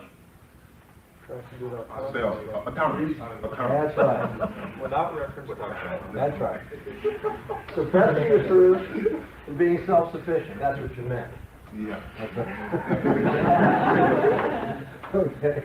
And then we said, after we looked at the twofold approach to philosophy, there's a dialectical tension in unbelieving philosophy. Can somebody just generally characterize that dialectical tension? We know why we're doing this, we know what we're doing, we see there's two ways to go, and now we're trying to say you don't want to go this way because of dialectical tension. What is that tension? Yes and no. Yes and no? Okay, yes and no to what? Rationalism, irrationalism? Okay, what do we mean by rationalism and irrationalism? A little bit louder. My mind is the definite thing that knows all, yet it doesn't know everything. Okay, that's right. That's one good way of putting it. How about atomism, monism, another way of expressing it? What's that? Atomism, monism. Two different approaches to explanation. Atomism is the particles that go into the whole. Yeah, okay. Explaining the whole by the part. And monism. Just the opposite. That's right. Explaining the parts by the whole. Very good. Both of them lead to what? I had my I'm not in the game. I want to ask a question here. Okay. Let's get the answer to this question. To mysticism, because as a matter of fact, the whole is too big to characterize, so we have to just know it intuitively. Or the little atom can't be divided any further, so it can't be explained. So you finally end up in mysticism. And that's just another way of saying a rational, irrational tension. First, we got to know things by the standard of our mind, but then we have to give up and admit we have to intuit mystically. Yeah, you had a question. Yeah, I was wondering about your approach to the two take-home exams. If change gears. This is gonna help me study. Obviously, I was wondering if you were going to give us the questions beforehand, or if these were going to be probably questions after the atomistic motif. You know, after one small part of the whole material. There'll be both. I'll be asking you questions in detail about your reading and about my lectures. That doesn't mean picky, legalistic, nasty detail. What was the third sentence I spoke on the second? No, I'll probably ask you details like illustrate the dialectical tension, unbelieving thought in terms of monism and atomism. Detail that way. But then I'll also be asking you, if you will, overall questions of evaluation. Like when we get done here, then you'll have a basis for what am I trying to accomplish here? If you look at each unit of thought and say, why did we go over all that? Okay? And just in one stroke, let me put the fifth and final thing of our discussion up here, the ultimacy of worldviews.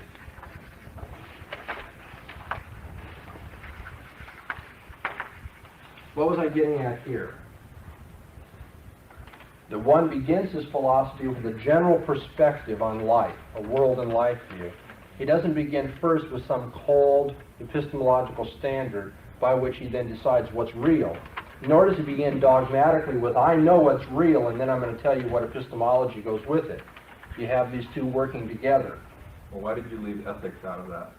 Oh, just for the sake of time. We could have done it, we could have illustrated it more elaborately and with greater complexity by including ethics. Okay, then. As a matter of fact, I think ethics is what motivates a worldview.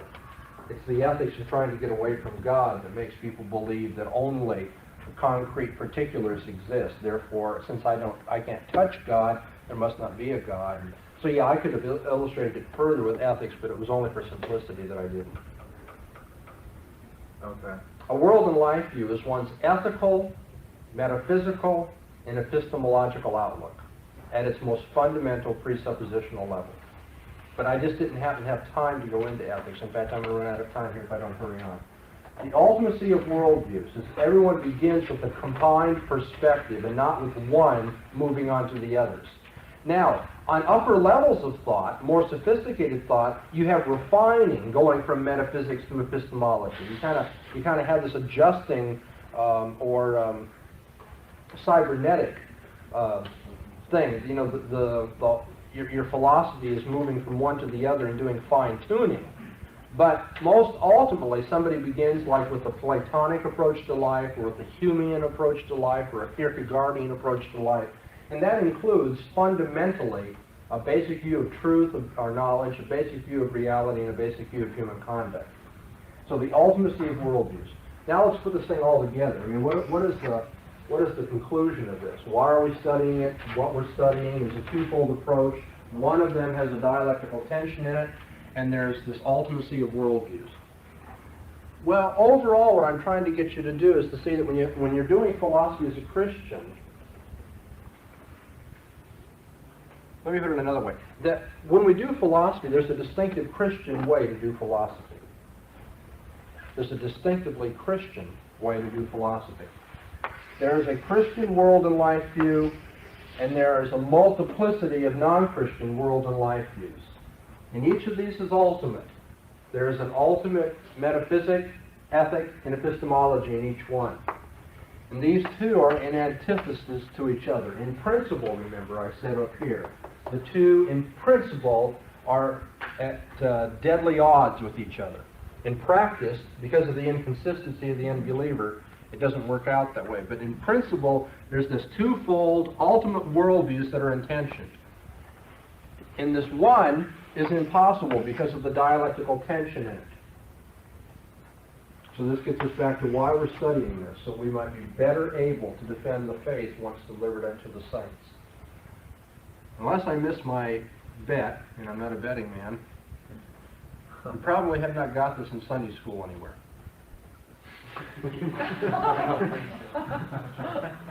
But there's no reason under the sun why we couldn't be working toward the day when the people who go to college know very well that when they approach naturalistic evolutionary thought or materialism in their philosophers, if they know why they're going to approach it and the way they're going to, the twofold approach, that is, if they know the presuppositions that inform them as Christians, then they're going to be prepared, you see, to keep mature Christian commitment that is intelligent.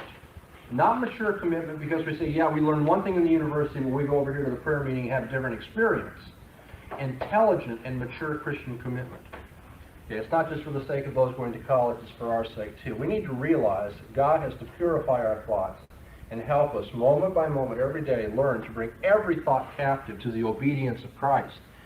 And that is the reason we've been studying this, so we can learn to presuppose and to reason in terms of our presuppositions as Christians. Thank you. All right. The ontological argument has roots in philosophers such as Parmenides, Plato, and Augustine. It is an argument that was rejected by Thomas Aquinas as not being grounded in any kind of appeal to experience or facts of the world. And it has been rejected by Immanuel Kant because it depends upon the false notion that existence is a separate predicate. We'll be coming back to that. It's been accepted in various revised forms, however, by the continental rationalists like Descartes and Leibniz. The idealists of the late 19th and early 20th centuries often accepted the argument, and some recent apologists have accepted the argument, you'll find in reading through evangelical literature. And then there are also some linguistic analytical philosophers that have accepted the argument, such as Norman Malcolm and Alvin Plantinga. Certain process theologians and philosophers also do so. So it's an argument that's by no means eccentric. It has a long and illustrious past. Many people have accepted it. Many more, perhaps, have rejected it for various reasons. The ontological argument does not, like the cosmological or teleological arguments, portray itself as a philosophical and rigorous expression of what are common intuitive arguments for the existence of God. Okay, if I argue the cosmological argument, I may have to give philosophical precision and get rather sophisticated in the argument But what I'm getting at is pretty much understood by most people on the basis of common sense and intuition. Okay? Everything has got to have a cause. What's the cause of the world as a whole? Now, a lot of people think in this way, whether they can think rigorously and give it philosophical expression or not. Somebody says, look at the order round about us. Now, how is it that this world has this feature of order and purpose if there isn't a God that gives it order and purpose? That's a common teleological argument, and again, we may try to give it precise philosophical expression, but most people in the street understand the general thrust of the argument. That is not true of the ontological argument. The ontological argument does not explicate what is a common and intuitive notion about the existence of God. It is the product purely of philosophical reasoning and thought. And to complicate matters, not only is this not simply putting rigorous expression to a common idea, that is the thrust of which is felt by most people, it doesn't appeal to facts about the world. The ontological argument doesn't say, now look, if you'll just understand the world better, understand these facts, if you just reason from these known premises from your experience, you'll be able to deduce the existence of God. It makes no appeal to facts about the world.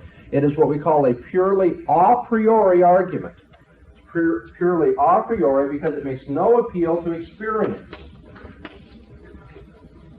It doesn't say, now look, you know from your experience that everything has a cause, or you know from your experience that there's order in the world.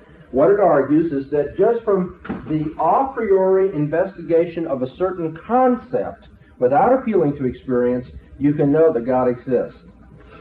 God's existence is to be proven by the ontological argument by an appeal to reason alone. Now you may notice in your reading assignment on page 13 how Anselm, when he stated this argument, made the following claim about it. He says, why then has the fool said in his heart, there is no God? Psalm 14, verse 1. Since it is so evident to a rational mind that thou dost exist in the highest degree of all. Why? Except that he is dull and a fool. It's very strong words. Anselm says, it is evident to the rational mind that God exists, just from the very concept of God. It is evident to the rational mind that God exists, and only those who are dull and foolish are going to deny it. So if you're thinking clearly at all, you've got to think that God exists. That's what Anselm wants to claim. So he's claiming a very high degree of certainty by appealing to reason alone, saying that only those who are unreasonable deny the existence of God, as he is portraying it. Well, we're going to be looking at Anselm's classical case for the ontological argument.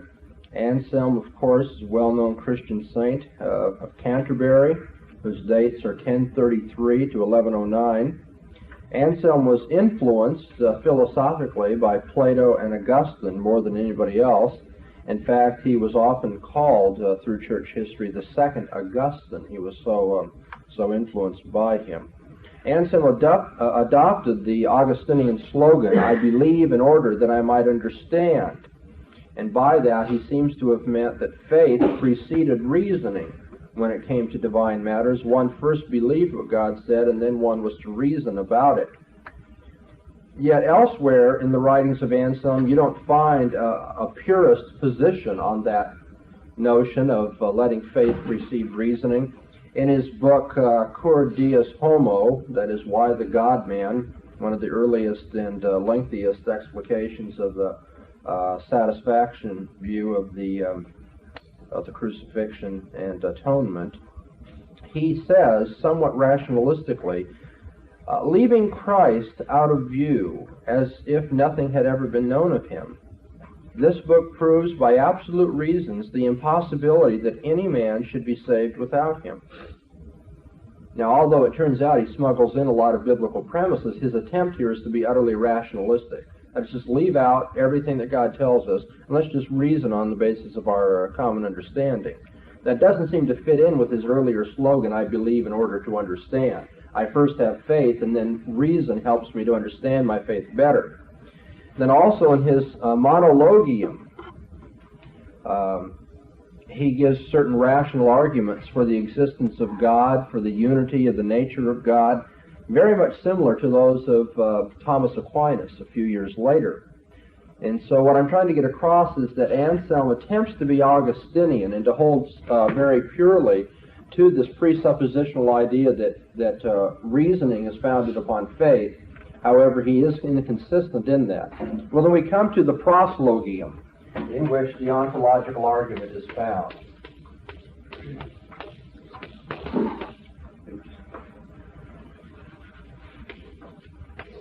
In the proslogium, the discourse in which Anselm argues for the existence of God according to the ontological argument.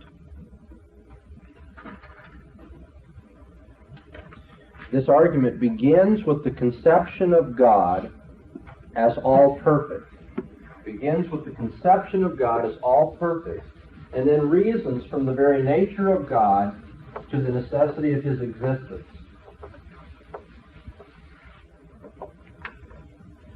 Okay. We begin with a conception. And Anselm says, if you understand what God is in terms of our conception of God, then necessarily you can deduce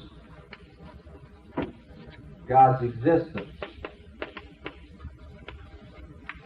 From the conception of God, we can prove the existence of God, and that is what is at the heart of the ontological argument. God's existence is entailed by his very nature. The argument, I'm going to put the argument to you a few ways, just so you kind of get the idea. In its most simple form, in the simplest way you can understand this, Anselm says, God is perfect.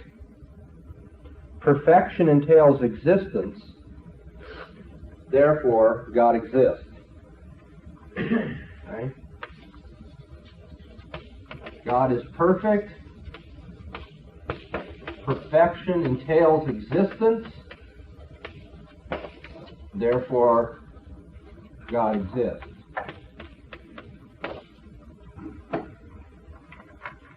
Now that's one way of putting it, very simple. Let me put it another way now, a little more complicated, and then I'll state it another way, a little more at length.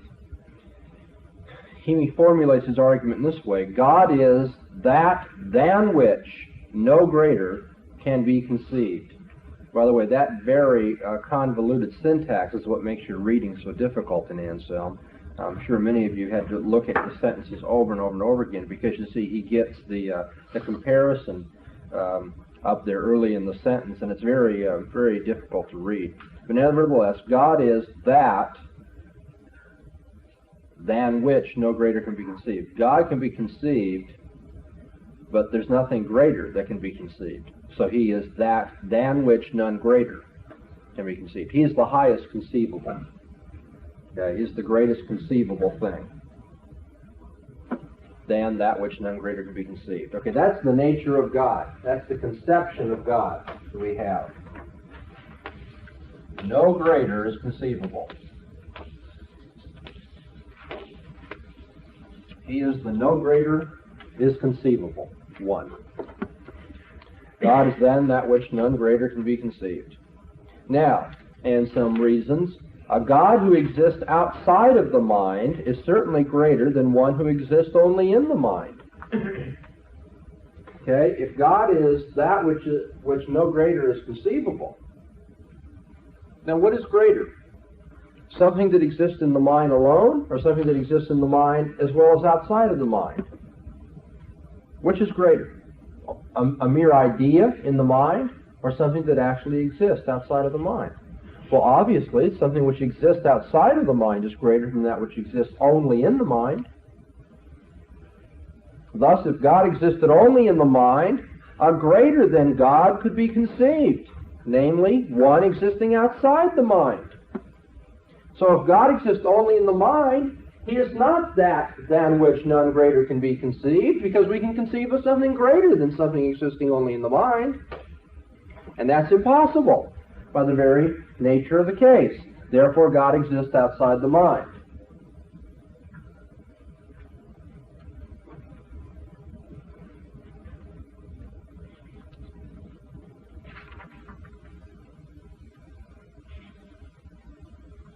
Well, what do you think of that argument? What kind of God is he talking about that exists beyond the mind? He says, did you say a God? Use that article before. So he's saying there's a God that we can't conceive beyond that which we can conceive.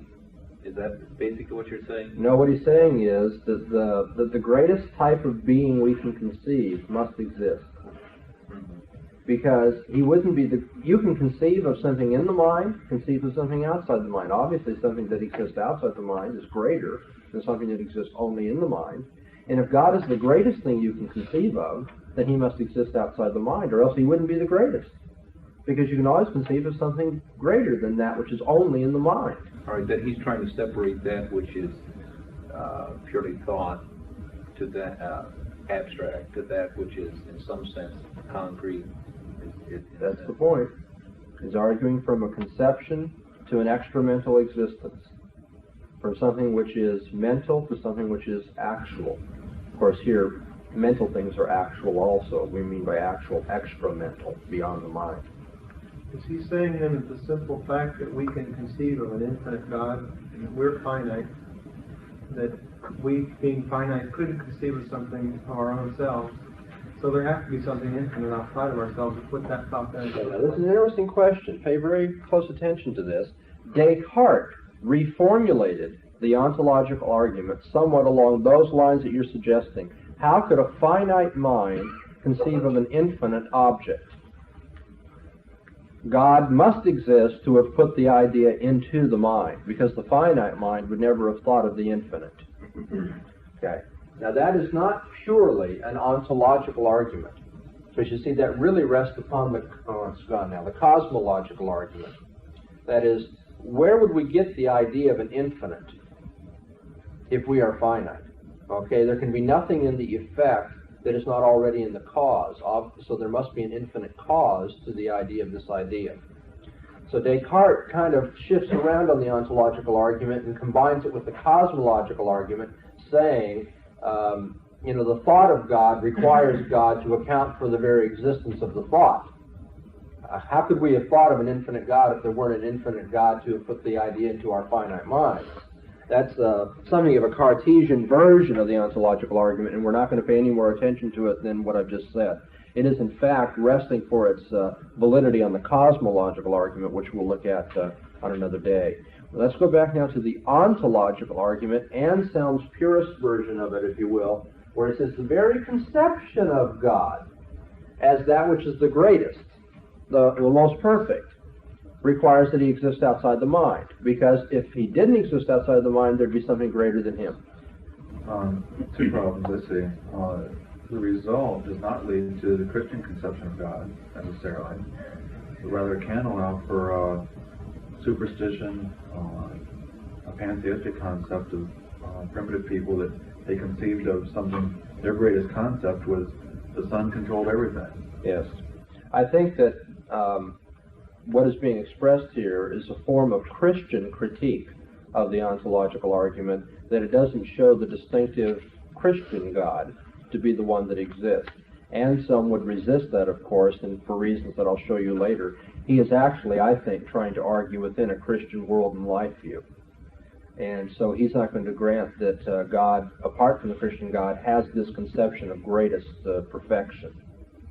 However, what you're saying is that if a man just wanted to reason straight out on autonomous, self-sufficient, humanistic premises, that he wouldn't necessarily reach the Christian God, even if this argument was a good one. I think you're right. Yes? Right in the very first presupposition, I see a problem in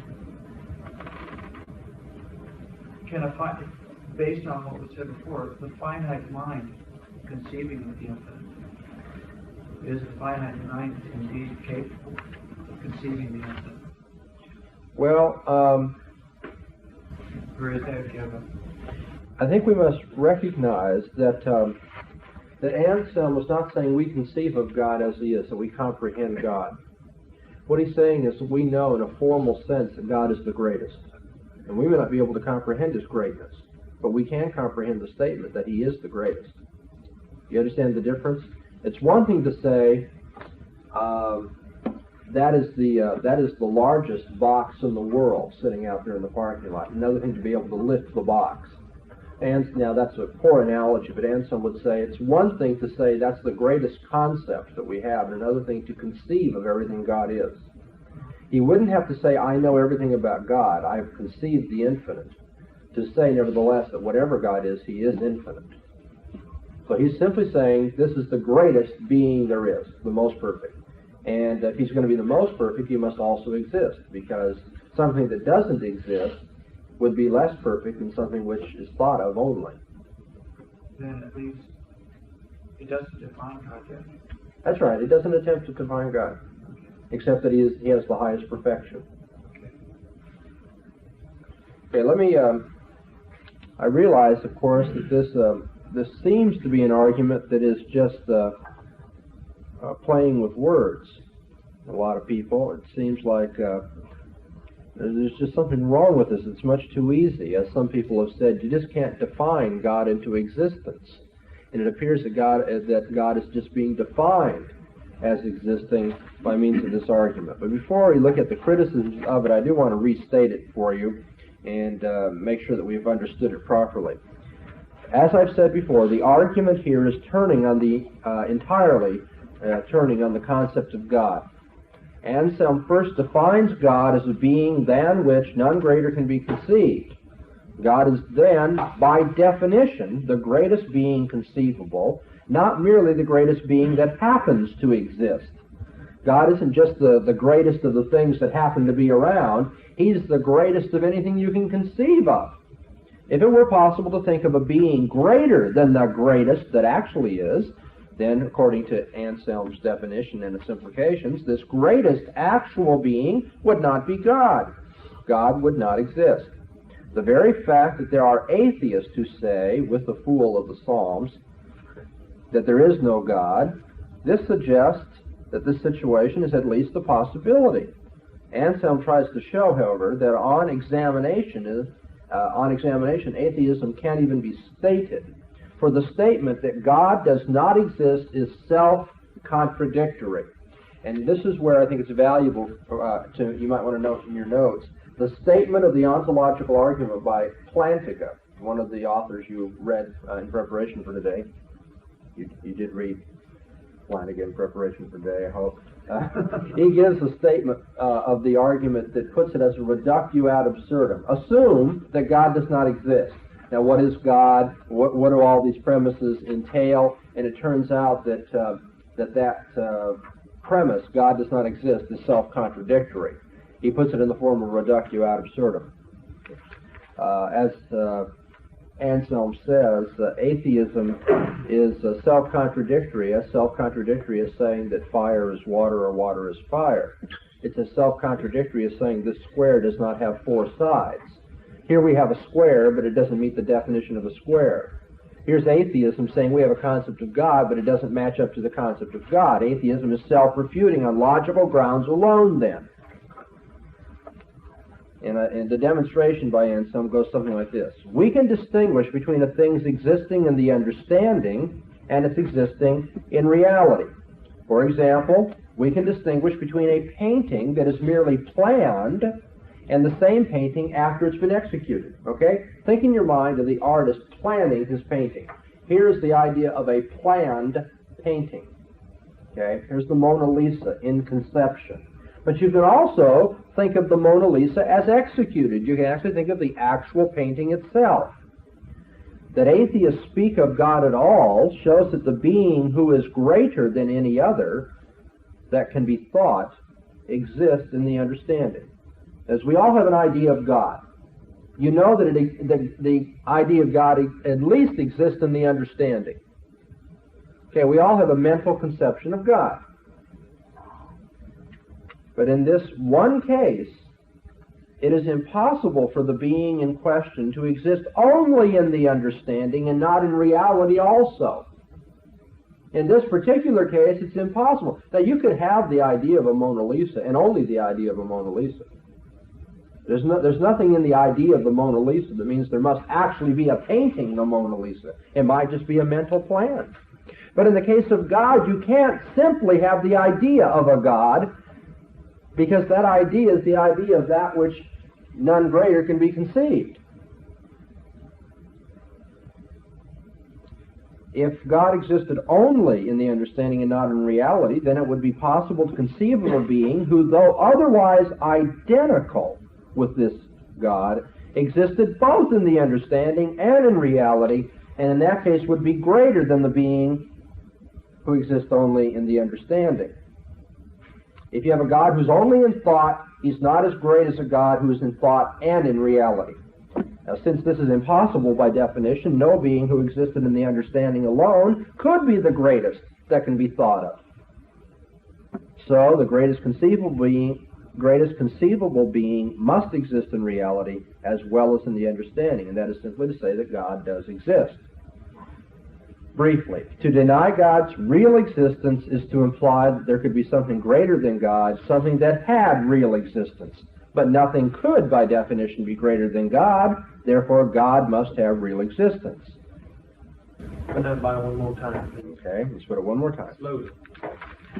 To deny God's real existence is to imply that there could be something greater than God. Namely, something that had real existence.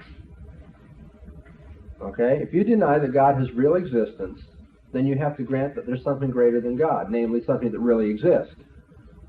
But that, by definition, is impossible, because there's nothing greater than God. That's what we mean by God, the greatest.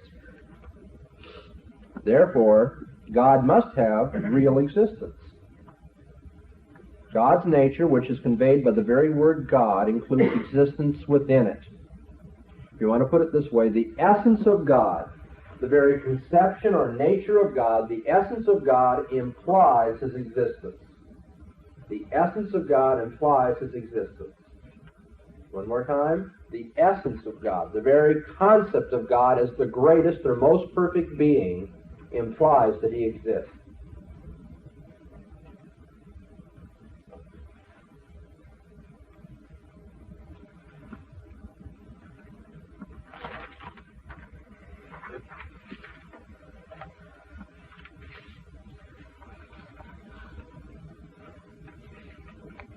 Now, this argument, from a Christian perspective, can be interpreted in a couple of ways. It has traditionally been interpreted in terms of Platonistic philosophy, or if you will, the type of argumentation you find in the early Augustine. That which corresponds to imperishable truth must exist. Of course, taken that way, Anselm's argument proves only a very formal or contentless being. He doesn't prove the God of the Scriptures, as we've said already. And it's, of course, true that the ontological argument can be used, and indeed has been used historically, to prove almost any kind of ultimate. Whatever a person takes to be his ultimate concept or being in life, he can call his God. So compare the different kinds of gods that are proven by this type of reasoning in Spinoza, Descartes, Hegel, Malcolm, Hartshorne. I mean, you have process philosophy, analytical philosophy, idealistic philosophy, rationalistic philosophy, pantheistic philosophy, all of them using the ontological argument to prove their ultimate. Why is it that this argument can prove so many different kinds of gods, if it proves anything at all? Well, I think the reason for that is that the concept of perfection is by its very nature a value judgment or a value term. To say something is perfect is to say that it has a certain value about it. It's a value-laden judgment. And of course, what has highest value is going to differ from thinker to thinker. And that's why the ontological argument is so slippery. It can be used for pantheistic purposes, be used for rationalistic purposes, be used for allegedly Christian purposes. It all depends on what your idea of perfection is. And remember I said as we started to study Anselm, you find this curious mixture of oil and water in Anselm. On the one hand, he wants to be a presuppositionalist. I believe in order to understand. And on the other hand, you get this strange rationalistic, Platonistic emphasis in him as well. And we find that in other writings, and to a certain degree, I think we might detect it in this kind of reasoning. Yes, I don't see how this argument would carry any weight or stock with atheists or Marxist atheists. Okay, why? I don't differ with you, but I mean, it isn't enough simply to state that it has no stock. You have to say why. We imply by this argument that there is a God. It has its basic implication that there is a supreme being. That's right. That's the whole point. Yeah, but where Marxist atheistic does not appeal to anything, it seems to me. Yeah, and some would say he's a fool. He obviously hasn't thought through the implications of the concept of God. He'd say, listen, Mr. Marxist, you understand what we mean by the term God, don't you? I mean, I'm not saying you have to believe in God right now, but let's just start there. You know what we mean by God? The greatest being. That than which none greater can be conceived. That which has the greatest and highest perfection. You understand that that's what we mean by the term? Marxist says, well, yeah, I know that's what you mean, but that doesn't mean there is a God. Anselm says, well, let's wait a minute. Let's think about that for a second. Is a God that is in the mind only greater than a God who's in the mind and in reality? The Marxist says, well, no. Anselm says, consequently, the being than which none greater can be conceived must also be in existence, right? The very concept shows you that there is a God. Now, to my way of thinking, if I were a Marxist, I would then turn around and say, that's right. I think the greatest exists. I think that which is most perfect exists. I don't happen to think it's the Christian God, however. I think it's the materialistic world. That's the greatest thing, because that's what has highest value for me. You see, what has been said already now twice in the class about this argument doesn't necessarily prove the Christian God. It begins to show you what is wrong with the argument. It's not showing anything more if it shows anything at all. It's not showing anything more but that the greatest exists. That which you conceive to be the most perfect exists. But what do you take to be the most perfect? So it goes back to your presupposition as to what you understand That's right. the greatest thing to be. That's right. Now I'm going to go back in toward the end of this class period and argue that Anselm, although he seems Platonistic and rationalistic in this argument, and it's certainly subject to criticism, there's another way of interpreting Anselm which is more presuppositional and quite acceptable to me. However, it will not be acceptable to somebody who doesn't share our presupposition. Okay, but we'll get to that in time. Let's keep looking at this argument. Anselm's given the argument that the essence of God, the very conception of God, proves that he exists. Now, what are the criticisms that can be raised against this? Well, on the first hand, we have to ask whether the very concept of a being than which none greater can be conceived is a coherent or meaningful concept.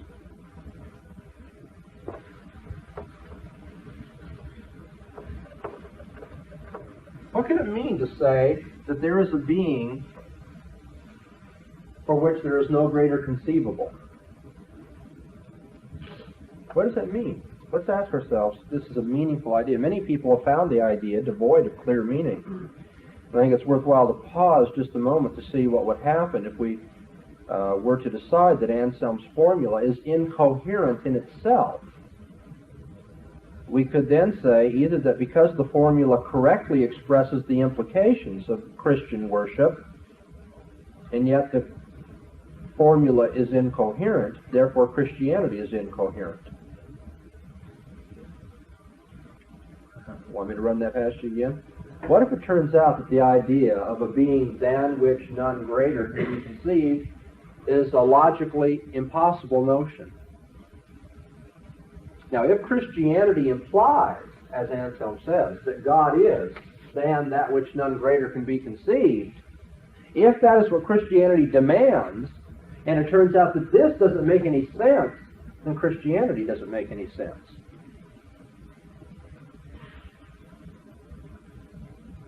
Or somebody could say that because the formula is incoherent, That is, because this formula doesn't make any sense, and yet Christianity is true, therefore Christianity doesn't imply this formula for God.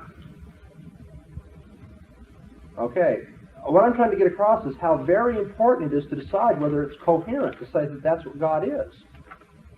Because if it's not coherent to say that that's what God is, then either Christianity is incoherent because it implies the formula, or this formula doesn't prove the Christian God. On either score, Anselm would have failed in his attempt then to give a Christian argument for the existence of God. Well, so is the formula coherent or is it not coherent? Let's explore further what the phrase, a being than which none greater can be conceived, could mean.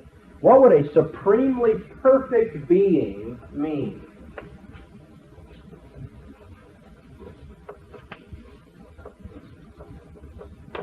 What could this mean? That God is supremely perfect. Now, a natural interpretation is that there is no quality that other beings have that God does not have. Okay, if he's supremely perfect, that means every perfection is his. And a perfection in traditional philosophical language, especially the Middle Ages, means a property. Any positive property is a perfection. Okay, now if God is supremely perfect, that means there is no property, no perfection that other beings have that he doesn't have. Well, if that's true, how do we avoid endowing God with physical properties? And if God is every perfection, that means God is a certain size, spatial size, right? Yes? How can we say though that physical being or entity is a positive thing? Well, that's going to show a defect in the argument here in just a minute. Let's go on. How do we avoid endowing God with evil properties? If God is every property to the highest degree, then how do we know God isn't the most evil being? Because evil is a property too. Yes? Again, you have not made God the ultimate standard. You're applying a prior ultimate standard of positive traits versus negative traits. Yeah, what this is going to show is that nobody holds that God is supremely perfect in the sense that he has every conceivable property. What you're going to say is he has all the good-making properties. If you will, in the Plantica article, you may recall that one interpretation of Anselm, that God has all the G properties, that is, all the good-making properties. Right? He doesn't have evil properties. Now, in the Middle Ages, it was often thought that evil was privation. It wasn't a positive thing. It was the absence of being, in a way which I don't happen to think makes much sense. But nevertheless, it was the view then, and we have to deal with that. If evil is a negative property, then of course God doesn't have negative properties. We're not saying that. He has all the good-making properties. And if physical things are lower on the scale of being, after all, they're not as good as spiritual things, then we might not have to attribute physical properties to God. But it does go to show that how you interpret the argument depends on your presuppositions, what you take to be good and evil. So to avoid the implications that we've been talking about, we're forced to resort to denying reality to evil properties, or claiming that although God has the properties of physical things, he has them in a higher non-physical way, analogically. And you begin to squirm a little bit using this argument. A way of avoiding such problems is to stress that the word greater in our definition, as we've said, is an evaluative word. It's a word having to do with values. So that one being could be greater than another and yet be without some property the other being has, if it is in some way better, for example, morally better, not to have that property than to have it. And so we might think of a being that has deceit and a being that does not have deceit. And we would say the being without deceit is better. It doesn't have all the possible properties, but it's still a better being. Let us assume then for present purposes that God's being greater than any other being that can be thought of means at least that he lacks no qualities that could be regarded as making a being who had them superior to a being that did not have them. Or to say it very simply, that God has all the G properties, all the good-making properties of things. The definition of God still seems to suggest something about the degree to which God has his qualities, though, that he must have them to an unsurpassable degree. God is not merely good, he is unsurpassably good. But the whole idea of God having a property to an unsurpassable degree has its own inherent philosophical problems. Some attributes, for instance love or power, seem to have no upper limits.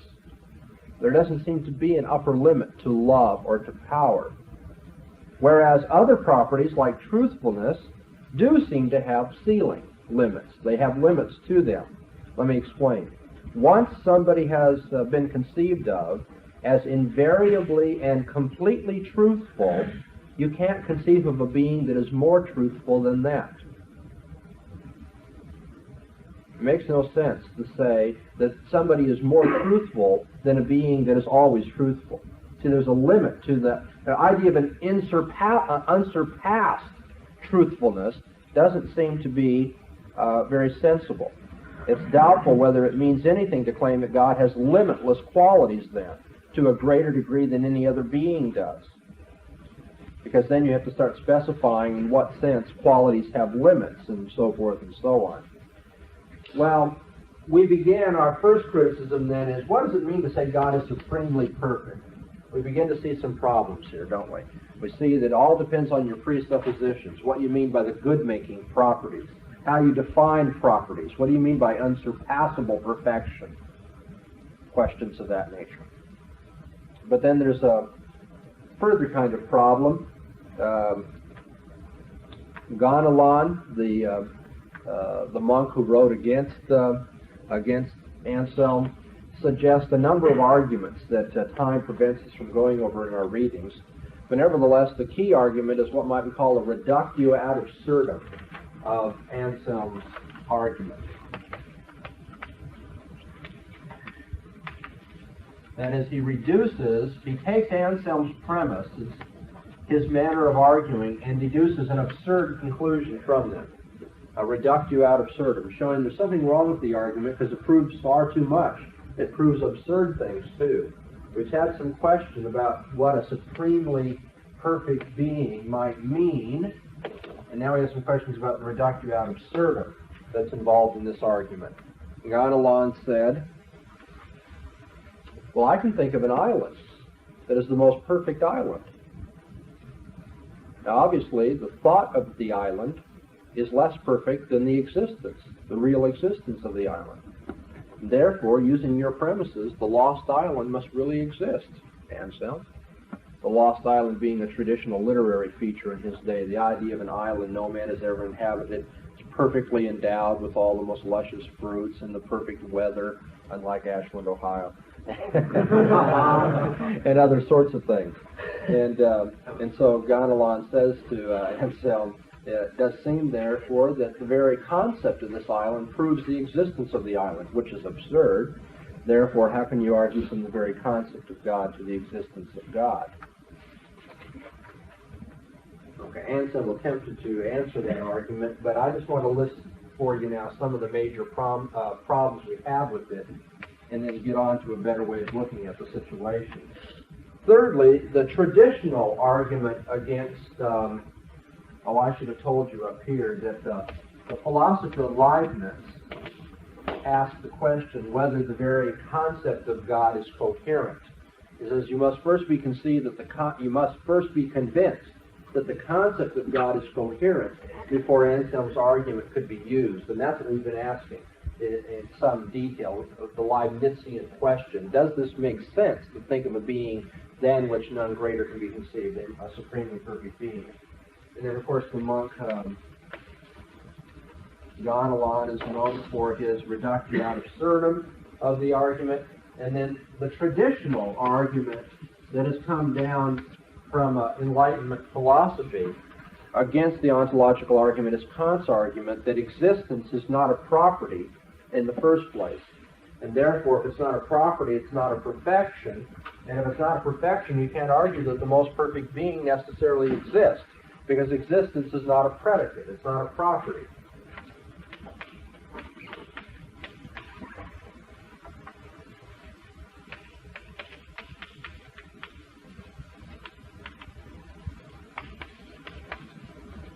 Now, can somebody summarize for me what the argument of Alvin Plantinga is against Kant?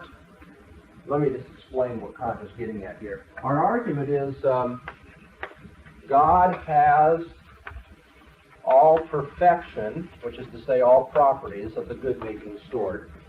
Okay? Existence is a property, therefore God has existence, or God exists. But now Kant is challenging this second premise, that existence can be counted as a property. He says existence is not really a property. It doesn't add anything to the concept of something. You conceive of the most perfect island, and you see the most perfect island, and in the concept of an existent most perfect island, and the concept of a simply hypothetical most perfect island, there's no difference. Existence doesn't add anything to the idea. Therefore, since existence is not a normal property, you can't say that if God has all perfections, that existence is a property of perfection, and therefore he exists. He takes out, if you will, the second premise of the argument.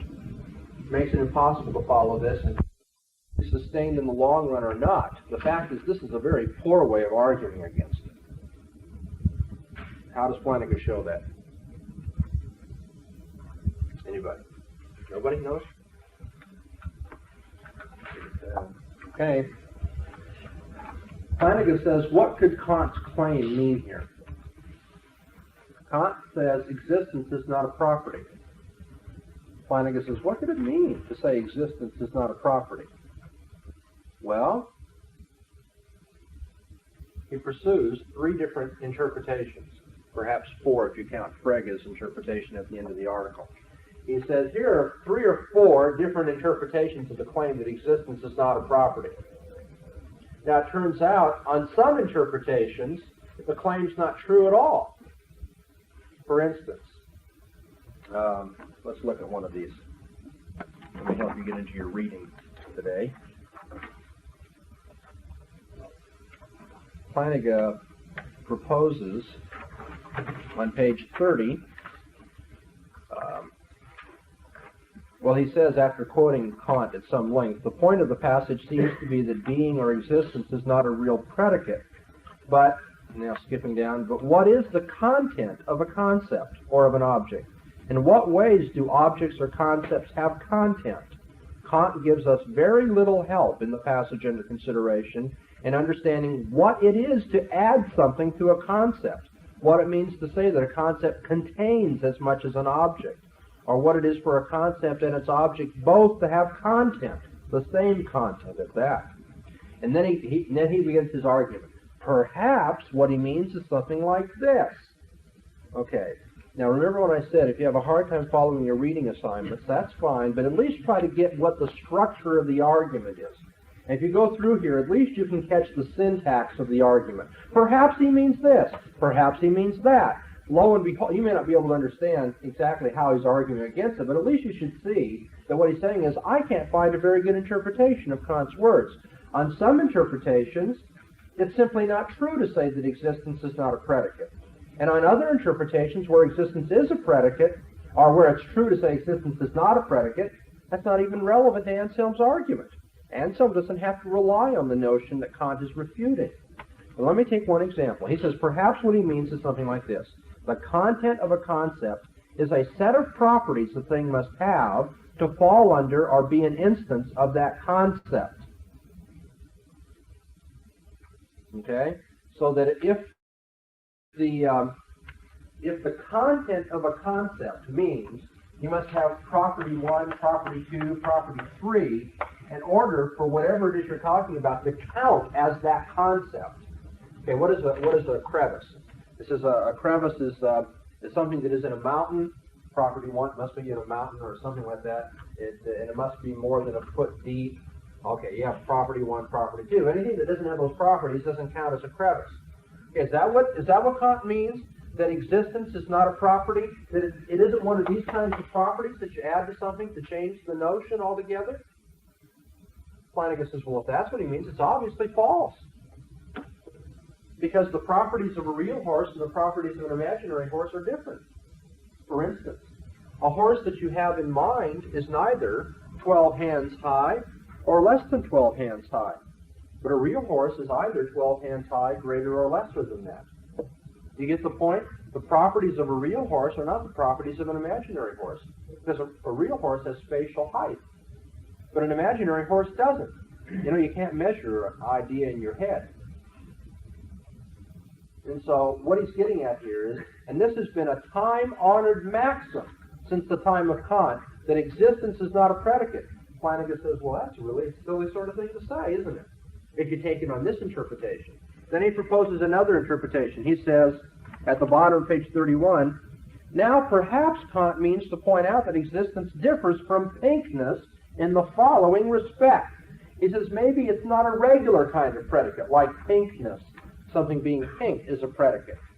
And he proposes a way of dealing with this. He gives an objection to it on the bottom of page 32. We might put the charge of triviality as follows. And now what he's saying is, okay, on a second interpretation of Kant's argument, we can reduce it to triviality.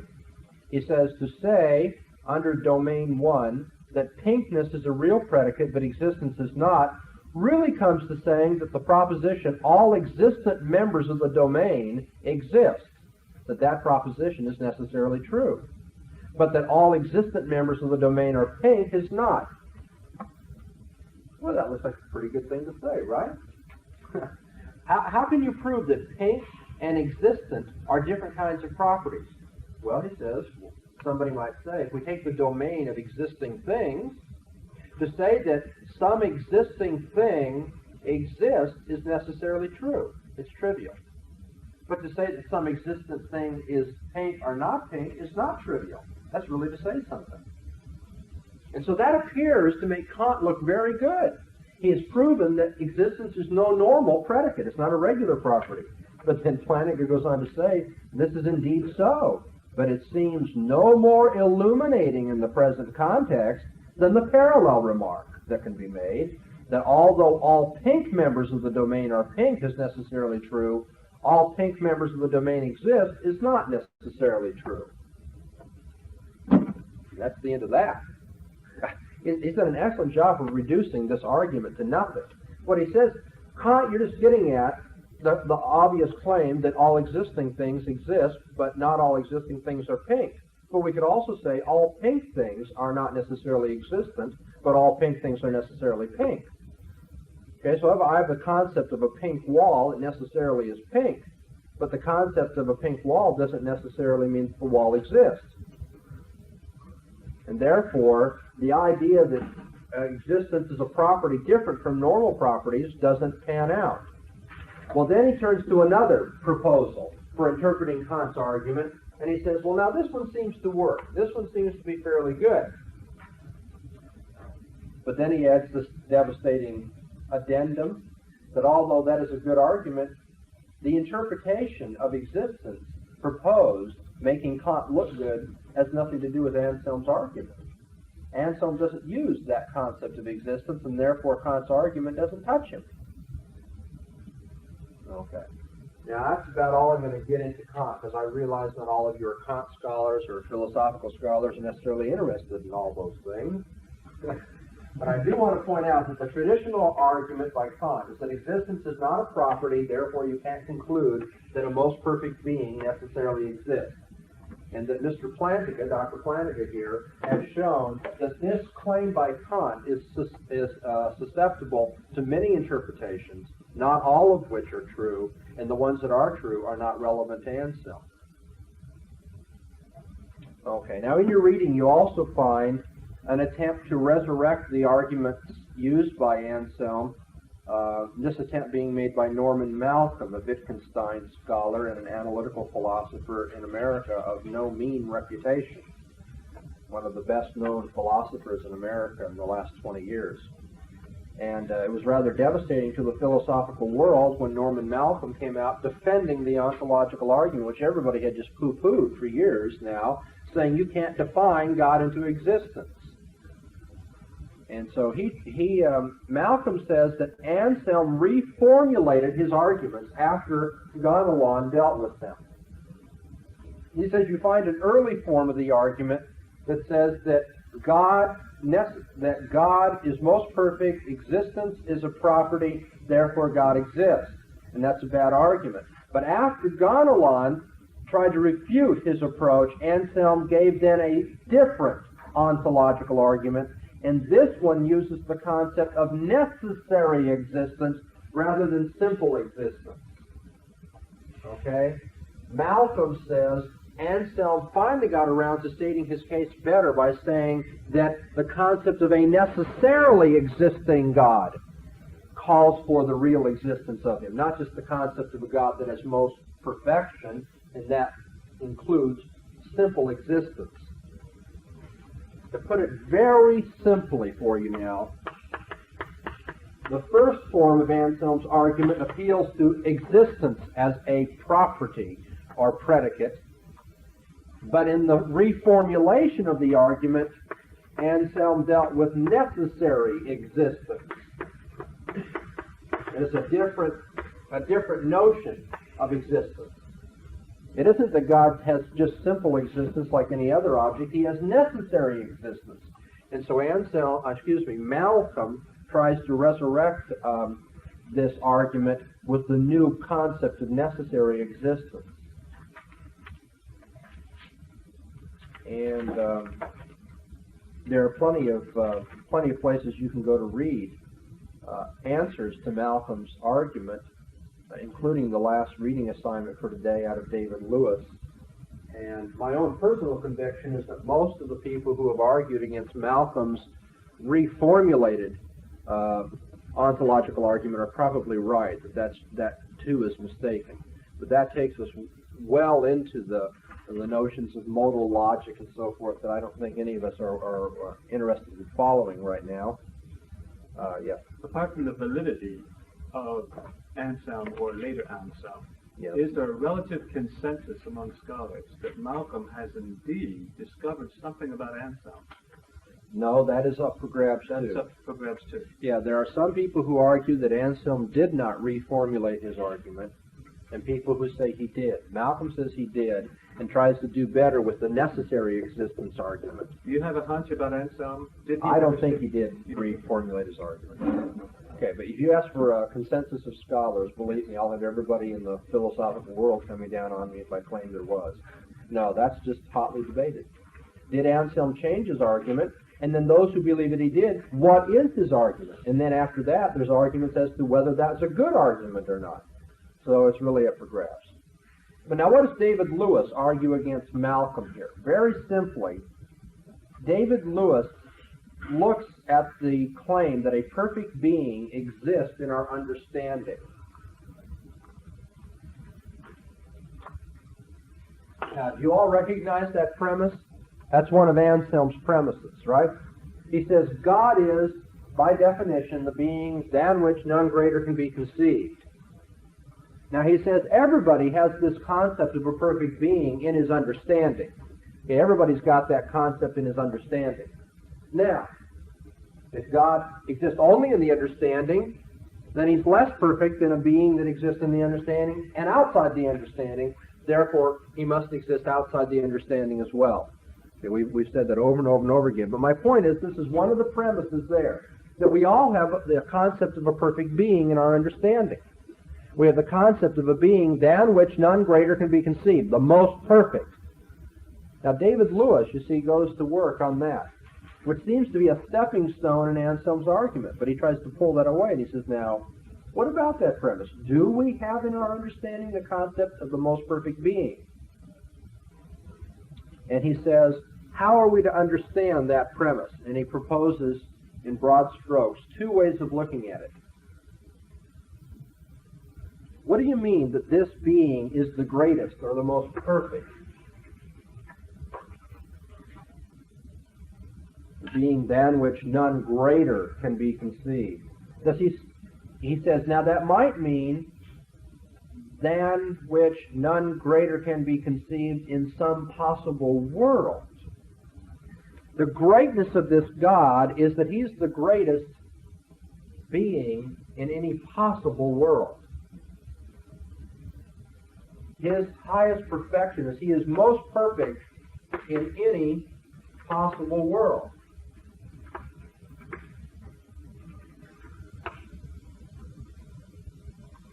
Okay? That is, this is the highest concept of a being, a concept of the greatest being, concept of the most perfect being if you're thinking of possible beings. This is, of all the possible beings, the greatest. Now let me tell you a little hint about learning philosophy. You know, you start looking at some of these formulas and you say, you know, it's late at night and I'm tired and I'm drowsy and it's awfully hard to follow this. The grammar's tough. These are new ideas. Sometimes you have to fill in some of this and make it a little more concrete. We're talking about possible beings, and we're comparing the greatness of possible beings. Now, I dare say it would have helped your reading if you would have just filled in that idea. What are possible beings? Well, think of a few imaginary beings. Santa Claus is an imaginary being, isn't he? Superman is an imaginary being. Batman is an imaginary being. What these guys are getting at is, now, which is the greatest of all those imaginary beings? Is Batman greater than Superman? Is Santa Claus greater than Superman? Is Superman greater than... All of a sudden, you guys have come alive, see? You all know how to do it now. Getting back to Anselm, however, he's saying, David Lewis says, Anselm claims that a perfect being exists in our understanding. We have the concept of the most perfect being. Now Lewis says, does he mean by that the concept of that being which is most perfect in all the possible worlds? Is it kind of like, is he greater than Batman? That is, which is the greatest of the imaginary beings? In all the possible worlds, which is the greatest? Okay, now that's one interpretation of what Anselm's saying. He's saying we all have the concept of the greatest possible being. But if you see, if the greatness of this being is the greatness in possible worlds, that doesn't prove that he exists at all. Because to say that he's greatest in the possible worlds is not to say that we have to compare him with the greatness of beings in the actual world. So Lewis's point is, if that's how you interpret Anselm, then the conclusion doesn't follow from the premise. The fact that I have a perfect being in my understanding is simply to say that in my understanding, I understand that being. In my understanding, in my mental thoughts, I'm conceiving of that being which is the greatest in any possible world. That doesn't get me into the actual world at all. And so Lewis proposes a second interpretation of Anselm's claim here. He says, what Anselm probably wants to say then is that God, the concept that I have in my understanding, is the concept of a being that is greater in some actual world. He's the greatest being in some actual world.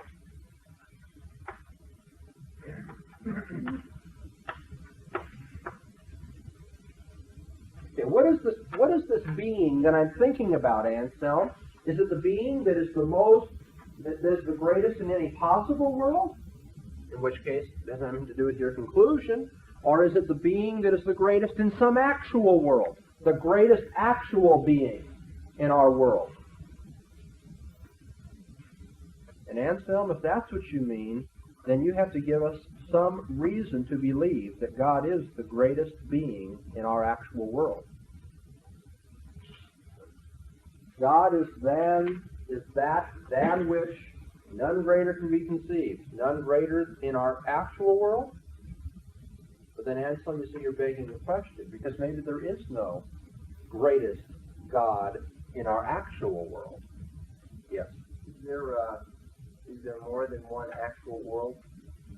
Because if there's more than one actual world, then no, there's not more than one actual world. That doesn't make any sense. Dual reality? No. There may be many possible worlds. A world where there is Wonder Woman, in a world in which there is Superman, in a world in which there is Wonder Woman and Superman, and then a world in which there's Wonder Woman, Superman, and Santa Claus. These are all possible worlds. But there's only one actual world. By world, by world you mean universe, then, not restricted to just Earth or just our solar system. Precisely. Okay. One system of reality. Yes, sir? I'm kind of hesitating to ask this question. Don't hesitate. I haven't done my reading yet, that's why. But that will make it harder. When I look at, I agree with what you're saying here. I mean, it makes sense to me. it's logical, but it seems to me that a non-believer could come up with something just as, logical from his standpoint. Well, that's what we have here. David Lewis is an unbeliever, is saying, look at this argument. It doesn't pan out. This argument doesn't work. Kant says the argument doesn't work. Ganelon says the argument doesn't work. Leibniz says there's some serious questions about the meaning of the argument. And what we've been looking at is ways of resurrecting the argument, but now it turns out that Malcolm's attempt to do better by the argument is not working out any better. That's what I'm talking about, David Lewis. That's why the reading is as it is. You have Anselm's argument, Ganelon's argument, you have Plantinga responding to Kant's critique, you have Malcolm responding to Kant's critique, but then you have Lewis answering both Plantinga and Malcolm. So this is just back and forth. Okay, so this is an attempt to show the argument's not working out. Anselm did believe that a man can fantasize. In other words, you could think about an island that doesn't exist. Sure he did. Yeah. He said that the unique thing is that in the case of God, it's a being than which none greater can be conceived. He has all the properties, not just the properties of an island. And that's how he thought he escaped Ganelon's argument. Well, we've done enough, I think, of the philosophical homework to satisfy ourselves that we haven't been irresponsible. I would like to go back now and propose another approach to Anselm, altogether different. Remember I said you could interpret him as trying to argue for God's existence from autonomous premises, being a Platonistic philosopher, a rationalistic philosopher. And thus understood, Anselm does run into all the problems that are scribbled on the blackboard now. Okay? Let me back up and just kind of rehash what we've done in this hour. I introduced the idea of arguing for God's existence. I said the ontological argument is one of three traditional arguments. It's a very difficult one. It doesn't appeal to intuitive concepts like the others do. It is purely rational. The idea, the very concept of God proves that he exists. Okay, then we looked at Anselm's statement of the case. And now we've been considering arguments against this. I'd like to suggest now that Anselm, although he equivocates on this, may have been arguing in a presuppositional fashion in the following sense.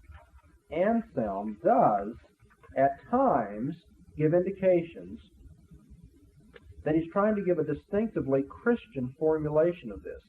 The document, the proslogium, is in fact written as a prayer, isn't it? That's interesting. He's not arguing in the presence of an unbeliever. He's arguing in the presence of God.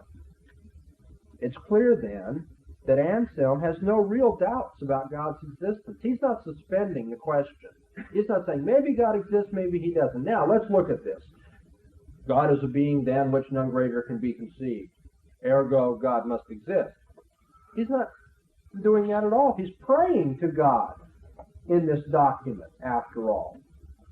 I want you to notice this. In your reading assignment, look at page 12. The opening words, "And so, Lord, do thou, who dost give understanding to faith, give me to understand that thou art as we believe. We believe that thou art a being than which none greater can be conceived." Anselm's praying to God for greater understanding of what he already believes. Look at page 13, just below the middle. Well, I'm sorry, right at the middle. "So truly, therefore, dost thou exist, O Lord my God, that thou canst not be conceived not to exist, and rightly. For if a mind could conceive of a being better than thee, the creature would rise above the Creator, and that is most absurd. God, I realize that you're the greatest. I'm praying to you as the greatest. I'm asking you as the greatest to give me understanding." Look at page 14. Anselm suggests at the very end of the reading there, he says, "I thank thee, gracious Lord, I thank thee, because what I formerly believed by thy bounty, I now so understand by thine illumination, that if I were unwilling to believe that thou dost exist, I should not be able not to understand this to be true." He is saying, God, I realize you granted me belief in your existence, but now you've granted me understanding of that. That of course, given who you are, you must exist. He says, I had faith, You've now helped me to understand it better. You have enriched my faith with a greater comprehension of how for a Christian you must be thought of as necessarily existing. And then I think a very important passage, page 19. Anselm is answering Gonalon now. And Gonalon has suggested that this concept of God that Anselm has given us is not really in the understanding after all. Anselm says, God is that than which none greater can be conceived. And Gonalon says, well, I'm not sure that that's in my understanding at all. And look at how Anselm answers him. This is the second paragraph in the very middle. He says, but I call on your faith and conscience to attest that this is most false. He says, I call upon your faith, I appeal to your conscience. You know very well this is what we mean by God. Gonalon?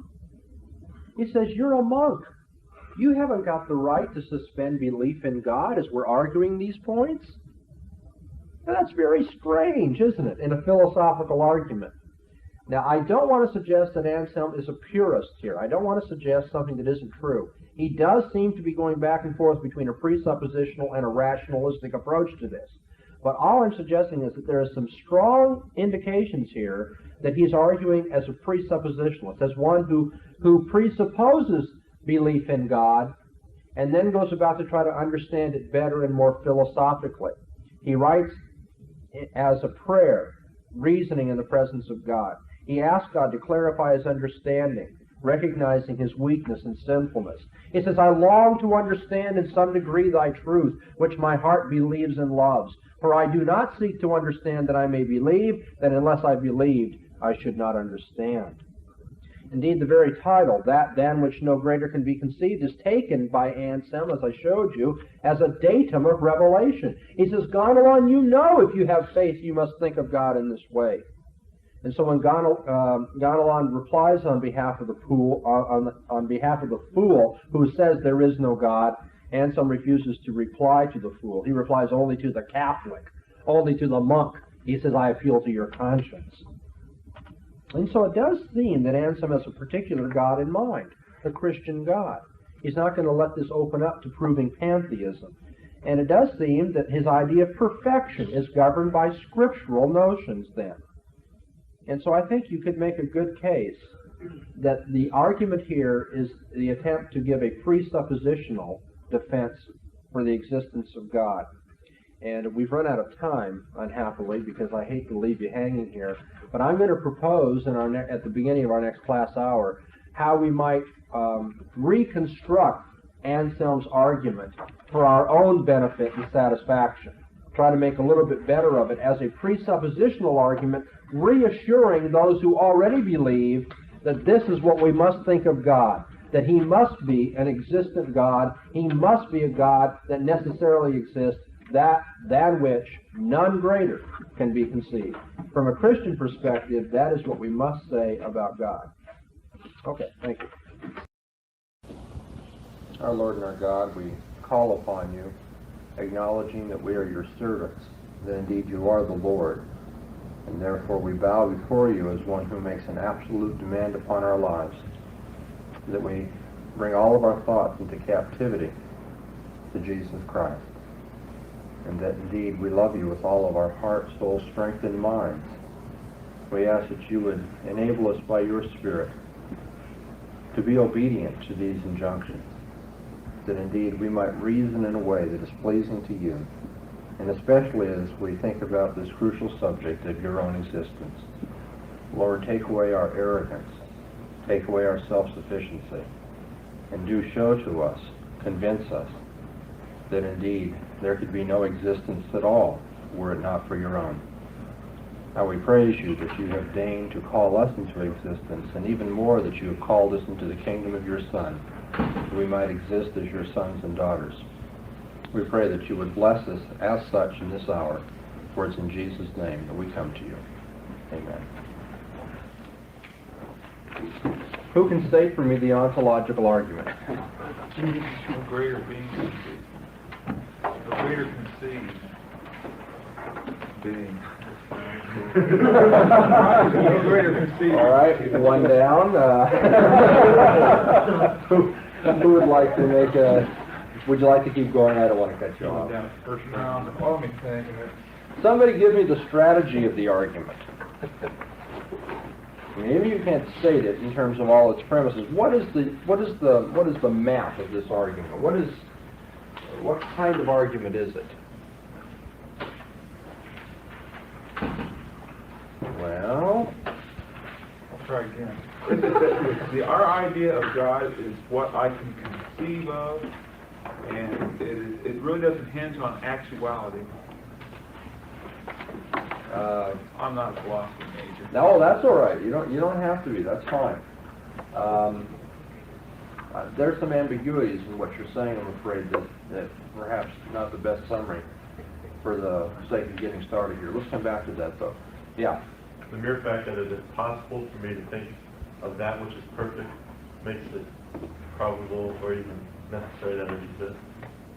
The question of probability is altogether out of the story here, because this is a proof that appeals to a priori notions and to pure reason.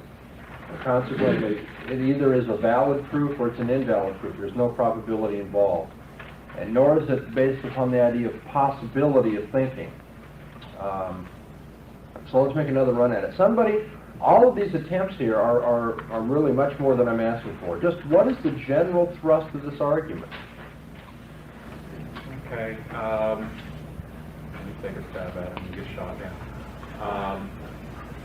Okay, God exists.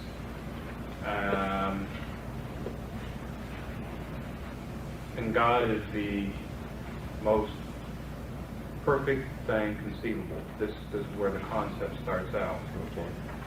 And if he is the most perfect thing conceivable, then God exists.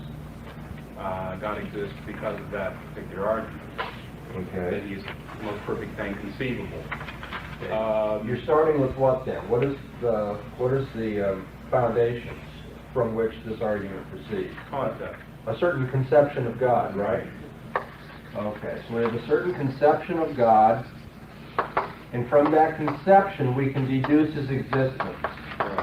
Now this is the heart of the ontological argument, and this is what everybody should be able to state, what in your own words if you wish, but this is what everybody has got to have down, even if you can't fill in the premises or do what you would consider a sterling job of stating the case so that others might be convinced. You should at least know that this is what we're trying to do in this kind of argumentation. An ontological argument deduces existence from a conception. The very conception of God requires his existence. It's a rational argument in that sense. You don't have to know anything about the world to see that this argument's true. You don't have to appeal to any facts from your experience. If you just know that God is that than which none greater can be conceived, and you start to think about the fact that that which exists outside the mind is greater than that which exists in the mind, then by the very conception of God we must deduce his existence. All right? What's wrong with the argument? Okay. First of all, you by starting off with conception, you can't prove whether you've got to, how do I want to put it? God, well, it's arguable because of the point that it's a conception, and it can't be, no, it just can't really be proven. I hear you talking, I just don't hear any good reasons for what you're claiming, okay? And someone undoubtedly say to you, but don't you see the very conception of this God demonstrates that he must exist? I mean, you say it can't be done, but all you have to do is look at the definition of God. It's been done. You've already granted his existence by saying that God is that than which none greater can be conceived. But only conceptually. Only conceptually what? Have you granted his existence? You're supposing that there are two cases involved. That to conceive of his existence is the same as his existence. Okay, now who expresses this argument in our reading? That's a harder question than Because that. you either are equivocating here, I don't think you are, or you're not. And if you're not, you probably will recognize that your argument comes from David Lewis. Lewis distinguishes between the greatest being in a possible world and the greatest being in an actual world. Now, I may conceive of that which is the greatest in some possible world, okay? Remember the possible world we were talking about last time. The possible world where you have Superman and Batman and you have Wonder Woman and... okay, now that's a possible world. Now, is God the greatest being in that possible world? And is that what you're thinking of, Anselm? Are you thinking of God as being the greatest in the actual world? To think of God as being the greatest in the actual world is simply to think of that. It isn't to show that he is the greatest being in this actual world. It's only to think of him as being in the actual world.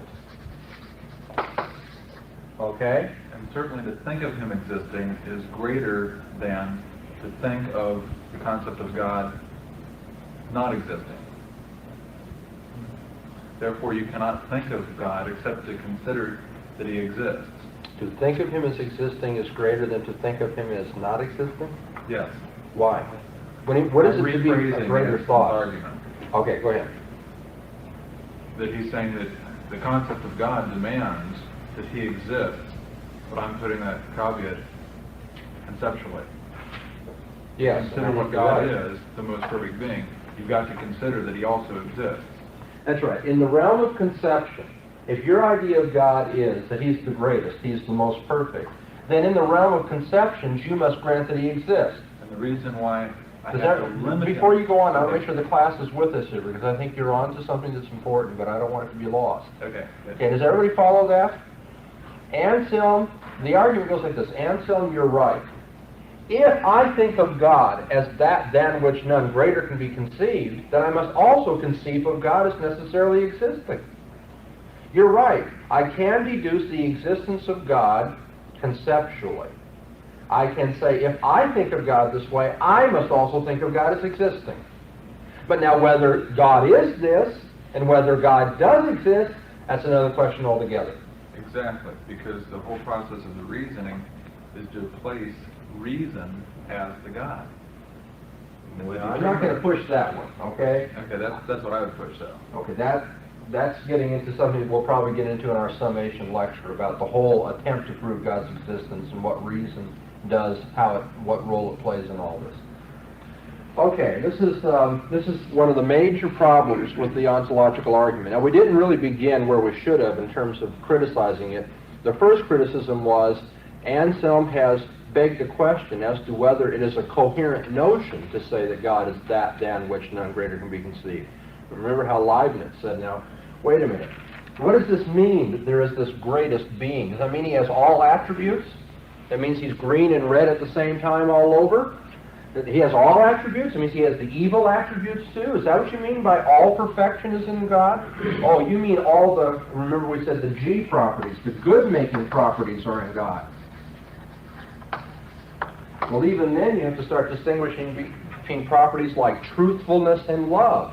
Because you see, there is a highest limit to truthfulness, but there is no highest limit to love as a matter of conception. And so to say that God has all these attributes in the highest degree is not even to make sense in some cases. There's no such thing as someone who is more truthful than another once you've got someone who tells the truth all the time. And so if we have the idea of a man who tells the truth every time the question arises, to say that God is truthful par excellence is not to say anything more but that God always tells the truth. And so you begin having difficulty even talking about a most perfect being in the Anselmian way. And that's what Leibniz was getting at. Now, Gonalon, remember, had a reductio ad absurdum of Anselm's argument, talking about the lost island, the most perfect island. And while Anselm responded to Gonalon, that has remained, at least in the history of this argument, something that has to be taken account of. What was Kant's argument against Anselm? Existence is a property. Very good. Okay. God is most perfect. Existence is a perfection, which is the medieval way of saying a property, of course. Okay, existence is a perfection, therefore God exists. Existence is not a perfection, Kant says. Existence is not an ordinary property that you can add to a notion to make it a different one. It doesn't make it a different notion. Consequently, the argument is faulted because the second premise is not right. Now, Alvin Plantinga responded to Kant. And can somebody tell me the strategy in Plantinga? Just the strategy. We're out of hands. No, you okay. I think he made a reference to kind of an island that was built somewhere. That's what. No, that's Gonalon. Okay, the monk who responded to Anselm. What is Plantinga's strategy for dealing with the Kantian criticism? It's very simple. Whenever I'm lecturing, by the way, I think you'll find it helpful. When I talk about strategies and maps and so forth, that's when you want to write an awful lot. Because that means we're getting down to the structure of what's going on here conceptually. Plantinga's argument, as I told you the other day, is this. To deny that existence is a perfection or a property calls for some interpretation. What does Kant mean by that?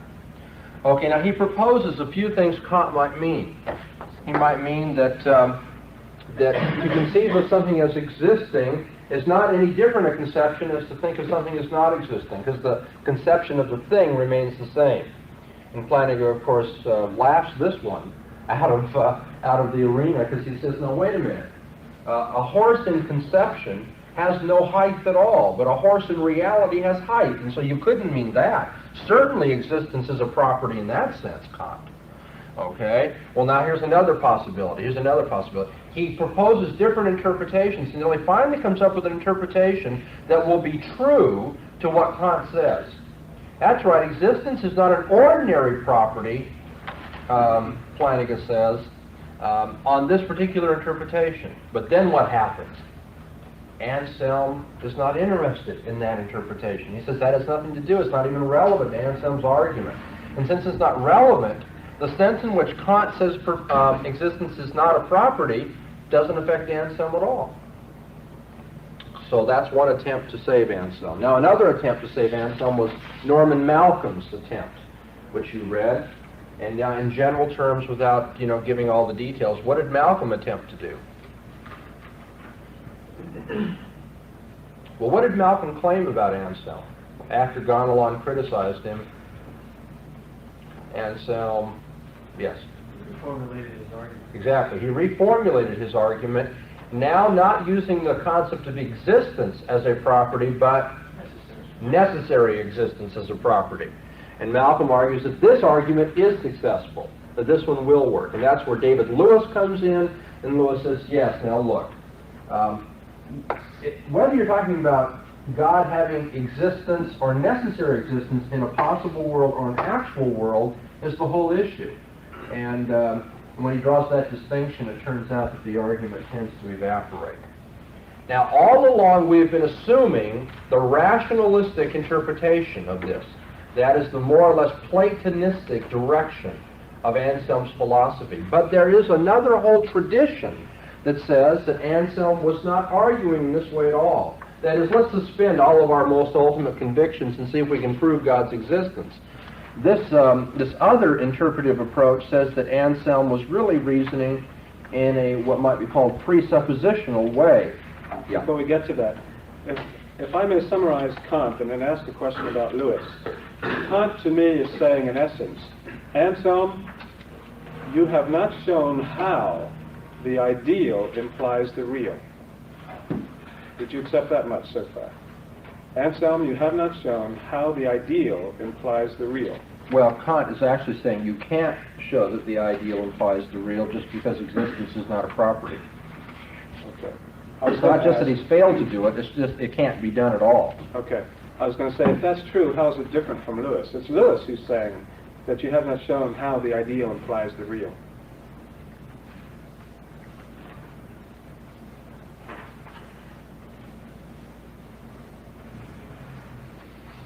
Okay, I'll buy that as one. I was equating Kant and Lewis. Yeah, Lewis that really almost trivializes Lewis's thing, and that's why I think if he were here, he might be chafing a bit by your description of his argument. Is anyone? But I think that is the underlying thrust of his argument, so I'll accept it. Is anyone critiquing him by saying, Anselm, you haven't shown how the ideal implies the real? Well, that is the attempt being made by everybody. I mean, that is the general description of all refutations. Okay. Is to say you've got a definition, you've got an ideal, you've got a conception, doesn't prove that it's actual. Yeah, and what we've been looking at are different ways of doing that. The reductio ad absurdum of Ganelon, okay, the denial that existence is a predicate in Kant, and so forth. This distinction between conceiving of something in a possible world, conceiving of something in an actual world, in David Lewis, which is the more sophisticated argument. Okay, but now let's clear the register, okay? We're going to take a different approach to Anselm, the approach that says he's really reasoning on the basis of a Christian presupposition. Remember that Anselm writes this document as a prayer. He is reasoning in the presence of God. He is not reasoning to somebody who denies the faith. When Ganelon questions some of his reasoning, Ganelon says, I don't have this conception of God than which none greater can be conceived. And immediately Anselm says, oh, I appeal to you as a Catholic monk. You certainly do. You have faith. You trust the Scriptures. You know this is our conception of God. And so it becomes rather evident in the way that he deals with criticism, in the way that he's writing, the way he addresses God, the way he says, help me think this through, God, so that my faith will be enriched. So having once believed in you, I might now understand what I believe. It's rather clear to me that at least in some areas of this discussion, in the proslogium, that Anselm is trying to reason out from within the Christian world and life view. And that's what I'm getting at. We have to take a different approach to him now. He's trying to set forth the role of God's existence within the system of Christian faith. Not trying to prove the Christian faith to somebody who wants to deny everything, all the presuppositions, but he says for us as Christians, this is the role God's existence has. It's necessary. If you understand the Christian idea of God, then God must exist, at least within that framework of thought. God is necessary existence for us as Christians. His existence isn't just like any other kind of thing, like maybe a 68 Thunderbird. You know, it isn't as though it might exist, it might not exist. It's not like us. We might have been born, we might not have been born. God exists necessarily. Okay, so this is an approach we can take to Anselm as well, and I'd like to play it out here for a few moments. I've read you the quotes from Anselm. Let me give you a reconstruction of his argument. It would seem that the proof is an appeal to one's most basic commitment, and that his commitment with respect to a paradigm of perfection. What, to your way of thinking, what in your most ultimate commitment of life and thought is the paradigm of perfection? Anselm says for us as Christians, it's God. God is the paradigm of perfection. And that, there's two things going on here. Get all this rationalistic stuff off the board. There's two things going on here. We need a paradigm of perfection. And Anselm says for Christians, this is God. Moreover, this claim that the paradigm of perfection is God is a most ultimate claim. It is our presupposition, to use the modern language. Okay, note that God is the paradigm of perfection, and this is a presupposition for a Christian. Now, this is rock bottom. I mean, there's nothing that goes beyond this sort of reasoning for us. You take this away, you take away our faith. This is one of the defining Christological features of Christian faith, that God becomes the paradigm of perfection. And so for Christians, the God of Scripture, our paradigm of perfection, must exist. He must exist because otherwise all other evaluations, all other predications, all other descriptions of the world will be meaningless. If the paradigm of perfection doesn't exist, then there can be no perfection or property attributed to anything. That is, this is showing, if you will, the logic or the grammar of Christian faith. Here's how Christian faith operates. You deny God's existence as far as our world and life is considered, and nothing else has meaning. Nothing else has any perfection or property.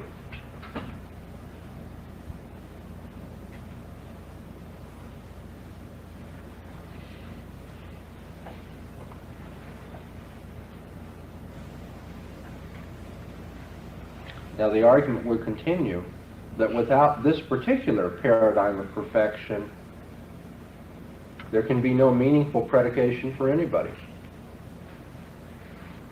Okay, I show you the logic of Christian commitment. God is the paradigm of perfection, and if you deny that paradigm, everything else is meaningless. Now, Anselm might add, and the unbeliever has no competitor. The unbeliever can't even offer another paradigm of perfection that will allow for meaningful predication, meaningful description, attribution of properties to things. Nothing else can be perfect in terms of the unbeliever's world and life view. And that argument could be continued, it seems to me. I'm not going to spend a lot of time on it, but it would be something like this. That which is most perfect for a Marxist is the material dialectic in history. But of course, since there is no God, no sovereign personal God controlling whatsoever comes to pass in Marxism, the dialectic, the materialistic dialectic of history, is predicated on a metaphysics of randomness and chance. But if that's true, if what lies behind everything is chance, to put it very simply, then whenever a perfection is attributed to something, a property attributed to something by a Marxist, that can't really make sense because it's only an appearance. Because chance, really, the irrationalism of history, makes it impossible to say anything for sure about anything else.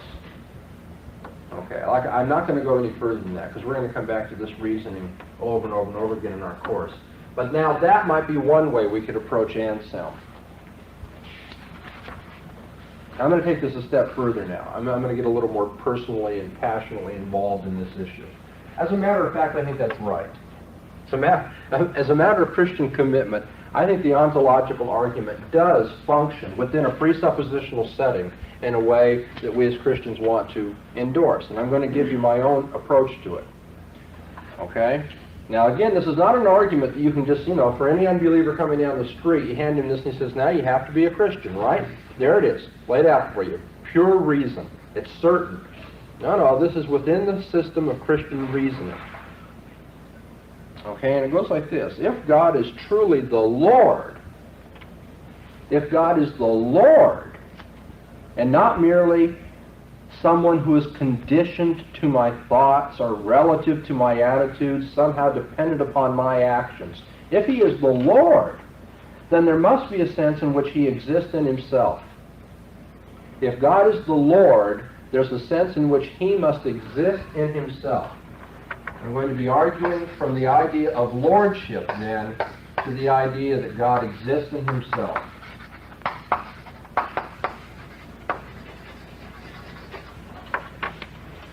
God makes an absolute demand upon man as the Lord.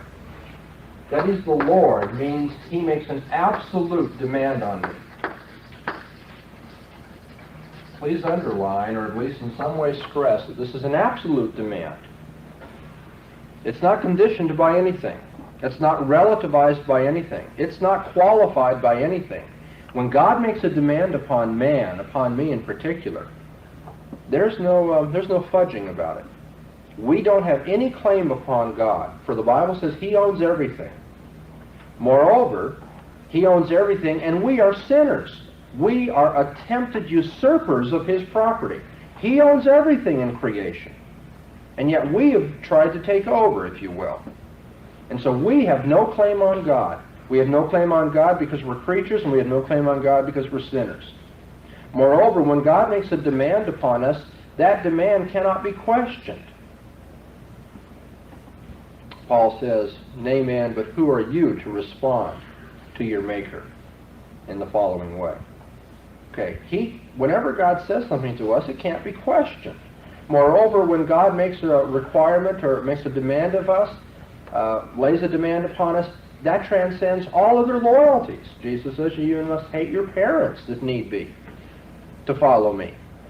Nothing takes precedence over the demand of God. Nothing. It supersedes all other loyalties, and it covers all areas of life. So whatsoever we do, whether it's eating or drinking, we must do to the glory of God. Look at this absolute demand. It can't be questioned. It supersedes all other loyalties, and it covers every domain of life. And if that's the case, then God, as the Lord, is our ultimate standard. God's not accountable to us. He is the ultimate judge. He is the ultimate standard of all things.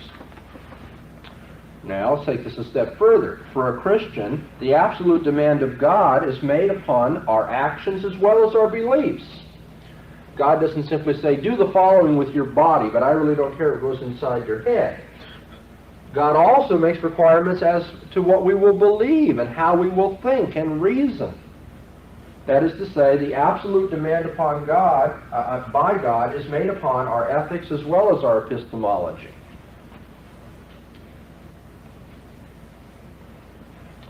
Now, if God is the Lord and makes an absolute demand in ethics and epistemology, then I would argue that this absolute demand in ethics and epistemology implies an absolute demand in the realm of metaphysics.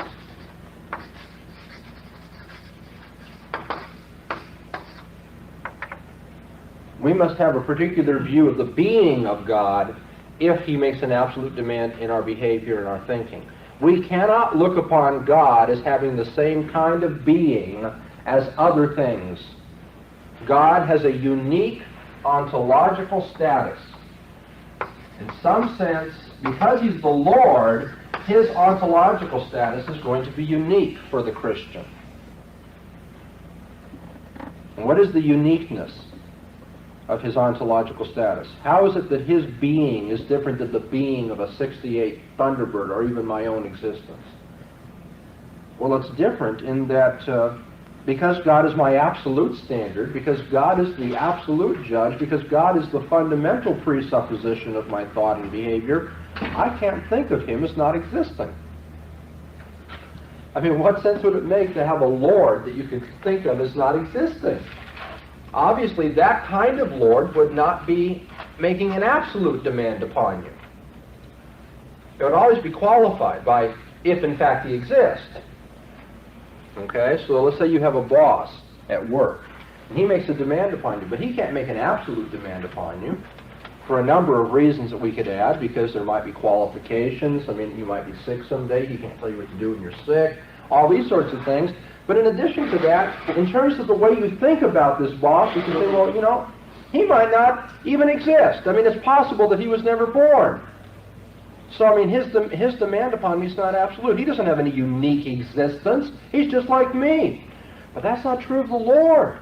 The Lord makes an absolute demand, in which case I can't think of him as somehow qualified in his being any more than I can qualify his demand upon me. You see, if I did think of him as not existing, then I wouldn't be submitting my thoughts to him, would I? And is it obedient before God to pretend that he doesn't exist? Of course not. I wouldn't be regulating my life according to him if I thought of him as not existing. And therefore, I cannot think of God's existence as somehow questionable or contingent. Well, let's kind of wrap this all up here and see what we've been saying then.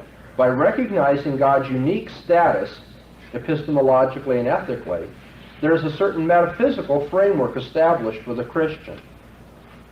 And that entails what we will call now the necessary existence of God. The very uniqueness of his existence, his ontological status, is that he exists necessarily for the Christian. And so unlike the autonomous spirit, which feels it needs no revelation from God, this form of the ontological argument is based on Scripture and has, if you will, a religious ethical orientation. It has a religious ethical force to it. To really understand the conception of God presented in the Bible is to conclude that he cannot but exist. Let me say that again. To really understand the conception of God as presented in the Bible is to conclude that he cannot but exist. He necessarily exists if you understand the Christian conception of God as Lord.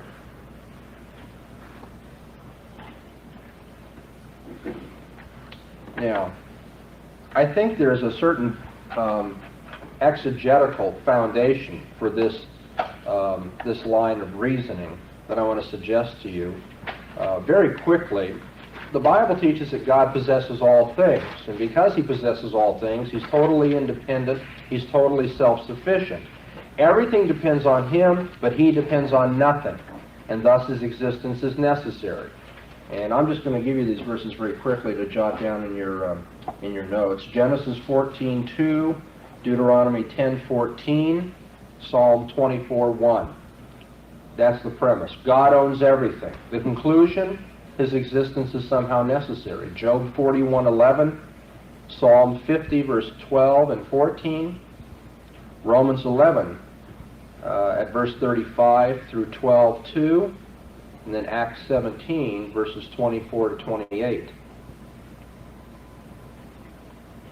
Consider also the polemic against idolatry in the Bible.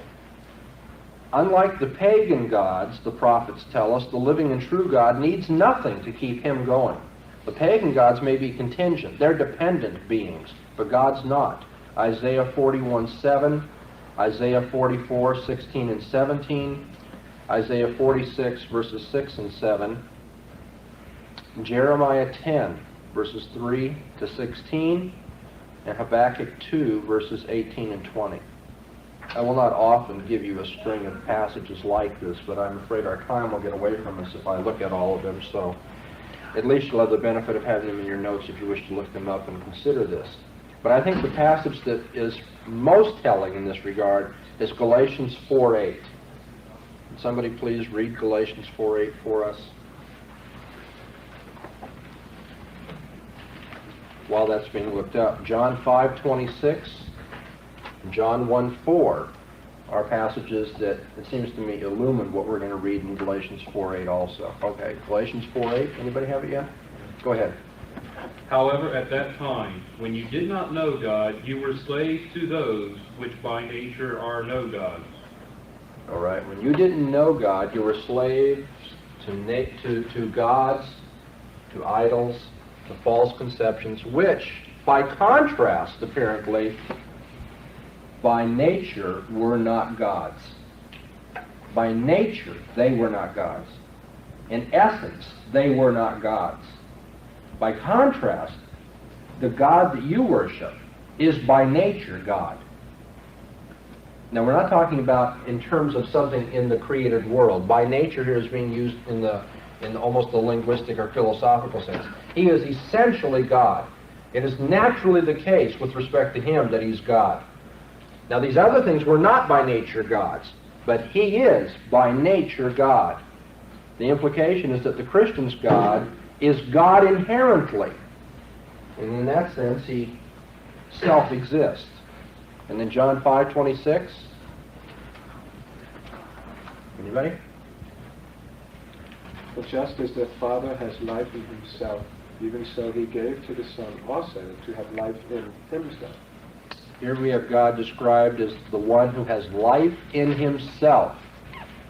Now, it's certainly a richer conception than existence to be true, but it's at least existence. He self-exists if life is in himself.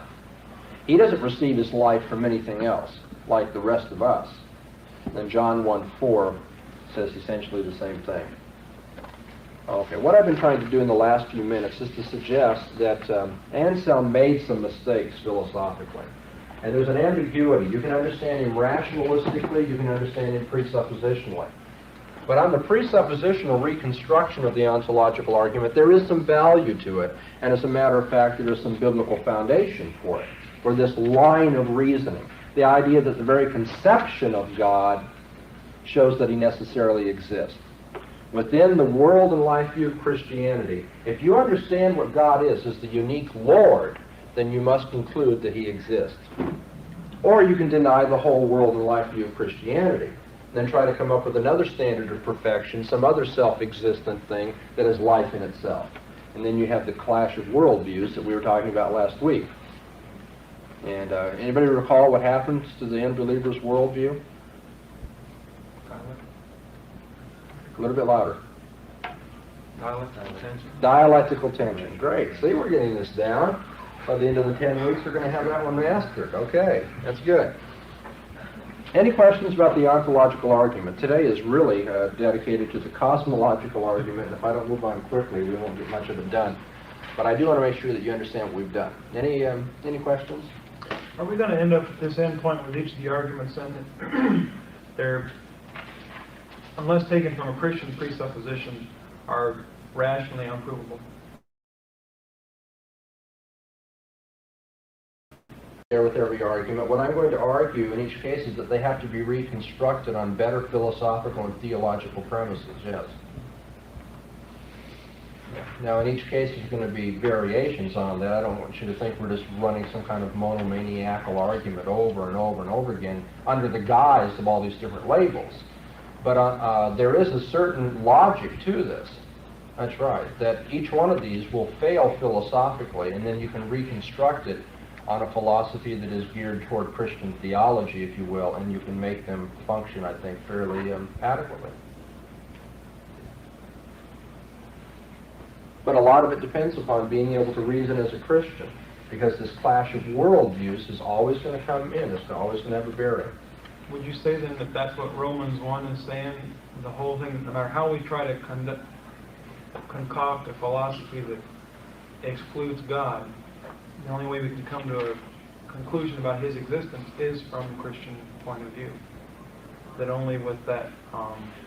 Well, if you add to that, Paul says that it's unavoidable that you have the Christian point of view.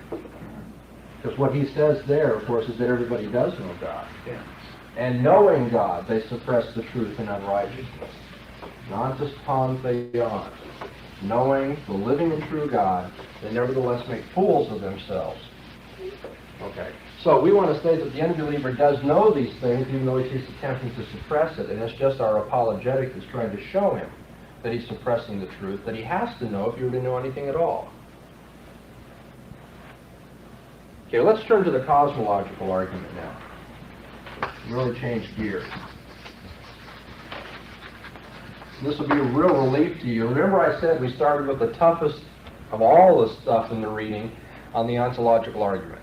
That's the kind of weed the sheep from the goats, I guess. If you can make it through that, you can make it through the rest of this. Everything else is easy by comparison to the ontological argument. And the reason for that is that the ontological argument makes no claim to be a philosophical explication of some intuitive notion. But the cosmological argument, by contrast, is something that everybody's supposed to think about. I mean, this is rather obvious. It's common sense. It's something you have an intuitive grasp of. The ontological argument, you have to learn some philosophy to be able to make that one work. But everybody can reason this way. It has a certain obviousness about it, it is thought. Okay, so we're going to move into some easier terrain, although the philosophical issues are going to be stiff, to be sure. Let me say a word or two about Aquinas before we talk about the cosmological argument itself. St. Thomas Aquinas. First, a word about faith and reason. We're going to come back to this in our evaluative lecture in a week or so. Natural reason, according to Aquinas, operating apart from revelation, is able to discover many things, not only about the natural world, but even about God. That is, reason that is not dependent upon God's revelation is able to discover many things, not only about the world itself, but about God, in particular his existence and his major attributes. Now, other things are known about God only on the basis of special revelation, Aquinas says, and therefore can be received only on the basis of faith. For instance, we wouldn't know that God was triune, we wouldn't know that the world was created out of nothing unless he had told us so. We receive those things by faith. But there are some things which are provable by natural reason, apart from faith. Now, it turns out that things provable by natural reason are also revealed in the Bible, and that's for the sake of those unable to prove them on their own. Okay? So, if you will, this is a pejorative way of putting it, but I have a pejorative attitude toward it, so I guess it's appropriate. God does tell us certain things in the Bible for the sake of those who can't do their philosophical homework. Sophie the washwoman can't work out these proofs, and so God does condescend to tell her these things. But nevertheless, those things are also provable by natural reason. And then there are other things which are not provable by natural reason, which neither Sophie the washwoman nor the greatest philosopher ever living could prove, and God expects us to receive them on the basis of faith, like the Trinity. Well, that distinction between natural reason and faith does leave reason autonomous. Well, autonomous within its own sphere, to be fair to Aquinas. It's not totally autonomous, but within a certain range it is autonomous. And even there, Aquinas was, I think, right to say that faith has veto power if it should turn out that the way you're reasoning contradicts something found in the Bible. That is, that would force you to go back and try to work things out again. You've made some mistake, even though you didn't notice it up to this point. But it's this whole idea of reasoning being self-sufficient, no dependence upon revelation at all, that I'm later going to want to talk about. Thomas develops his basic metaphysical scheme out of Aristotle, it turns out, because it makes no difference that Aristotle was a pagan, because in this realm of natural reason, we can get along quite well with that revelation. And then after he works out his metaphysical scheme that is Aristotelian by everybody's sophisticated perception, he then goes and fits the data of Scripture onto that scheme as best he can.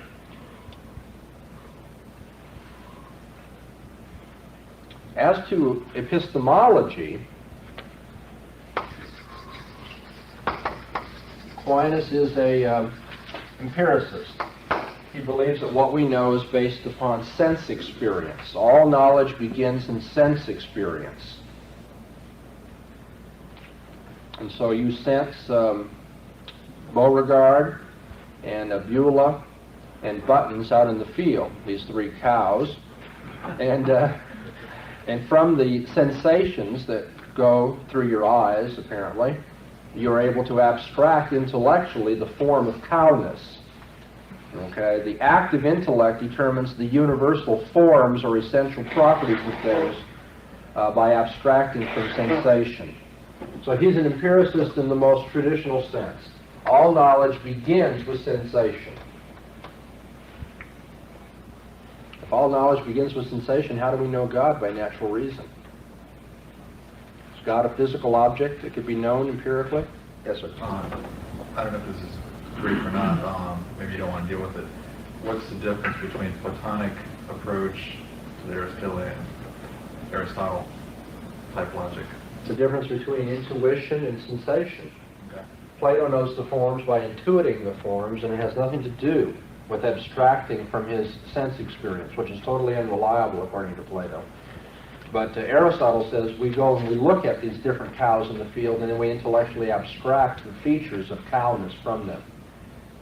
And the gentleman behind you, I thought, was raising his hand. I was going to say, does he hold to any kind of intuitive thought or intuitive knowledge? As a matter of fact, Aquinas does not have what might be considered the most integrated epistemology, because later on in his life he gave up writing his magnum opus in theology and apologetics, because he said he had had a... Sounds like I'm being unduly harsh on the poor saint today. I'm not trying to do that, but I mean there are some real questions we have to at least ask, and if you're satisfied then that's fine, and if you're not, well then you're going to look elsewhere. But anyway, this much must be known by way of background to Aquinas. Oh, how do we know God if he is not a physical object? That's where we were in our discussion. All knowledge begins with sensation. Aquinas says we know him in three ways. The way of causality, the way of remotion, and the way of eminence. One, the way of causality, attributing to God the ability to cause the things which we know and experience. Okay, we only experience thunderbirds and cows and other such things, but after all, there has to be some cause for those, and that's what we call God. The way of remotion, which is traditionally called the via negativa. We know God by negating the things we find in experience. We can learn what God is not by distinguishing him from all that is merely finite, all that is creaturely. Okay, so God is not physical. He is not limited to certain times and spaces. And then the way of eminence, we ascribe to God in utmost degree every perfection known in our experience. He is most loving, most just, all-knowing. Okay, we know people that know things. We know people who are loving. We know people who are just. But God is all those things par excellence. So the way of eminence, he is the greatest degree of these things. The way of negation, he is not any of those things which are merely finite and creaturely. He is not temporal or spatial. And then the way of causality, he is the explanation for those things that we do find in sensation. Okay, let's go now to the cosmological argument in particular. This by way of background, so you know why he reasons the way he does.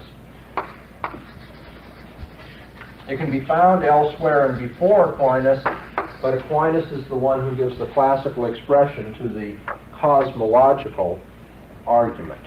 And the cosmological argument is found in what is called the five ways of proving God.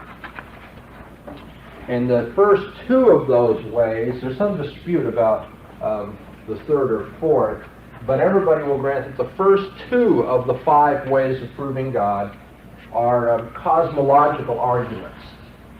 What is it that makes something a cosmological argument? We're back to our map, the structure of argument, so this is where everybody wakes up again for a while.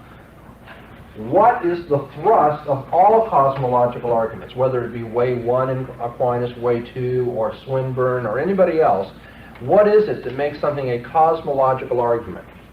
Well, remember now, let's just do a little review. An ontological argument reasons from the conception of God to the existence of God. By contrast, a cosmological argument begins by saying, notice some fact about the world, okay? Note some fact and experience.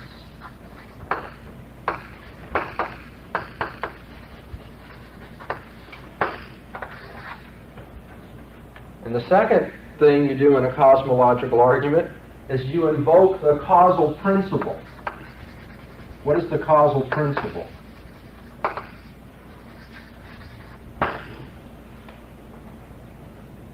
Many popular Christian apologists attempt to state the causal principle in a way that trivializes it when they say that every effect has a cause. Why is that a trivial way of expressing the causal principle? It's redundant. It's redundant, but effect is just defined by something that has been caused, and cause is defined as that which gives an effect. So, of course, every effect has a cause. It's true by definition. So what is a better way to express this that doesn't trivialize it? By the way, if you want an example of that, some of you are familiar with the work of R.C. Sproul. And Sproul tries to make his cosmological proof rest upon the idea that every effect has a cause. What's going to be the problem if you say every effect has a cause and try to prove that God is the author of the world? Well, the argument will have to go like this. Every effect has a cause. The world is an effect, therefore the world has a cause, which we call God. What's the unbeliever going to say about that argument? No. That's another argument that comes up. But if every effect has a cause, how do we know that the world is an effect? See, that's the point. Why categorize the world as an effect? To say that it's an effect is to beg the question. It's to say it must have a cause. And so it turns out that that's why I say it trivializes the cosmological argument to do that. Because the unbeliever is immediately going to say, but I don't categorize the world as a whole as an effect. I categorize it as a cause. And therefore I don't have to go any further. I don't have to go a step back to God.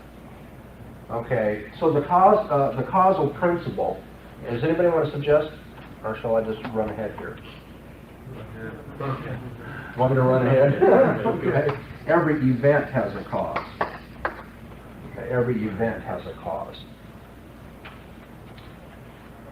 So we note some facts about the world, something in our experience, then we invoke the causal principle. What sort of thing might we what sort of thing might we invoke about our experience? What do we want to note?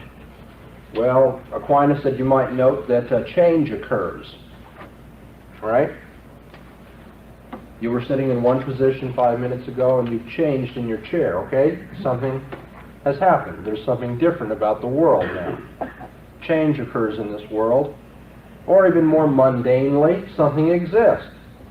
Hardly the sort of premise anybody's going to want to question. There's something exists, okay? So if you note this, that something exists, or you note that change occurs, and then you appeal to the causal principle that every event has a cause, what's the conclusion? There must be a series of cause and effects that precede what we have noted in our experience. Okay, so let's say we've noted the change of a young man to an old man. Now, if we see this change and we appeal to the causal principle, then there's going to be a series or a sequence of causes and effects that precede what we have noted, that is, the aging of the man. Okay, but that doesn't complete the argument, does it? Okay, if you will, you can call these the first two premises, and this is a sub-conclusion. But now, another premise has got to be added, and Aquinas adds that immediately. And what is it? What is the missing link? He's proven a series only. Now he's got to do something to get to God. The conclusion is going to be, down here, that God exists. Again, many evangelicals, I think, misconceive the cosmological argument by going simply from here, if you will, from 1 and 2 to 5. But that is not right, and it's philosophically horrendous to think that you can do that. What you prove is a series, and now you must add another premise, and from the series you'll get to God. And that premise is? You cannot have infinite number of causes. You must come to the, ultimately, you must come to a first cause. Very good. You have to deny an infinite causal regress.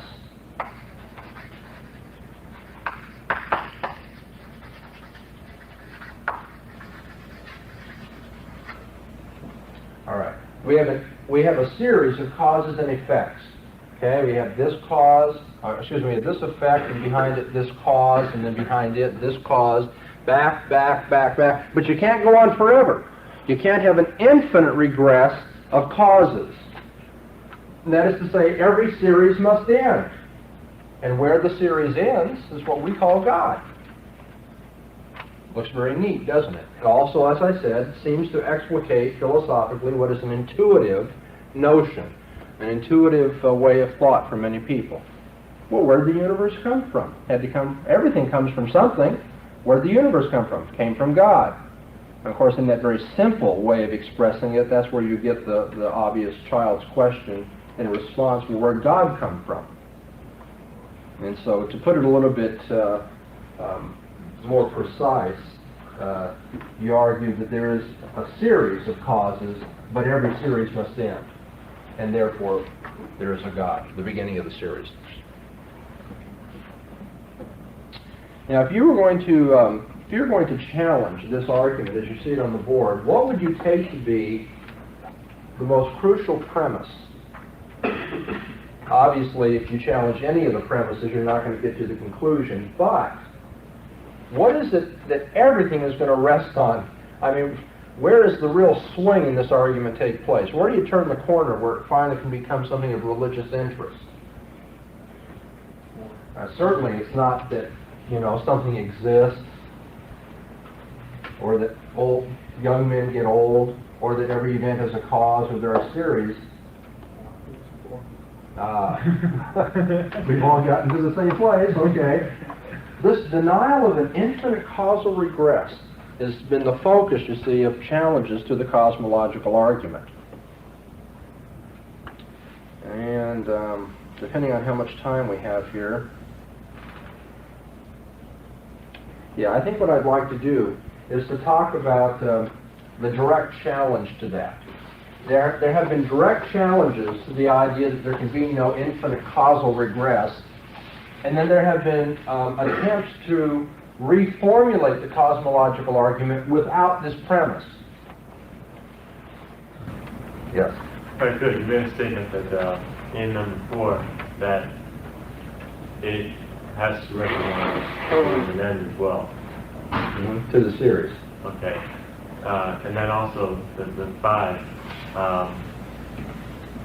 Wouldn't someone bring up why does God have to be that cause? Aquinas' answer to that is that becomes a linguistic thing. That's just what we call God.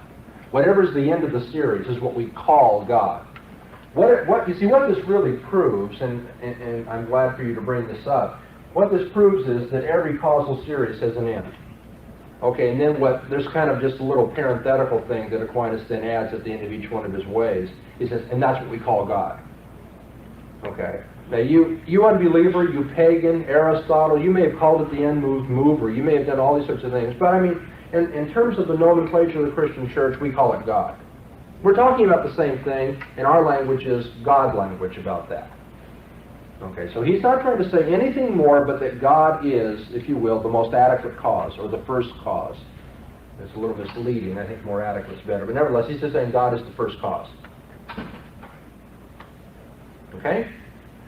Nothing more is being imported. He may not be personal. He may not be a very nice person. If he is personal, he may not be very powerful. He may not be this. He may not be that.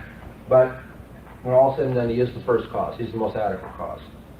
Now, there are 2 strategies that you can take. You can challenge number 4.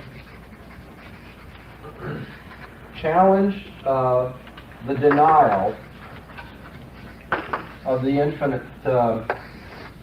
causal regress, and then try to overcome the challenge, or you can grant the challenge. You can say, okay, we give up.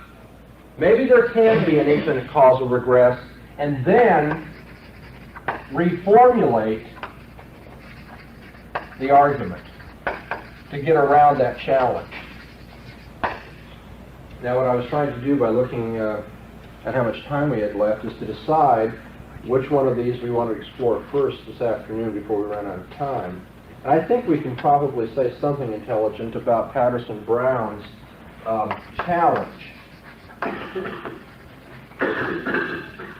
You all have read Patterson-Brown for today, and what he attempts to do is to explain the difference between an infinite causal regress that Aquinas could accept and an infinite causal regress that Aquinas would have to reject. Okay? Let's put it this way. There's at least 2 varieties of infinite causal regresses.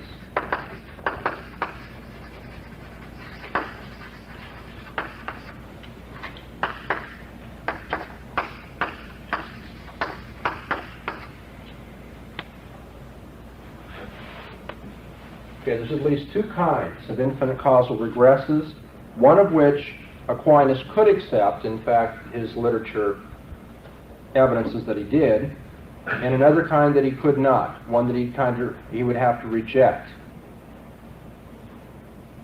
Okay? The kind that he rejected, turns out, is a very special kind.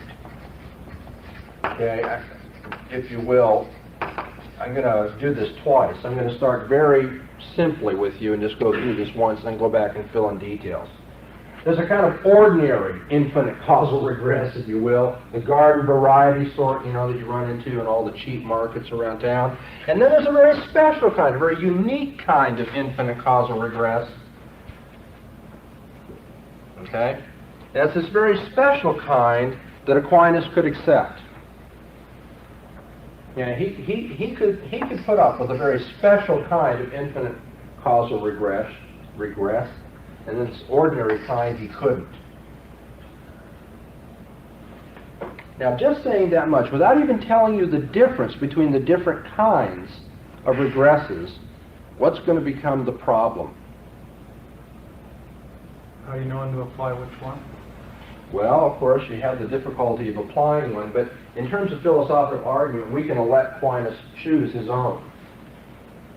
Okay? But Aquinas is going to be choosing the special kind. The special kind.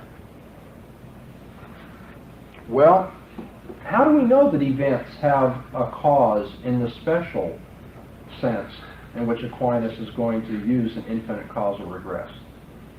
How do we know that events have this special kind rather than the ordinary kind? There's kind of a special pleading going on here. You see, when everything begins to look a little shady about the argument, Aquinas redefines his terms. Now, if he redefines his terms, then that, of course, gives a whole new complexion to the whole argument. We have to go back. We've been accepting some things on an ordinary language approach to it, if you will. We've kind of taken for granted, okay, things do exist, events have causes, all this sort of thing. And now, lo and behold, Aquinas introduces a new idea of causation. You say, well, maybe not every event does have a cause then, in the special sense. Now, do you all follow this? Aquinas says every event has a cause. And then it turns out he's going to talk about causation in a special way. Sir? If there's a case, there's even one case, where infinite causation is possible, then that series of causation needs no creation. And it may be true for many other series as well. Special causation may not exist. I think what you're actually doing is taking the other approach to this that I've now erased and we'll come back to after our vacation. There have been those like Samuel Clarke and Ed Rowe and others who have wanted to say, well, okay, maybe we can have an infinite causal regress, but there has to be some explanation or some cause for the entire series, taken as a whole now, not just of the individual members. And if I understand your remark just now, that fits into that line of thought, right? Not exactly. I'm refuting Aquinas at this point. Okay, run it past me again. How do you... If there is a series of causation which does not require a first cause, there can be an infinite causal regression. Yes. And for one case or several cases, if they don't need a creator, the necessity of creator is not necessarily proved by any one special causation. No, you see, the difficulty is that Aquinas can grant a certain kind of infinite causal regress and still salvage his argument. That is, if somebody says, now look, Aquinas, here's an argument for an infinite causal regress. And Aquinas listens to the argument and he says, well, you got a point there, but that isn't the kind of infinite causal regress I had in mind. You see, he can escape his tormentor by now drawing a distinction. He can say, well, what you were talking about, yeah, you're right, you win there, but over here there's a different kind of infinite causal regress, and boy, we sure can't grant that kind of infinite causal regress. Or Aquinas could take a different approach, which he didn't, by the way, but some of his supporters have, and that's that, well, maybe you can have an infinite causal regress after all, but you still have to have an explanation for the entire series. Okay, the infinite causal regress is, okay, we explain Z in terms of Y, and Y in terms of X, and back, and maybe it keeps going, but now how do you get the whole thing accounted for? But that's the other way, that we're going to do after vacation. I begin to think we're going to do this one after vacation. Okay, let me see if I can, just in the concluding moments here, wrap up one explanation of what Patterson-Brown's trying to do. Patterson-Brown points out that the special kind of infinite causal regress that Aquinas has to deny may not apply to events at all. And very simply put, the special kind of causation, and therefore the special kind of infinite causal regress, that Aquinas must deny is that of legal responsibility. Cause in the sense of legal responsibility. Now, if you have not done your reading assignment for today, that has got to sound just a little bit strange. But if you've done the reading assignment, you'll understand that Patterson-Brown goes through these various kinds of causal chains that you might have.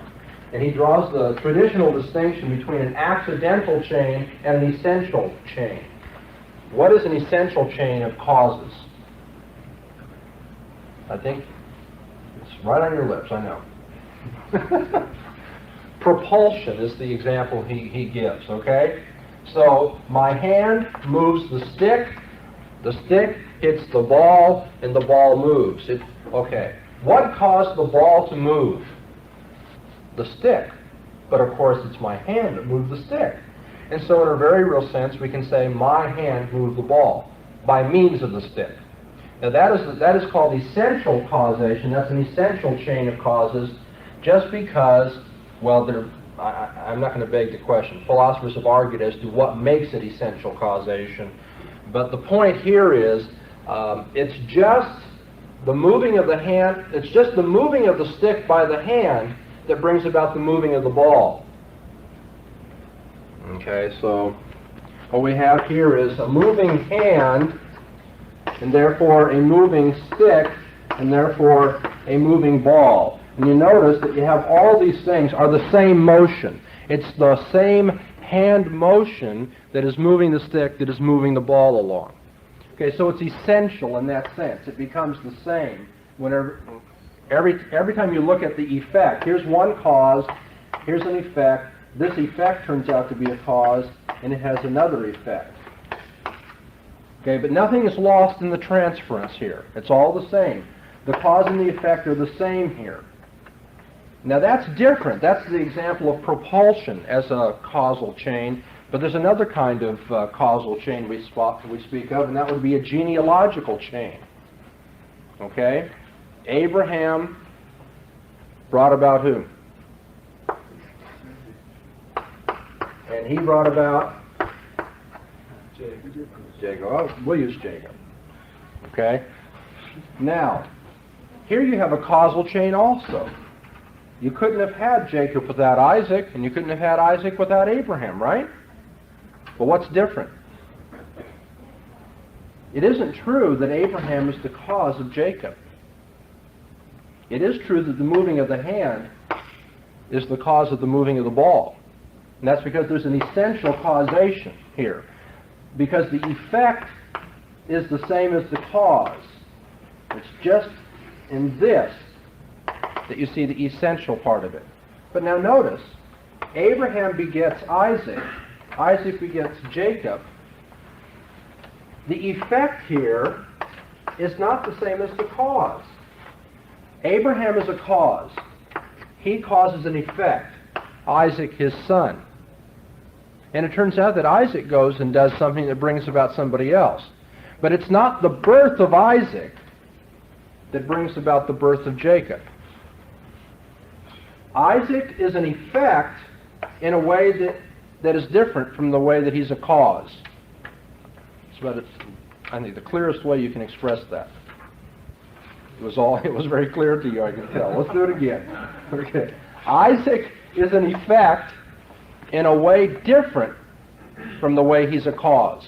It's true that Abraham causes Isaac and Isaac causes Jacob, but you see, Abraham causes Isaac as an effect, that is to say, he's born because of Abraham, in a way that's different than the way in which Isaac becomes now a cause.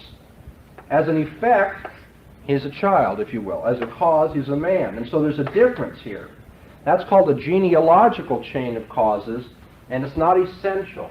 In medieval philosophy, it was called an accidental chain of causes. Okay, so Patterson-Brown, Patterson-Brown distinguishes between these two, and then at the end of his article, he introduces another notion of causation, not just essential causation and accidental causation. He introduces the whole idea of legal responsibility causation. And what's his example there? Remember the autopilot? Okay. Mr. Alpha hits Mr. Beta. hits Mr. Gamma, who hits Mr. Delta. Okay, so here's this 4-car pileup. Boom, ba-boom, ba-boom, boom. All right, now you go to court. See, Delta goes to court, and he says, now I want my car paid for. And now, Gamma, you caused it. You're accountable for it. Okay? Gamma says, well, that'd be all right, but as a matter of fact, I was hit from behind by Beta. And Beta gets to Alpha, and Alpha becomes the cause of all of this. In the legal sense, you've got to pay all the bills, Alpha. All right? Now that's a causal chain that is established in terms of legal responsibility moving backwards. And Patterson-Brown shows, and I think makes a brilliant suggestion, that in the Thomistic way of proving that God is the cause of the universe, we don't mean that he is somehow the essential cause. Just think about what that would mean. And he's certainly not the accidental cause, because the accidental cause could have an infinite regress without any problem. I mean, there's nothing to say that one's genealogical tree stops at a certain place or just goes back, back, back. Because it turns out there's always a break between the cause and effect at every child that comes along. So it turns out that this legal responsibility is the prime candidate for interpreting the cosmological argument. Every event has a cause in the sense that something's responsible for that event. Something's responsible. Now, if you believe that, if you believe that every event in the world has someone responsible or something responsible accounting for it, then you might very well conclude that this world has got to have a maker, God. But, Patterson-Brown says, what assurance do we have that every event has some kind of legal, responsible cause behind it? Science can only tell us about simultaneous events. One event is simultaneous with another, and we say, because of habit, that there's this cause-effect relation. What assurance do we have from the scientific world, which is, by the way, what Aquinas wanted to appeal to, our natural experience? What assurance do we have that this notion of causation is applicable to every event in our experience? Well, none whatsoever. And consequently, it turns out that the challenge, the way of denying the challenge to an infinite causal regress, relies upon a notion of causation that is itself suspect when it comes to natural things or natural order. And on that encouraging note, we'll take a break and come back and do the cosmological argument and the teleological in about a week's time. Thank you.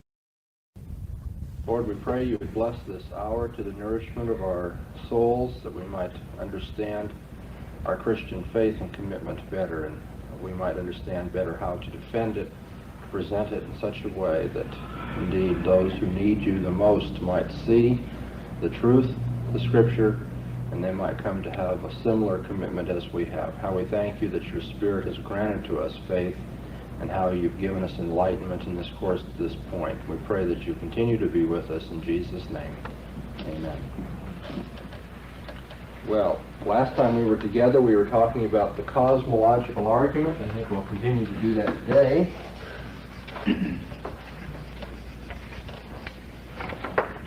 Let's see if anybody remembers last time or the reading.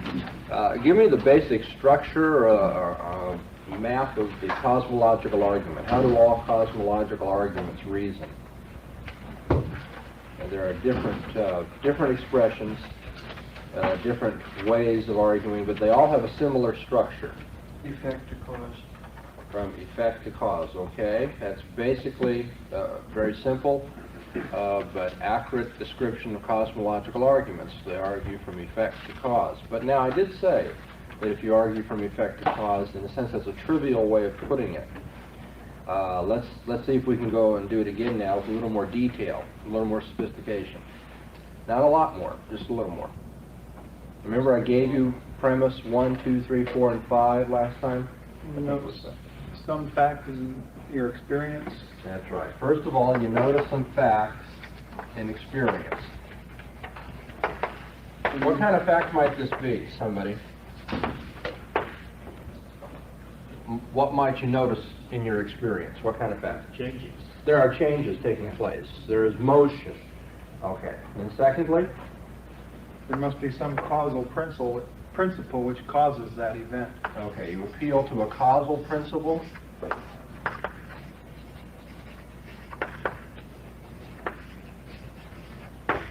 And here's where we want to distinguish between a feeling from an effect to a cause.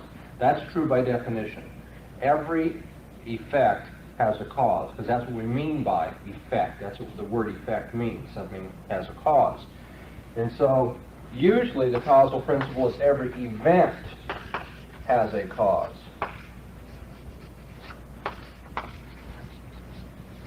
An event is understood in the broadest possible sense. A thought is an event.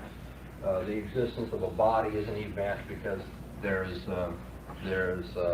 some kind of eventuation even in the existence of a body, if it's a stone or a living body. Okay, we notice that there's motion in our experience. Okay, we appeal to a causal principle, say this event, this motion needs a cause, and then we conclude that there must be a God, right? Go right for the jug, go right then, right? Clench the argument. No, what do we conclude at 3? Series of That's right, that there must be a series of causes. Okay, and then we add another premise to this sub-conclusion. What is that? Okay, there cannot be an infinite causal series.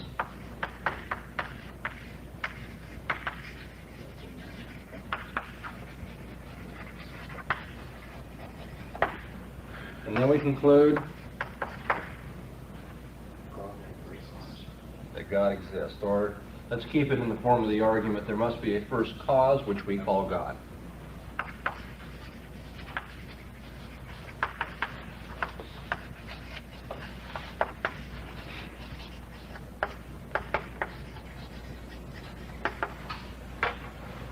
All right. Does this strengthen your faith? You find this convincing as you look at it, putting yourself in the shoes of the unbeliever or in the brain of the unbeliever? You got the wrong part of the anatomy. As you're thinking and as an unbeliever might think, would this convince you? Well, what sorts of problems might there be found in the argument? I said when we were together last time that the really crucial premise, actually in any argument every premise is crucial in a sense, but the one that really is bearing the weight, that is the hinge of this argument, is the idea that there can be no infinite causal series. There can be no infinite regression of causes. Okay, now Thomas Aquinas argued against the possibility of an infinite causal regress. He argued against the possibility. However, in the article that we read by Edwards, he pointed out that Aquinas really gave us a very poor argument. Aquinas kind of passes over this point without the kind of detail that he usually gave things, and the argument's not a good one. And Edwards points out, Aquinas allows for the possibility elsewhere of an infinite series, and indeed he allows for certain kinds of infinite causal regressions. Okay, so this is rather destructive to Aquinas' argument, to point out that even he elsewhere grants there can be an infinite causal regression. Okay, now, what is done now by Thomists, followers of Aquinas, those who want to have a natural theology, what is done to try to resurrect this argument, or to reconstruct this argument to avoid this damaging concession that even Aquinas elsewhere in his vast body of literature granted infinite causal regressions? Well, now, we're either still on vacation. Two kinds of... Can't give up now. I mean, all of the history of natural theology is resting on the answer to this question. If somebody... Look, here you have a guy who is... I mean, Thomas Aquinas is the natural theologian par excellence, right? And he's numero uno when it comes to this sort of thing. He says, no infinite causal regression. His critic says, oh, is that right? Well, did you notice, by the way, over in chapter 15 of this other book you wrote, you granted that there are infinite causal regressions? I mean, does that shoot the whole thing out of the water? What is going... You're going to have to draw some kind of distinction, right? Aquinas is going to have to say, well, yeah, that was one kind of infinite causal regression I'm willing to grant, but there are other kinds I won't. Ordinary and special. Okay. Causal regression. Now I put it in my own language that there are ordinary causal regressions and there are extraordinary or special kinds. And the problem with the argument is going to become now, how can Aquinas be sure that his argument works when he appeals to his very specialized notion of causal regression? You see, he wants to say there are certain kinds of causal regressions that we'll grant, but there are other kinds we won't. Okay, now the kinds that he won't grant depends on a notion of cause that turns out to be rather extraordinary. Okay, now I started to distinguish between various kinds of causal chains toward the end of our time last week. We talked about a causal chain that is modeled after propulsion, one that's modeled after genetics or genealogy, and another one that it turns out is kind of a law analogy of causation. Can somebody explain this? What kind of causal chain is the chain of causes seen in propulsion? What is it that makes that an instance of this particular kind? What is the salient feature of propulsion? The causal chain of propulsion. Okay, I have a stick. I move my hand, which moves the stick, which hits the ball, which moves the ball. Now, what is it that makes that the kind of causal chain that it is? The motion of each event is related to the other in terms of the kind of motion involved. Okay, or I put it this way. You have a cause that brings about an effect. Now that effect is itself a cause, which brings about an effect, which is itself a cause bringing about an effect. Okay, let me go through this now, putting in the detail. My hand moves, which has the effect of moving the stick. Now the moving of the stick is itself a cause. The moving of the stick is an effect of the moving of the hand. It's also a cause of the moving of the ball. Okay, so you see how the effect and the cause are one and the same thing here. But now, is that true when it comes to the causality of genetic relations?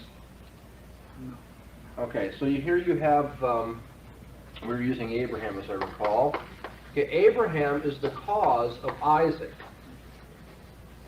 right? In the sense that Abraham's relationship with his wife brings about the birth of Isaac. Okay, now this is the effect. Abraham's relationship with his wife brings about the effect of the birth of Isaac. It's also true that Isaac brings about the birth of Esau. No, we're going to use Jacob. We want to be covenantal here. Okay. Even in philosophy, you see covenant theology has something to say. Now, is it true that this effect is the cause of Jacob? Did the birth of Isaac bring about the birth of Jacob? You don't have to have a lot of philosophy to know the answer to that question. No. You see, Isaac had to have relations with his wife, and then that brought about the birth of Jacob. So it turns out that Abraham is the cause of the effect Isaac. But Isaac is the cause of the effect Jacob in a way different than his being the effect of his father Abraham. Okay. It's really not all that complicated, but I mean, to express it in an English sentence, it gets kind of convoluted here. You understand, Abraham is a cause, he brings about an effect, the birth of Isaac. Isaac brings about the birth of Jacob, but not as the effect of Abraham. He brings about it as a separate cause. Here, the effect and the cause that we call Isaac are different. Up here, the effect and the cause in propulsion are the same. The moving of the stick and the moving of the ball are the same. Okay, go ahead. Reading through that stuff again, hearing you say it just strikes me that there's two different kinds of causation depends upon an artificial discrimination, what you have to admit in the genealogical side there, that there are many causes for Jacob. One of those causes is Abe having had Isaac. There are other causes as well. And a multiple causation theory, which is hardly even touched on. The propulsion is very simple causation. There's one cause for each effect. Well, there's really multiple causes there too, to be honest. Right, to be honest, but they never really discuss that. And if you start bringing in the multiple causes involved, you can trace, according to some people, would be able to trace it back. That Abe is one of the causes. There are also many other causes. Well, let's ask this question. Given the moving of the stick in the particular way described, is the moving of the ball necessary? I'm sorry. Given the moving of the hand in the particular way described, is the moving of the ball necessary? Okay. Yeah, it is. But now, given Abraham, is Jacob necessary? No. That's why it's called. That's why this is called cause per accidenta, or whatever the Latin is. It means accidental causation. There's nothing necessary if you start with Abraham that you're going to get to Jacob, because you know what? There has to be a whole life history here of Isaac, and he has to have a wife, and they have to have a certain kind of relationship before they have a child too. And so there is nothing necessary in this cause that brings about this effect. But given this kind of cause, this effect is necessary. And that's why it's called essential causation, necessary causation. This is accidental causation. So I think that probably is a very good distinction philosophically. It's one that we should respect. But then what happens in Patterson-Brown's article? Patterson-Brown says there's another kind of causation apparently that Aquinas is really resting on, and the thrust of the argument rests on. And that is this kind of law analogy, what he calls responsible causation. Responsible causation. What is it that is responsible for this effect as we now see it? What is responsible for it?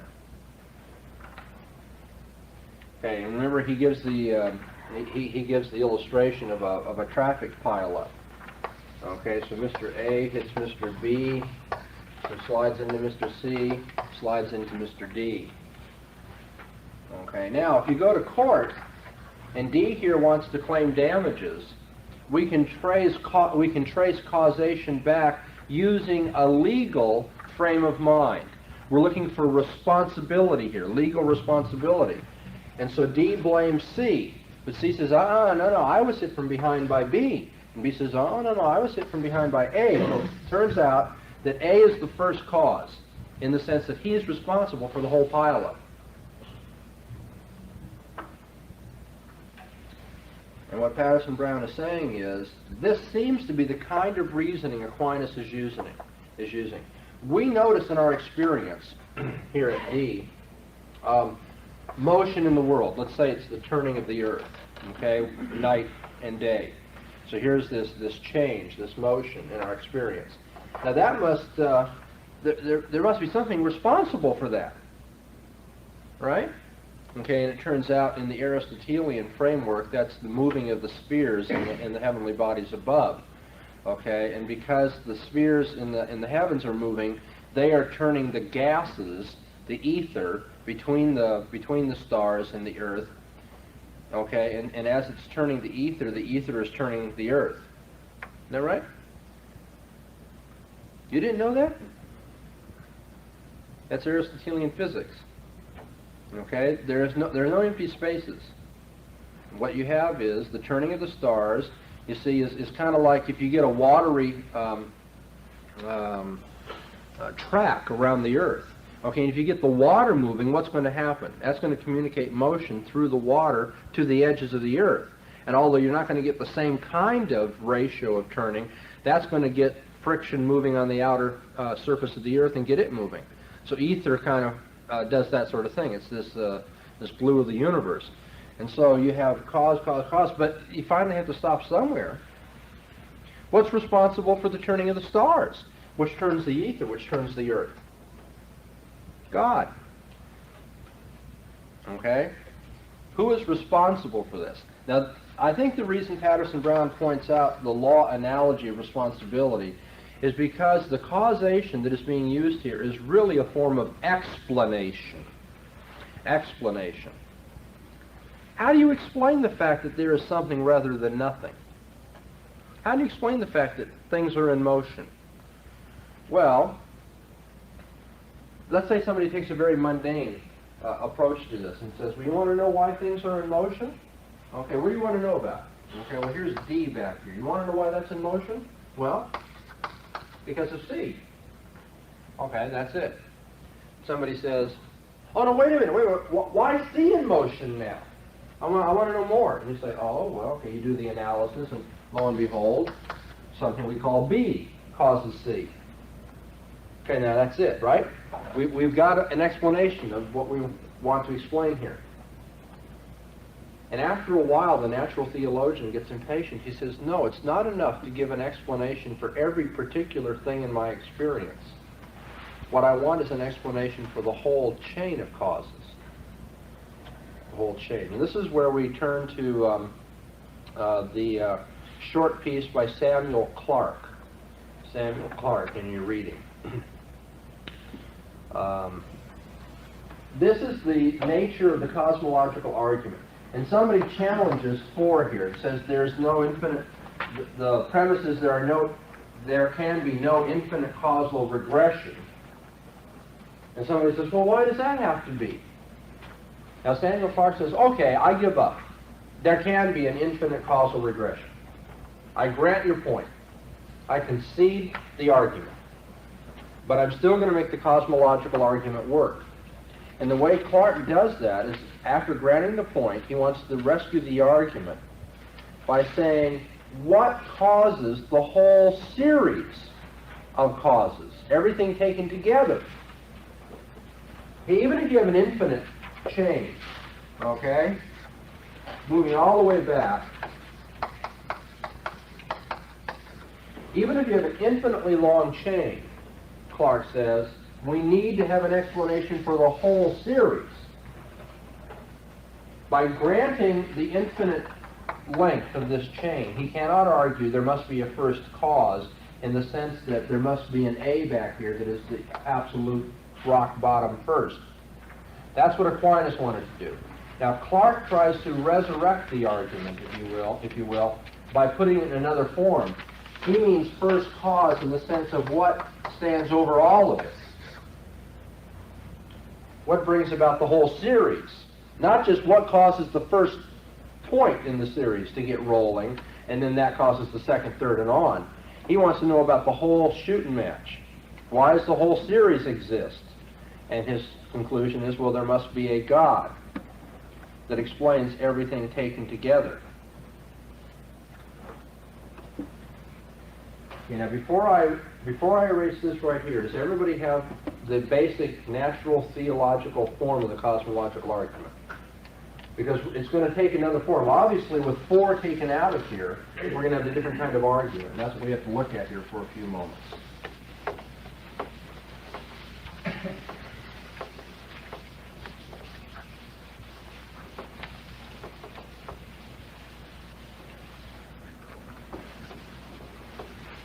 You know, this way of putting the argument is if you want an explanation for D, okay, you can get it in C. If you want an explanation of C, you can find it in B. An explanation for B is found in A, and then on and on and on we can go. There's an infinite causal regression here. Every point in the series is explained by the previous point. But the question is, how do you explain the whole series? How do you explain the whole series? That's Samuel Clarke's point. The only way you can explain the whole series is now to make it dependent upon God. Now, David Hume, as well as Paul Edwards more recently, both these men, these philosophers, have disputed this argument. They've disputed the point. Anybody tell me, in your own words, what the problem with this argument is?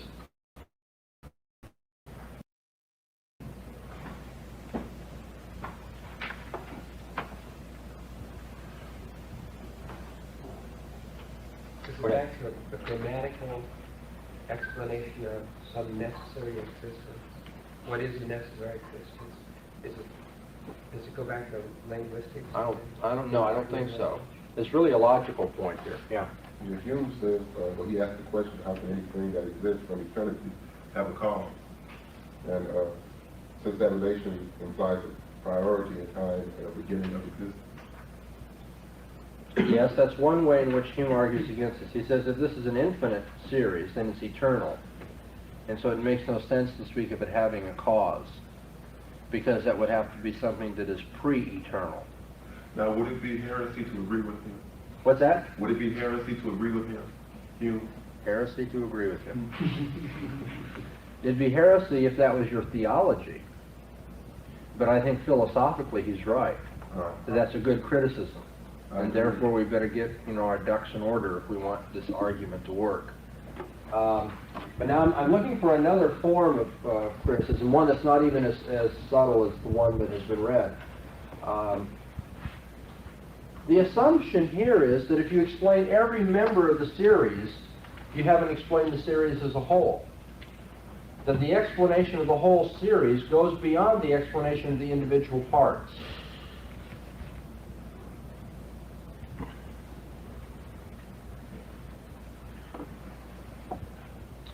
The presupposition of Samuel Clarke's argument is that when every member of the series has been explained, we still have the sequence as a whole left to explain. And that's a serious philosophical confusion. Why is it that we should have to explain the entire series now, once every point in the series has been explained? Let's say we're walking in downtown Ashland this afternoon, and lo and behold, to our surprise, we find down on the corner of Main Street somewhere, 5 Eskimos standing together in their traditional Eskimo garb. Okay?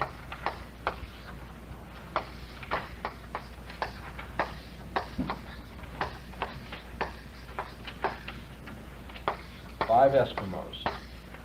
Somebody says, now how do you explain that? 5 Eskimos standing on the corner of Main Street, downtown Ashland, on Wednesday afternoon. How do you account for that? And so somebody says, well, Eskimo number 1 here happened to be in town visiting his parents and came downtown to buy something at the store at this particular time. Eskimo 2 is waiting for the bus, wanting to go back home to Alaska or wherever. Eskimo 3 was dropped off here and told to wait for his ride. Eskimo 4, Eskimo 5, okay, we give an explanation for every Eskimo being on that particular corner, that particular time. Okay, so the person who's riding in your car who was asked the question, this person has said, how do you account for 5 Eskimos on the corner of Main Street on Wednesday afternoon right here in Ashland? Okay, and you've given an explanation for 1, you've given an explanation for 2, you've given an explanation for 3, you've given an explanation for 4, you've given an explanation for 5, and then your rider says to you, oh, that's all well and good, but how do you account for all 5 of them being there? And you would probably look with some puzzlement at him. You'd say, now wait a minute, I accounted for all 5 of them. Watch. Explanation 1, explanation 2, explanation 3, explanation 4, all 5. You can see 1, 2, 3, 4, 5. Every one of them's been accounted for. He says, but wait a minute. Isn't the whole greater than its parts? I mean, you've accounted for every part of the complex there, but how do you account for the complex as a whole? There'd be a serious confusion in this person's thought, and you would recognize it immediately. Now, is there not such a confusion in Samuel Clarke's argument? He says, okay, we grant an infinite causal regression. Every point in the series is explained by the previous point in the series, on and on and on and on and on. And then Clarke says, but how do you account for the series as a whole? Well, how is that different than asking for an explanation for all 5 of the Eskimos, even though each particular Eskimo has been explained? Yeah. Why are there Eskimos has not been answered. Explaining how the Eskimos came to be in Ashland does not explain why there are Eskimos at all. No, in the particular story I told, the question is how do you explain them being on this corner at 5:30 in the afternoon? in Ashland, Ohio. Which is the problem, because the analogy does not, the individual explanations does not go back far enough. When you explain the seriation, the parts, you haven't explained the cause of this, there being a series at all. Okay, now you're really giving it, you're giving the argument to save the cosmological argument that is advanced by one of the other people we've read for last time and for today. Who's that? I'm ready to move on to that, so this is a good lead into it. William Rowe. Okay. What Rowe says is, what we need to do is clarify the kind of argumentation Clark was using. He's not asking about the explanation for the whole series in terms of accounting for 5 Eskimos in the same way that you account for the individual Eskimos. Rowe says, when we ask the question, why does the sequence exist at all, we're asking, why does the sequence have any members at all? Why does the sequence have any members at all? Why are there any Eskimos, after all? To use my little story. Okay, when somebody says, okay, I see how you've accounted for all 5 of the Eskimos, but why is there a sequence? Why is there a complex of Eskimos? That question, which is what Clark was asking, Samuel Clark was saying, how do you account for the whole sequence, should be clarified in this way, says William Rowe. Okay, you all know Rowe? You've read that, I trust? Rowe says, that really amounts to asking, why does the sequence have any members at all? So even if each member in the sequence is explained, we still do not know why the sequence has any members rather than none at all. Why is there a sequence rather than nothing? Or let me simplify it, put it right down to your front yard. Why is there anything rather than nothing? Why is there anything rather than nothing?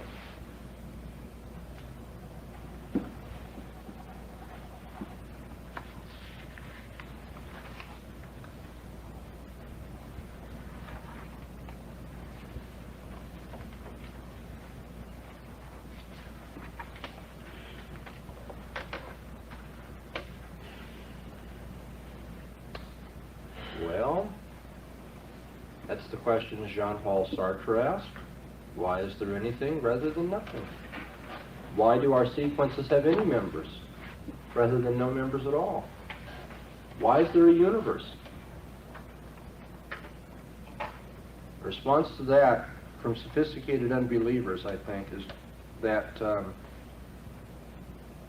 that asking such a question, such an ontological question, with this kind of air of existential astonishment, that's really the thrust of the argument. I mean, why is there anything?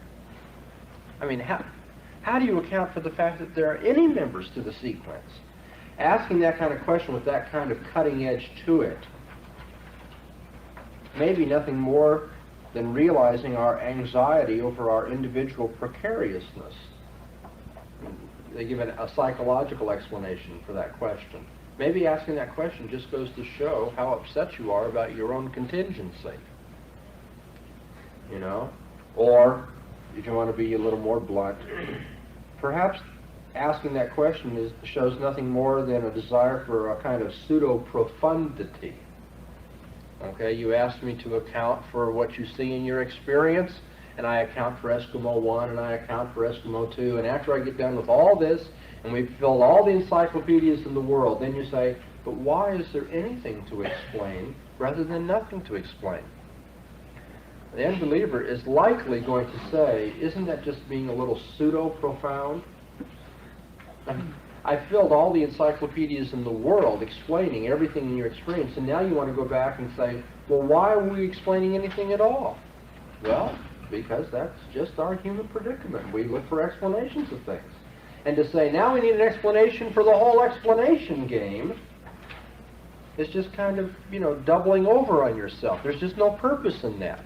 What we want to explain are particular problems, particular issues, particular facts of our experience, and we've explained them, or we're in the process of explaining them. And when all the explanation is done, we don't have to take another step back and say, but now why was there anything to explain to begin with? There just is. That's just the way it is. You know, people don't have a choice of the ontological worlds in which they will occupy. And in this particular world, in this particular situation, you find yourself having things to explain. I mean, why do we have to go any further than that? Why must we explain? Because we must explain. Explanation is its own explanation. Now, I realize that as Christians, you're probably not satisfied with that. And by the way, the existentialist realizes that as an unbeliever, he's not satisfied with your explanations. But what's the difference between them? Is it just psychological? Some people are willing to say, explanations go back, back, back, and finally we have to have the explanation that beats all explanations. Or we go back, back, back, and the unbeliever says, an explanation is its own explanation. Okay? Explanation is its own explanation. Okay, you Christians are looking for the all-time explanation. You want a God at the end of the series, and we're just saying the series is its own explanation. Now somebody says, no, wait a minute, a series can't be its own explanation. That's cheating. Reasoning in a circle. I mean, that's not letting the series itself be explained. If the series is its own explanation, if the series of explanations is its own explanation, then what you're really doing is begging the question. Okay, let's say you want to take that approach to the unbeliever. You want to say, no, wait a minute, explanation can't be its own explanation. You just can't say we stop at this particular point. There's got to be another explanation for the whole thing. What is the unbeliever going to do? I mean, if he's sophisticated and philosophically sharp, he's going to turn right around and say, oh, okay, then what's the explanation for your God? Right. You get a few amens on that one. You see, if we insist that everything's got to have an explanation that goes behind it, so that you can't stop somewhere, Mr. Unbeliever, and say, well, the whole chain just explains itself, then he's going to say, okay, then what explains your God? And we say, no, wait a minute. In the very nature of the case, God is the being that explains himself. God is self-explanatory. Okay, and I think that's true, by the way. That's my own particular religious commitment. I think we don't require an explanation for who God is or what God is or the way he does things. God is his own explanation. He is self-existent. He is self-explanatory.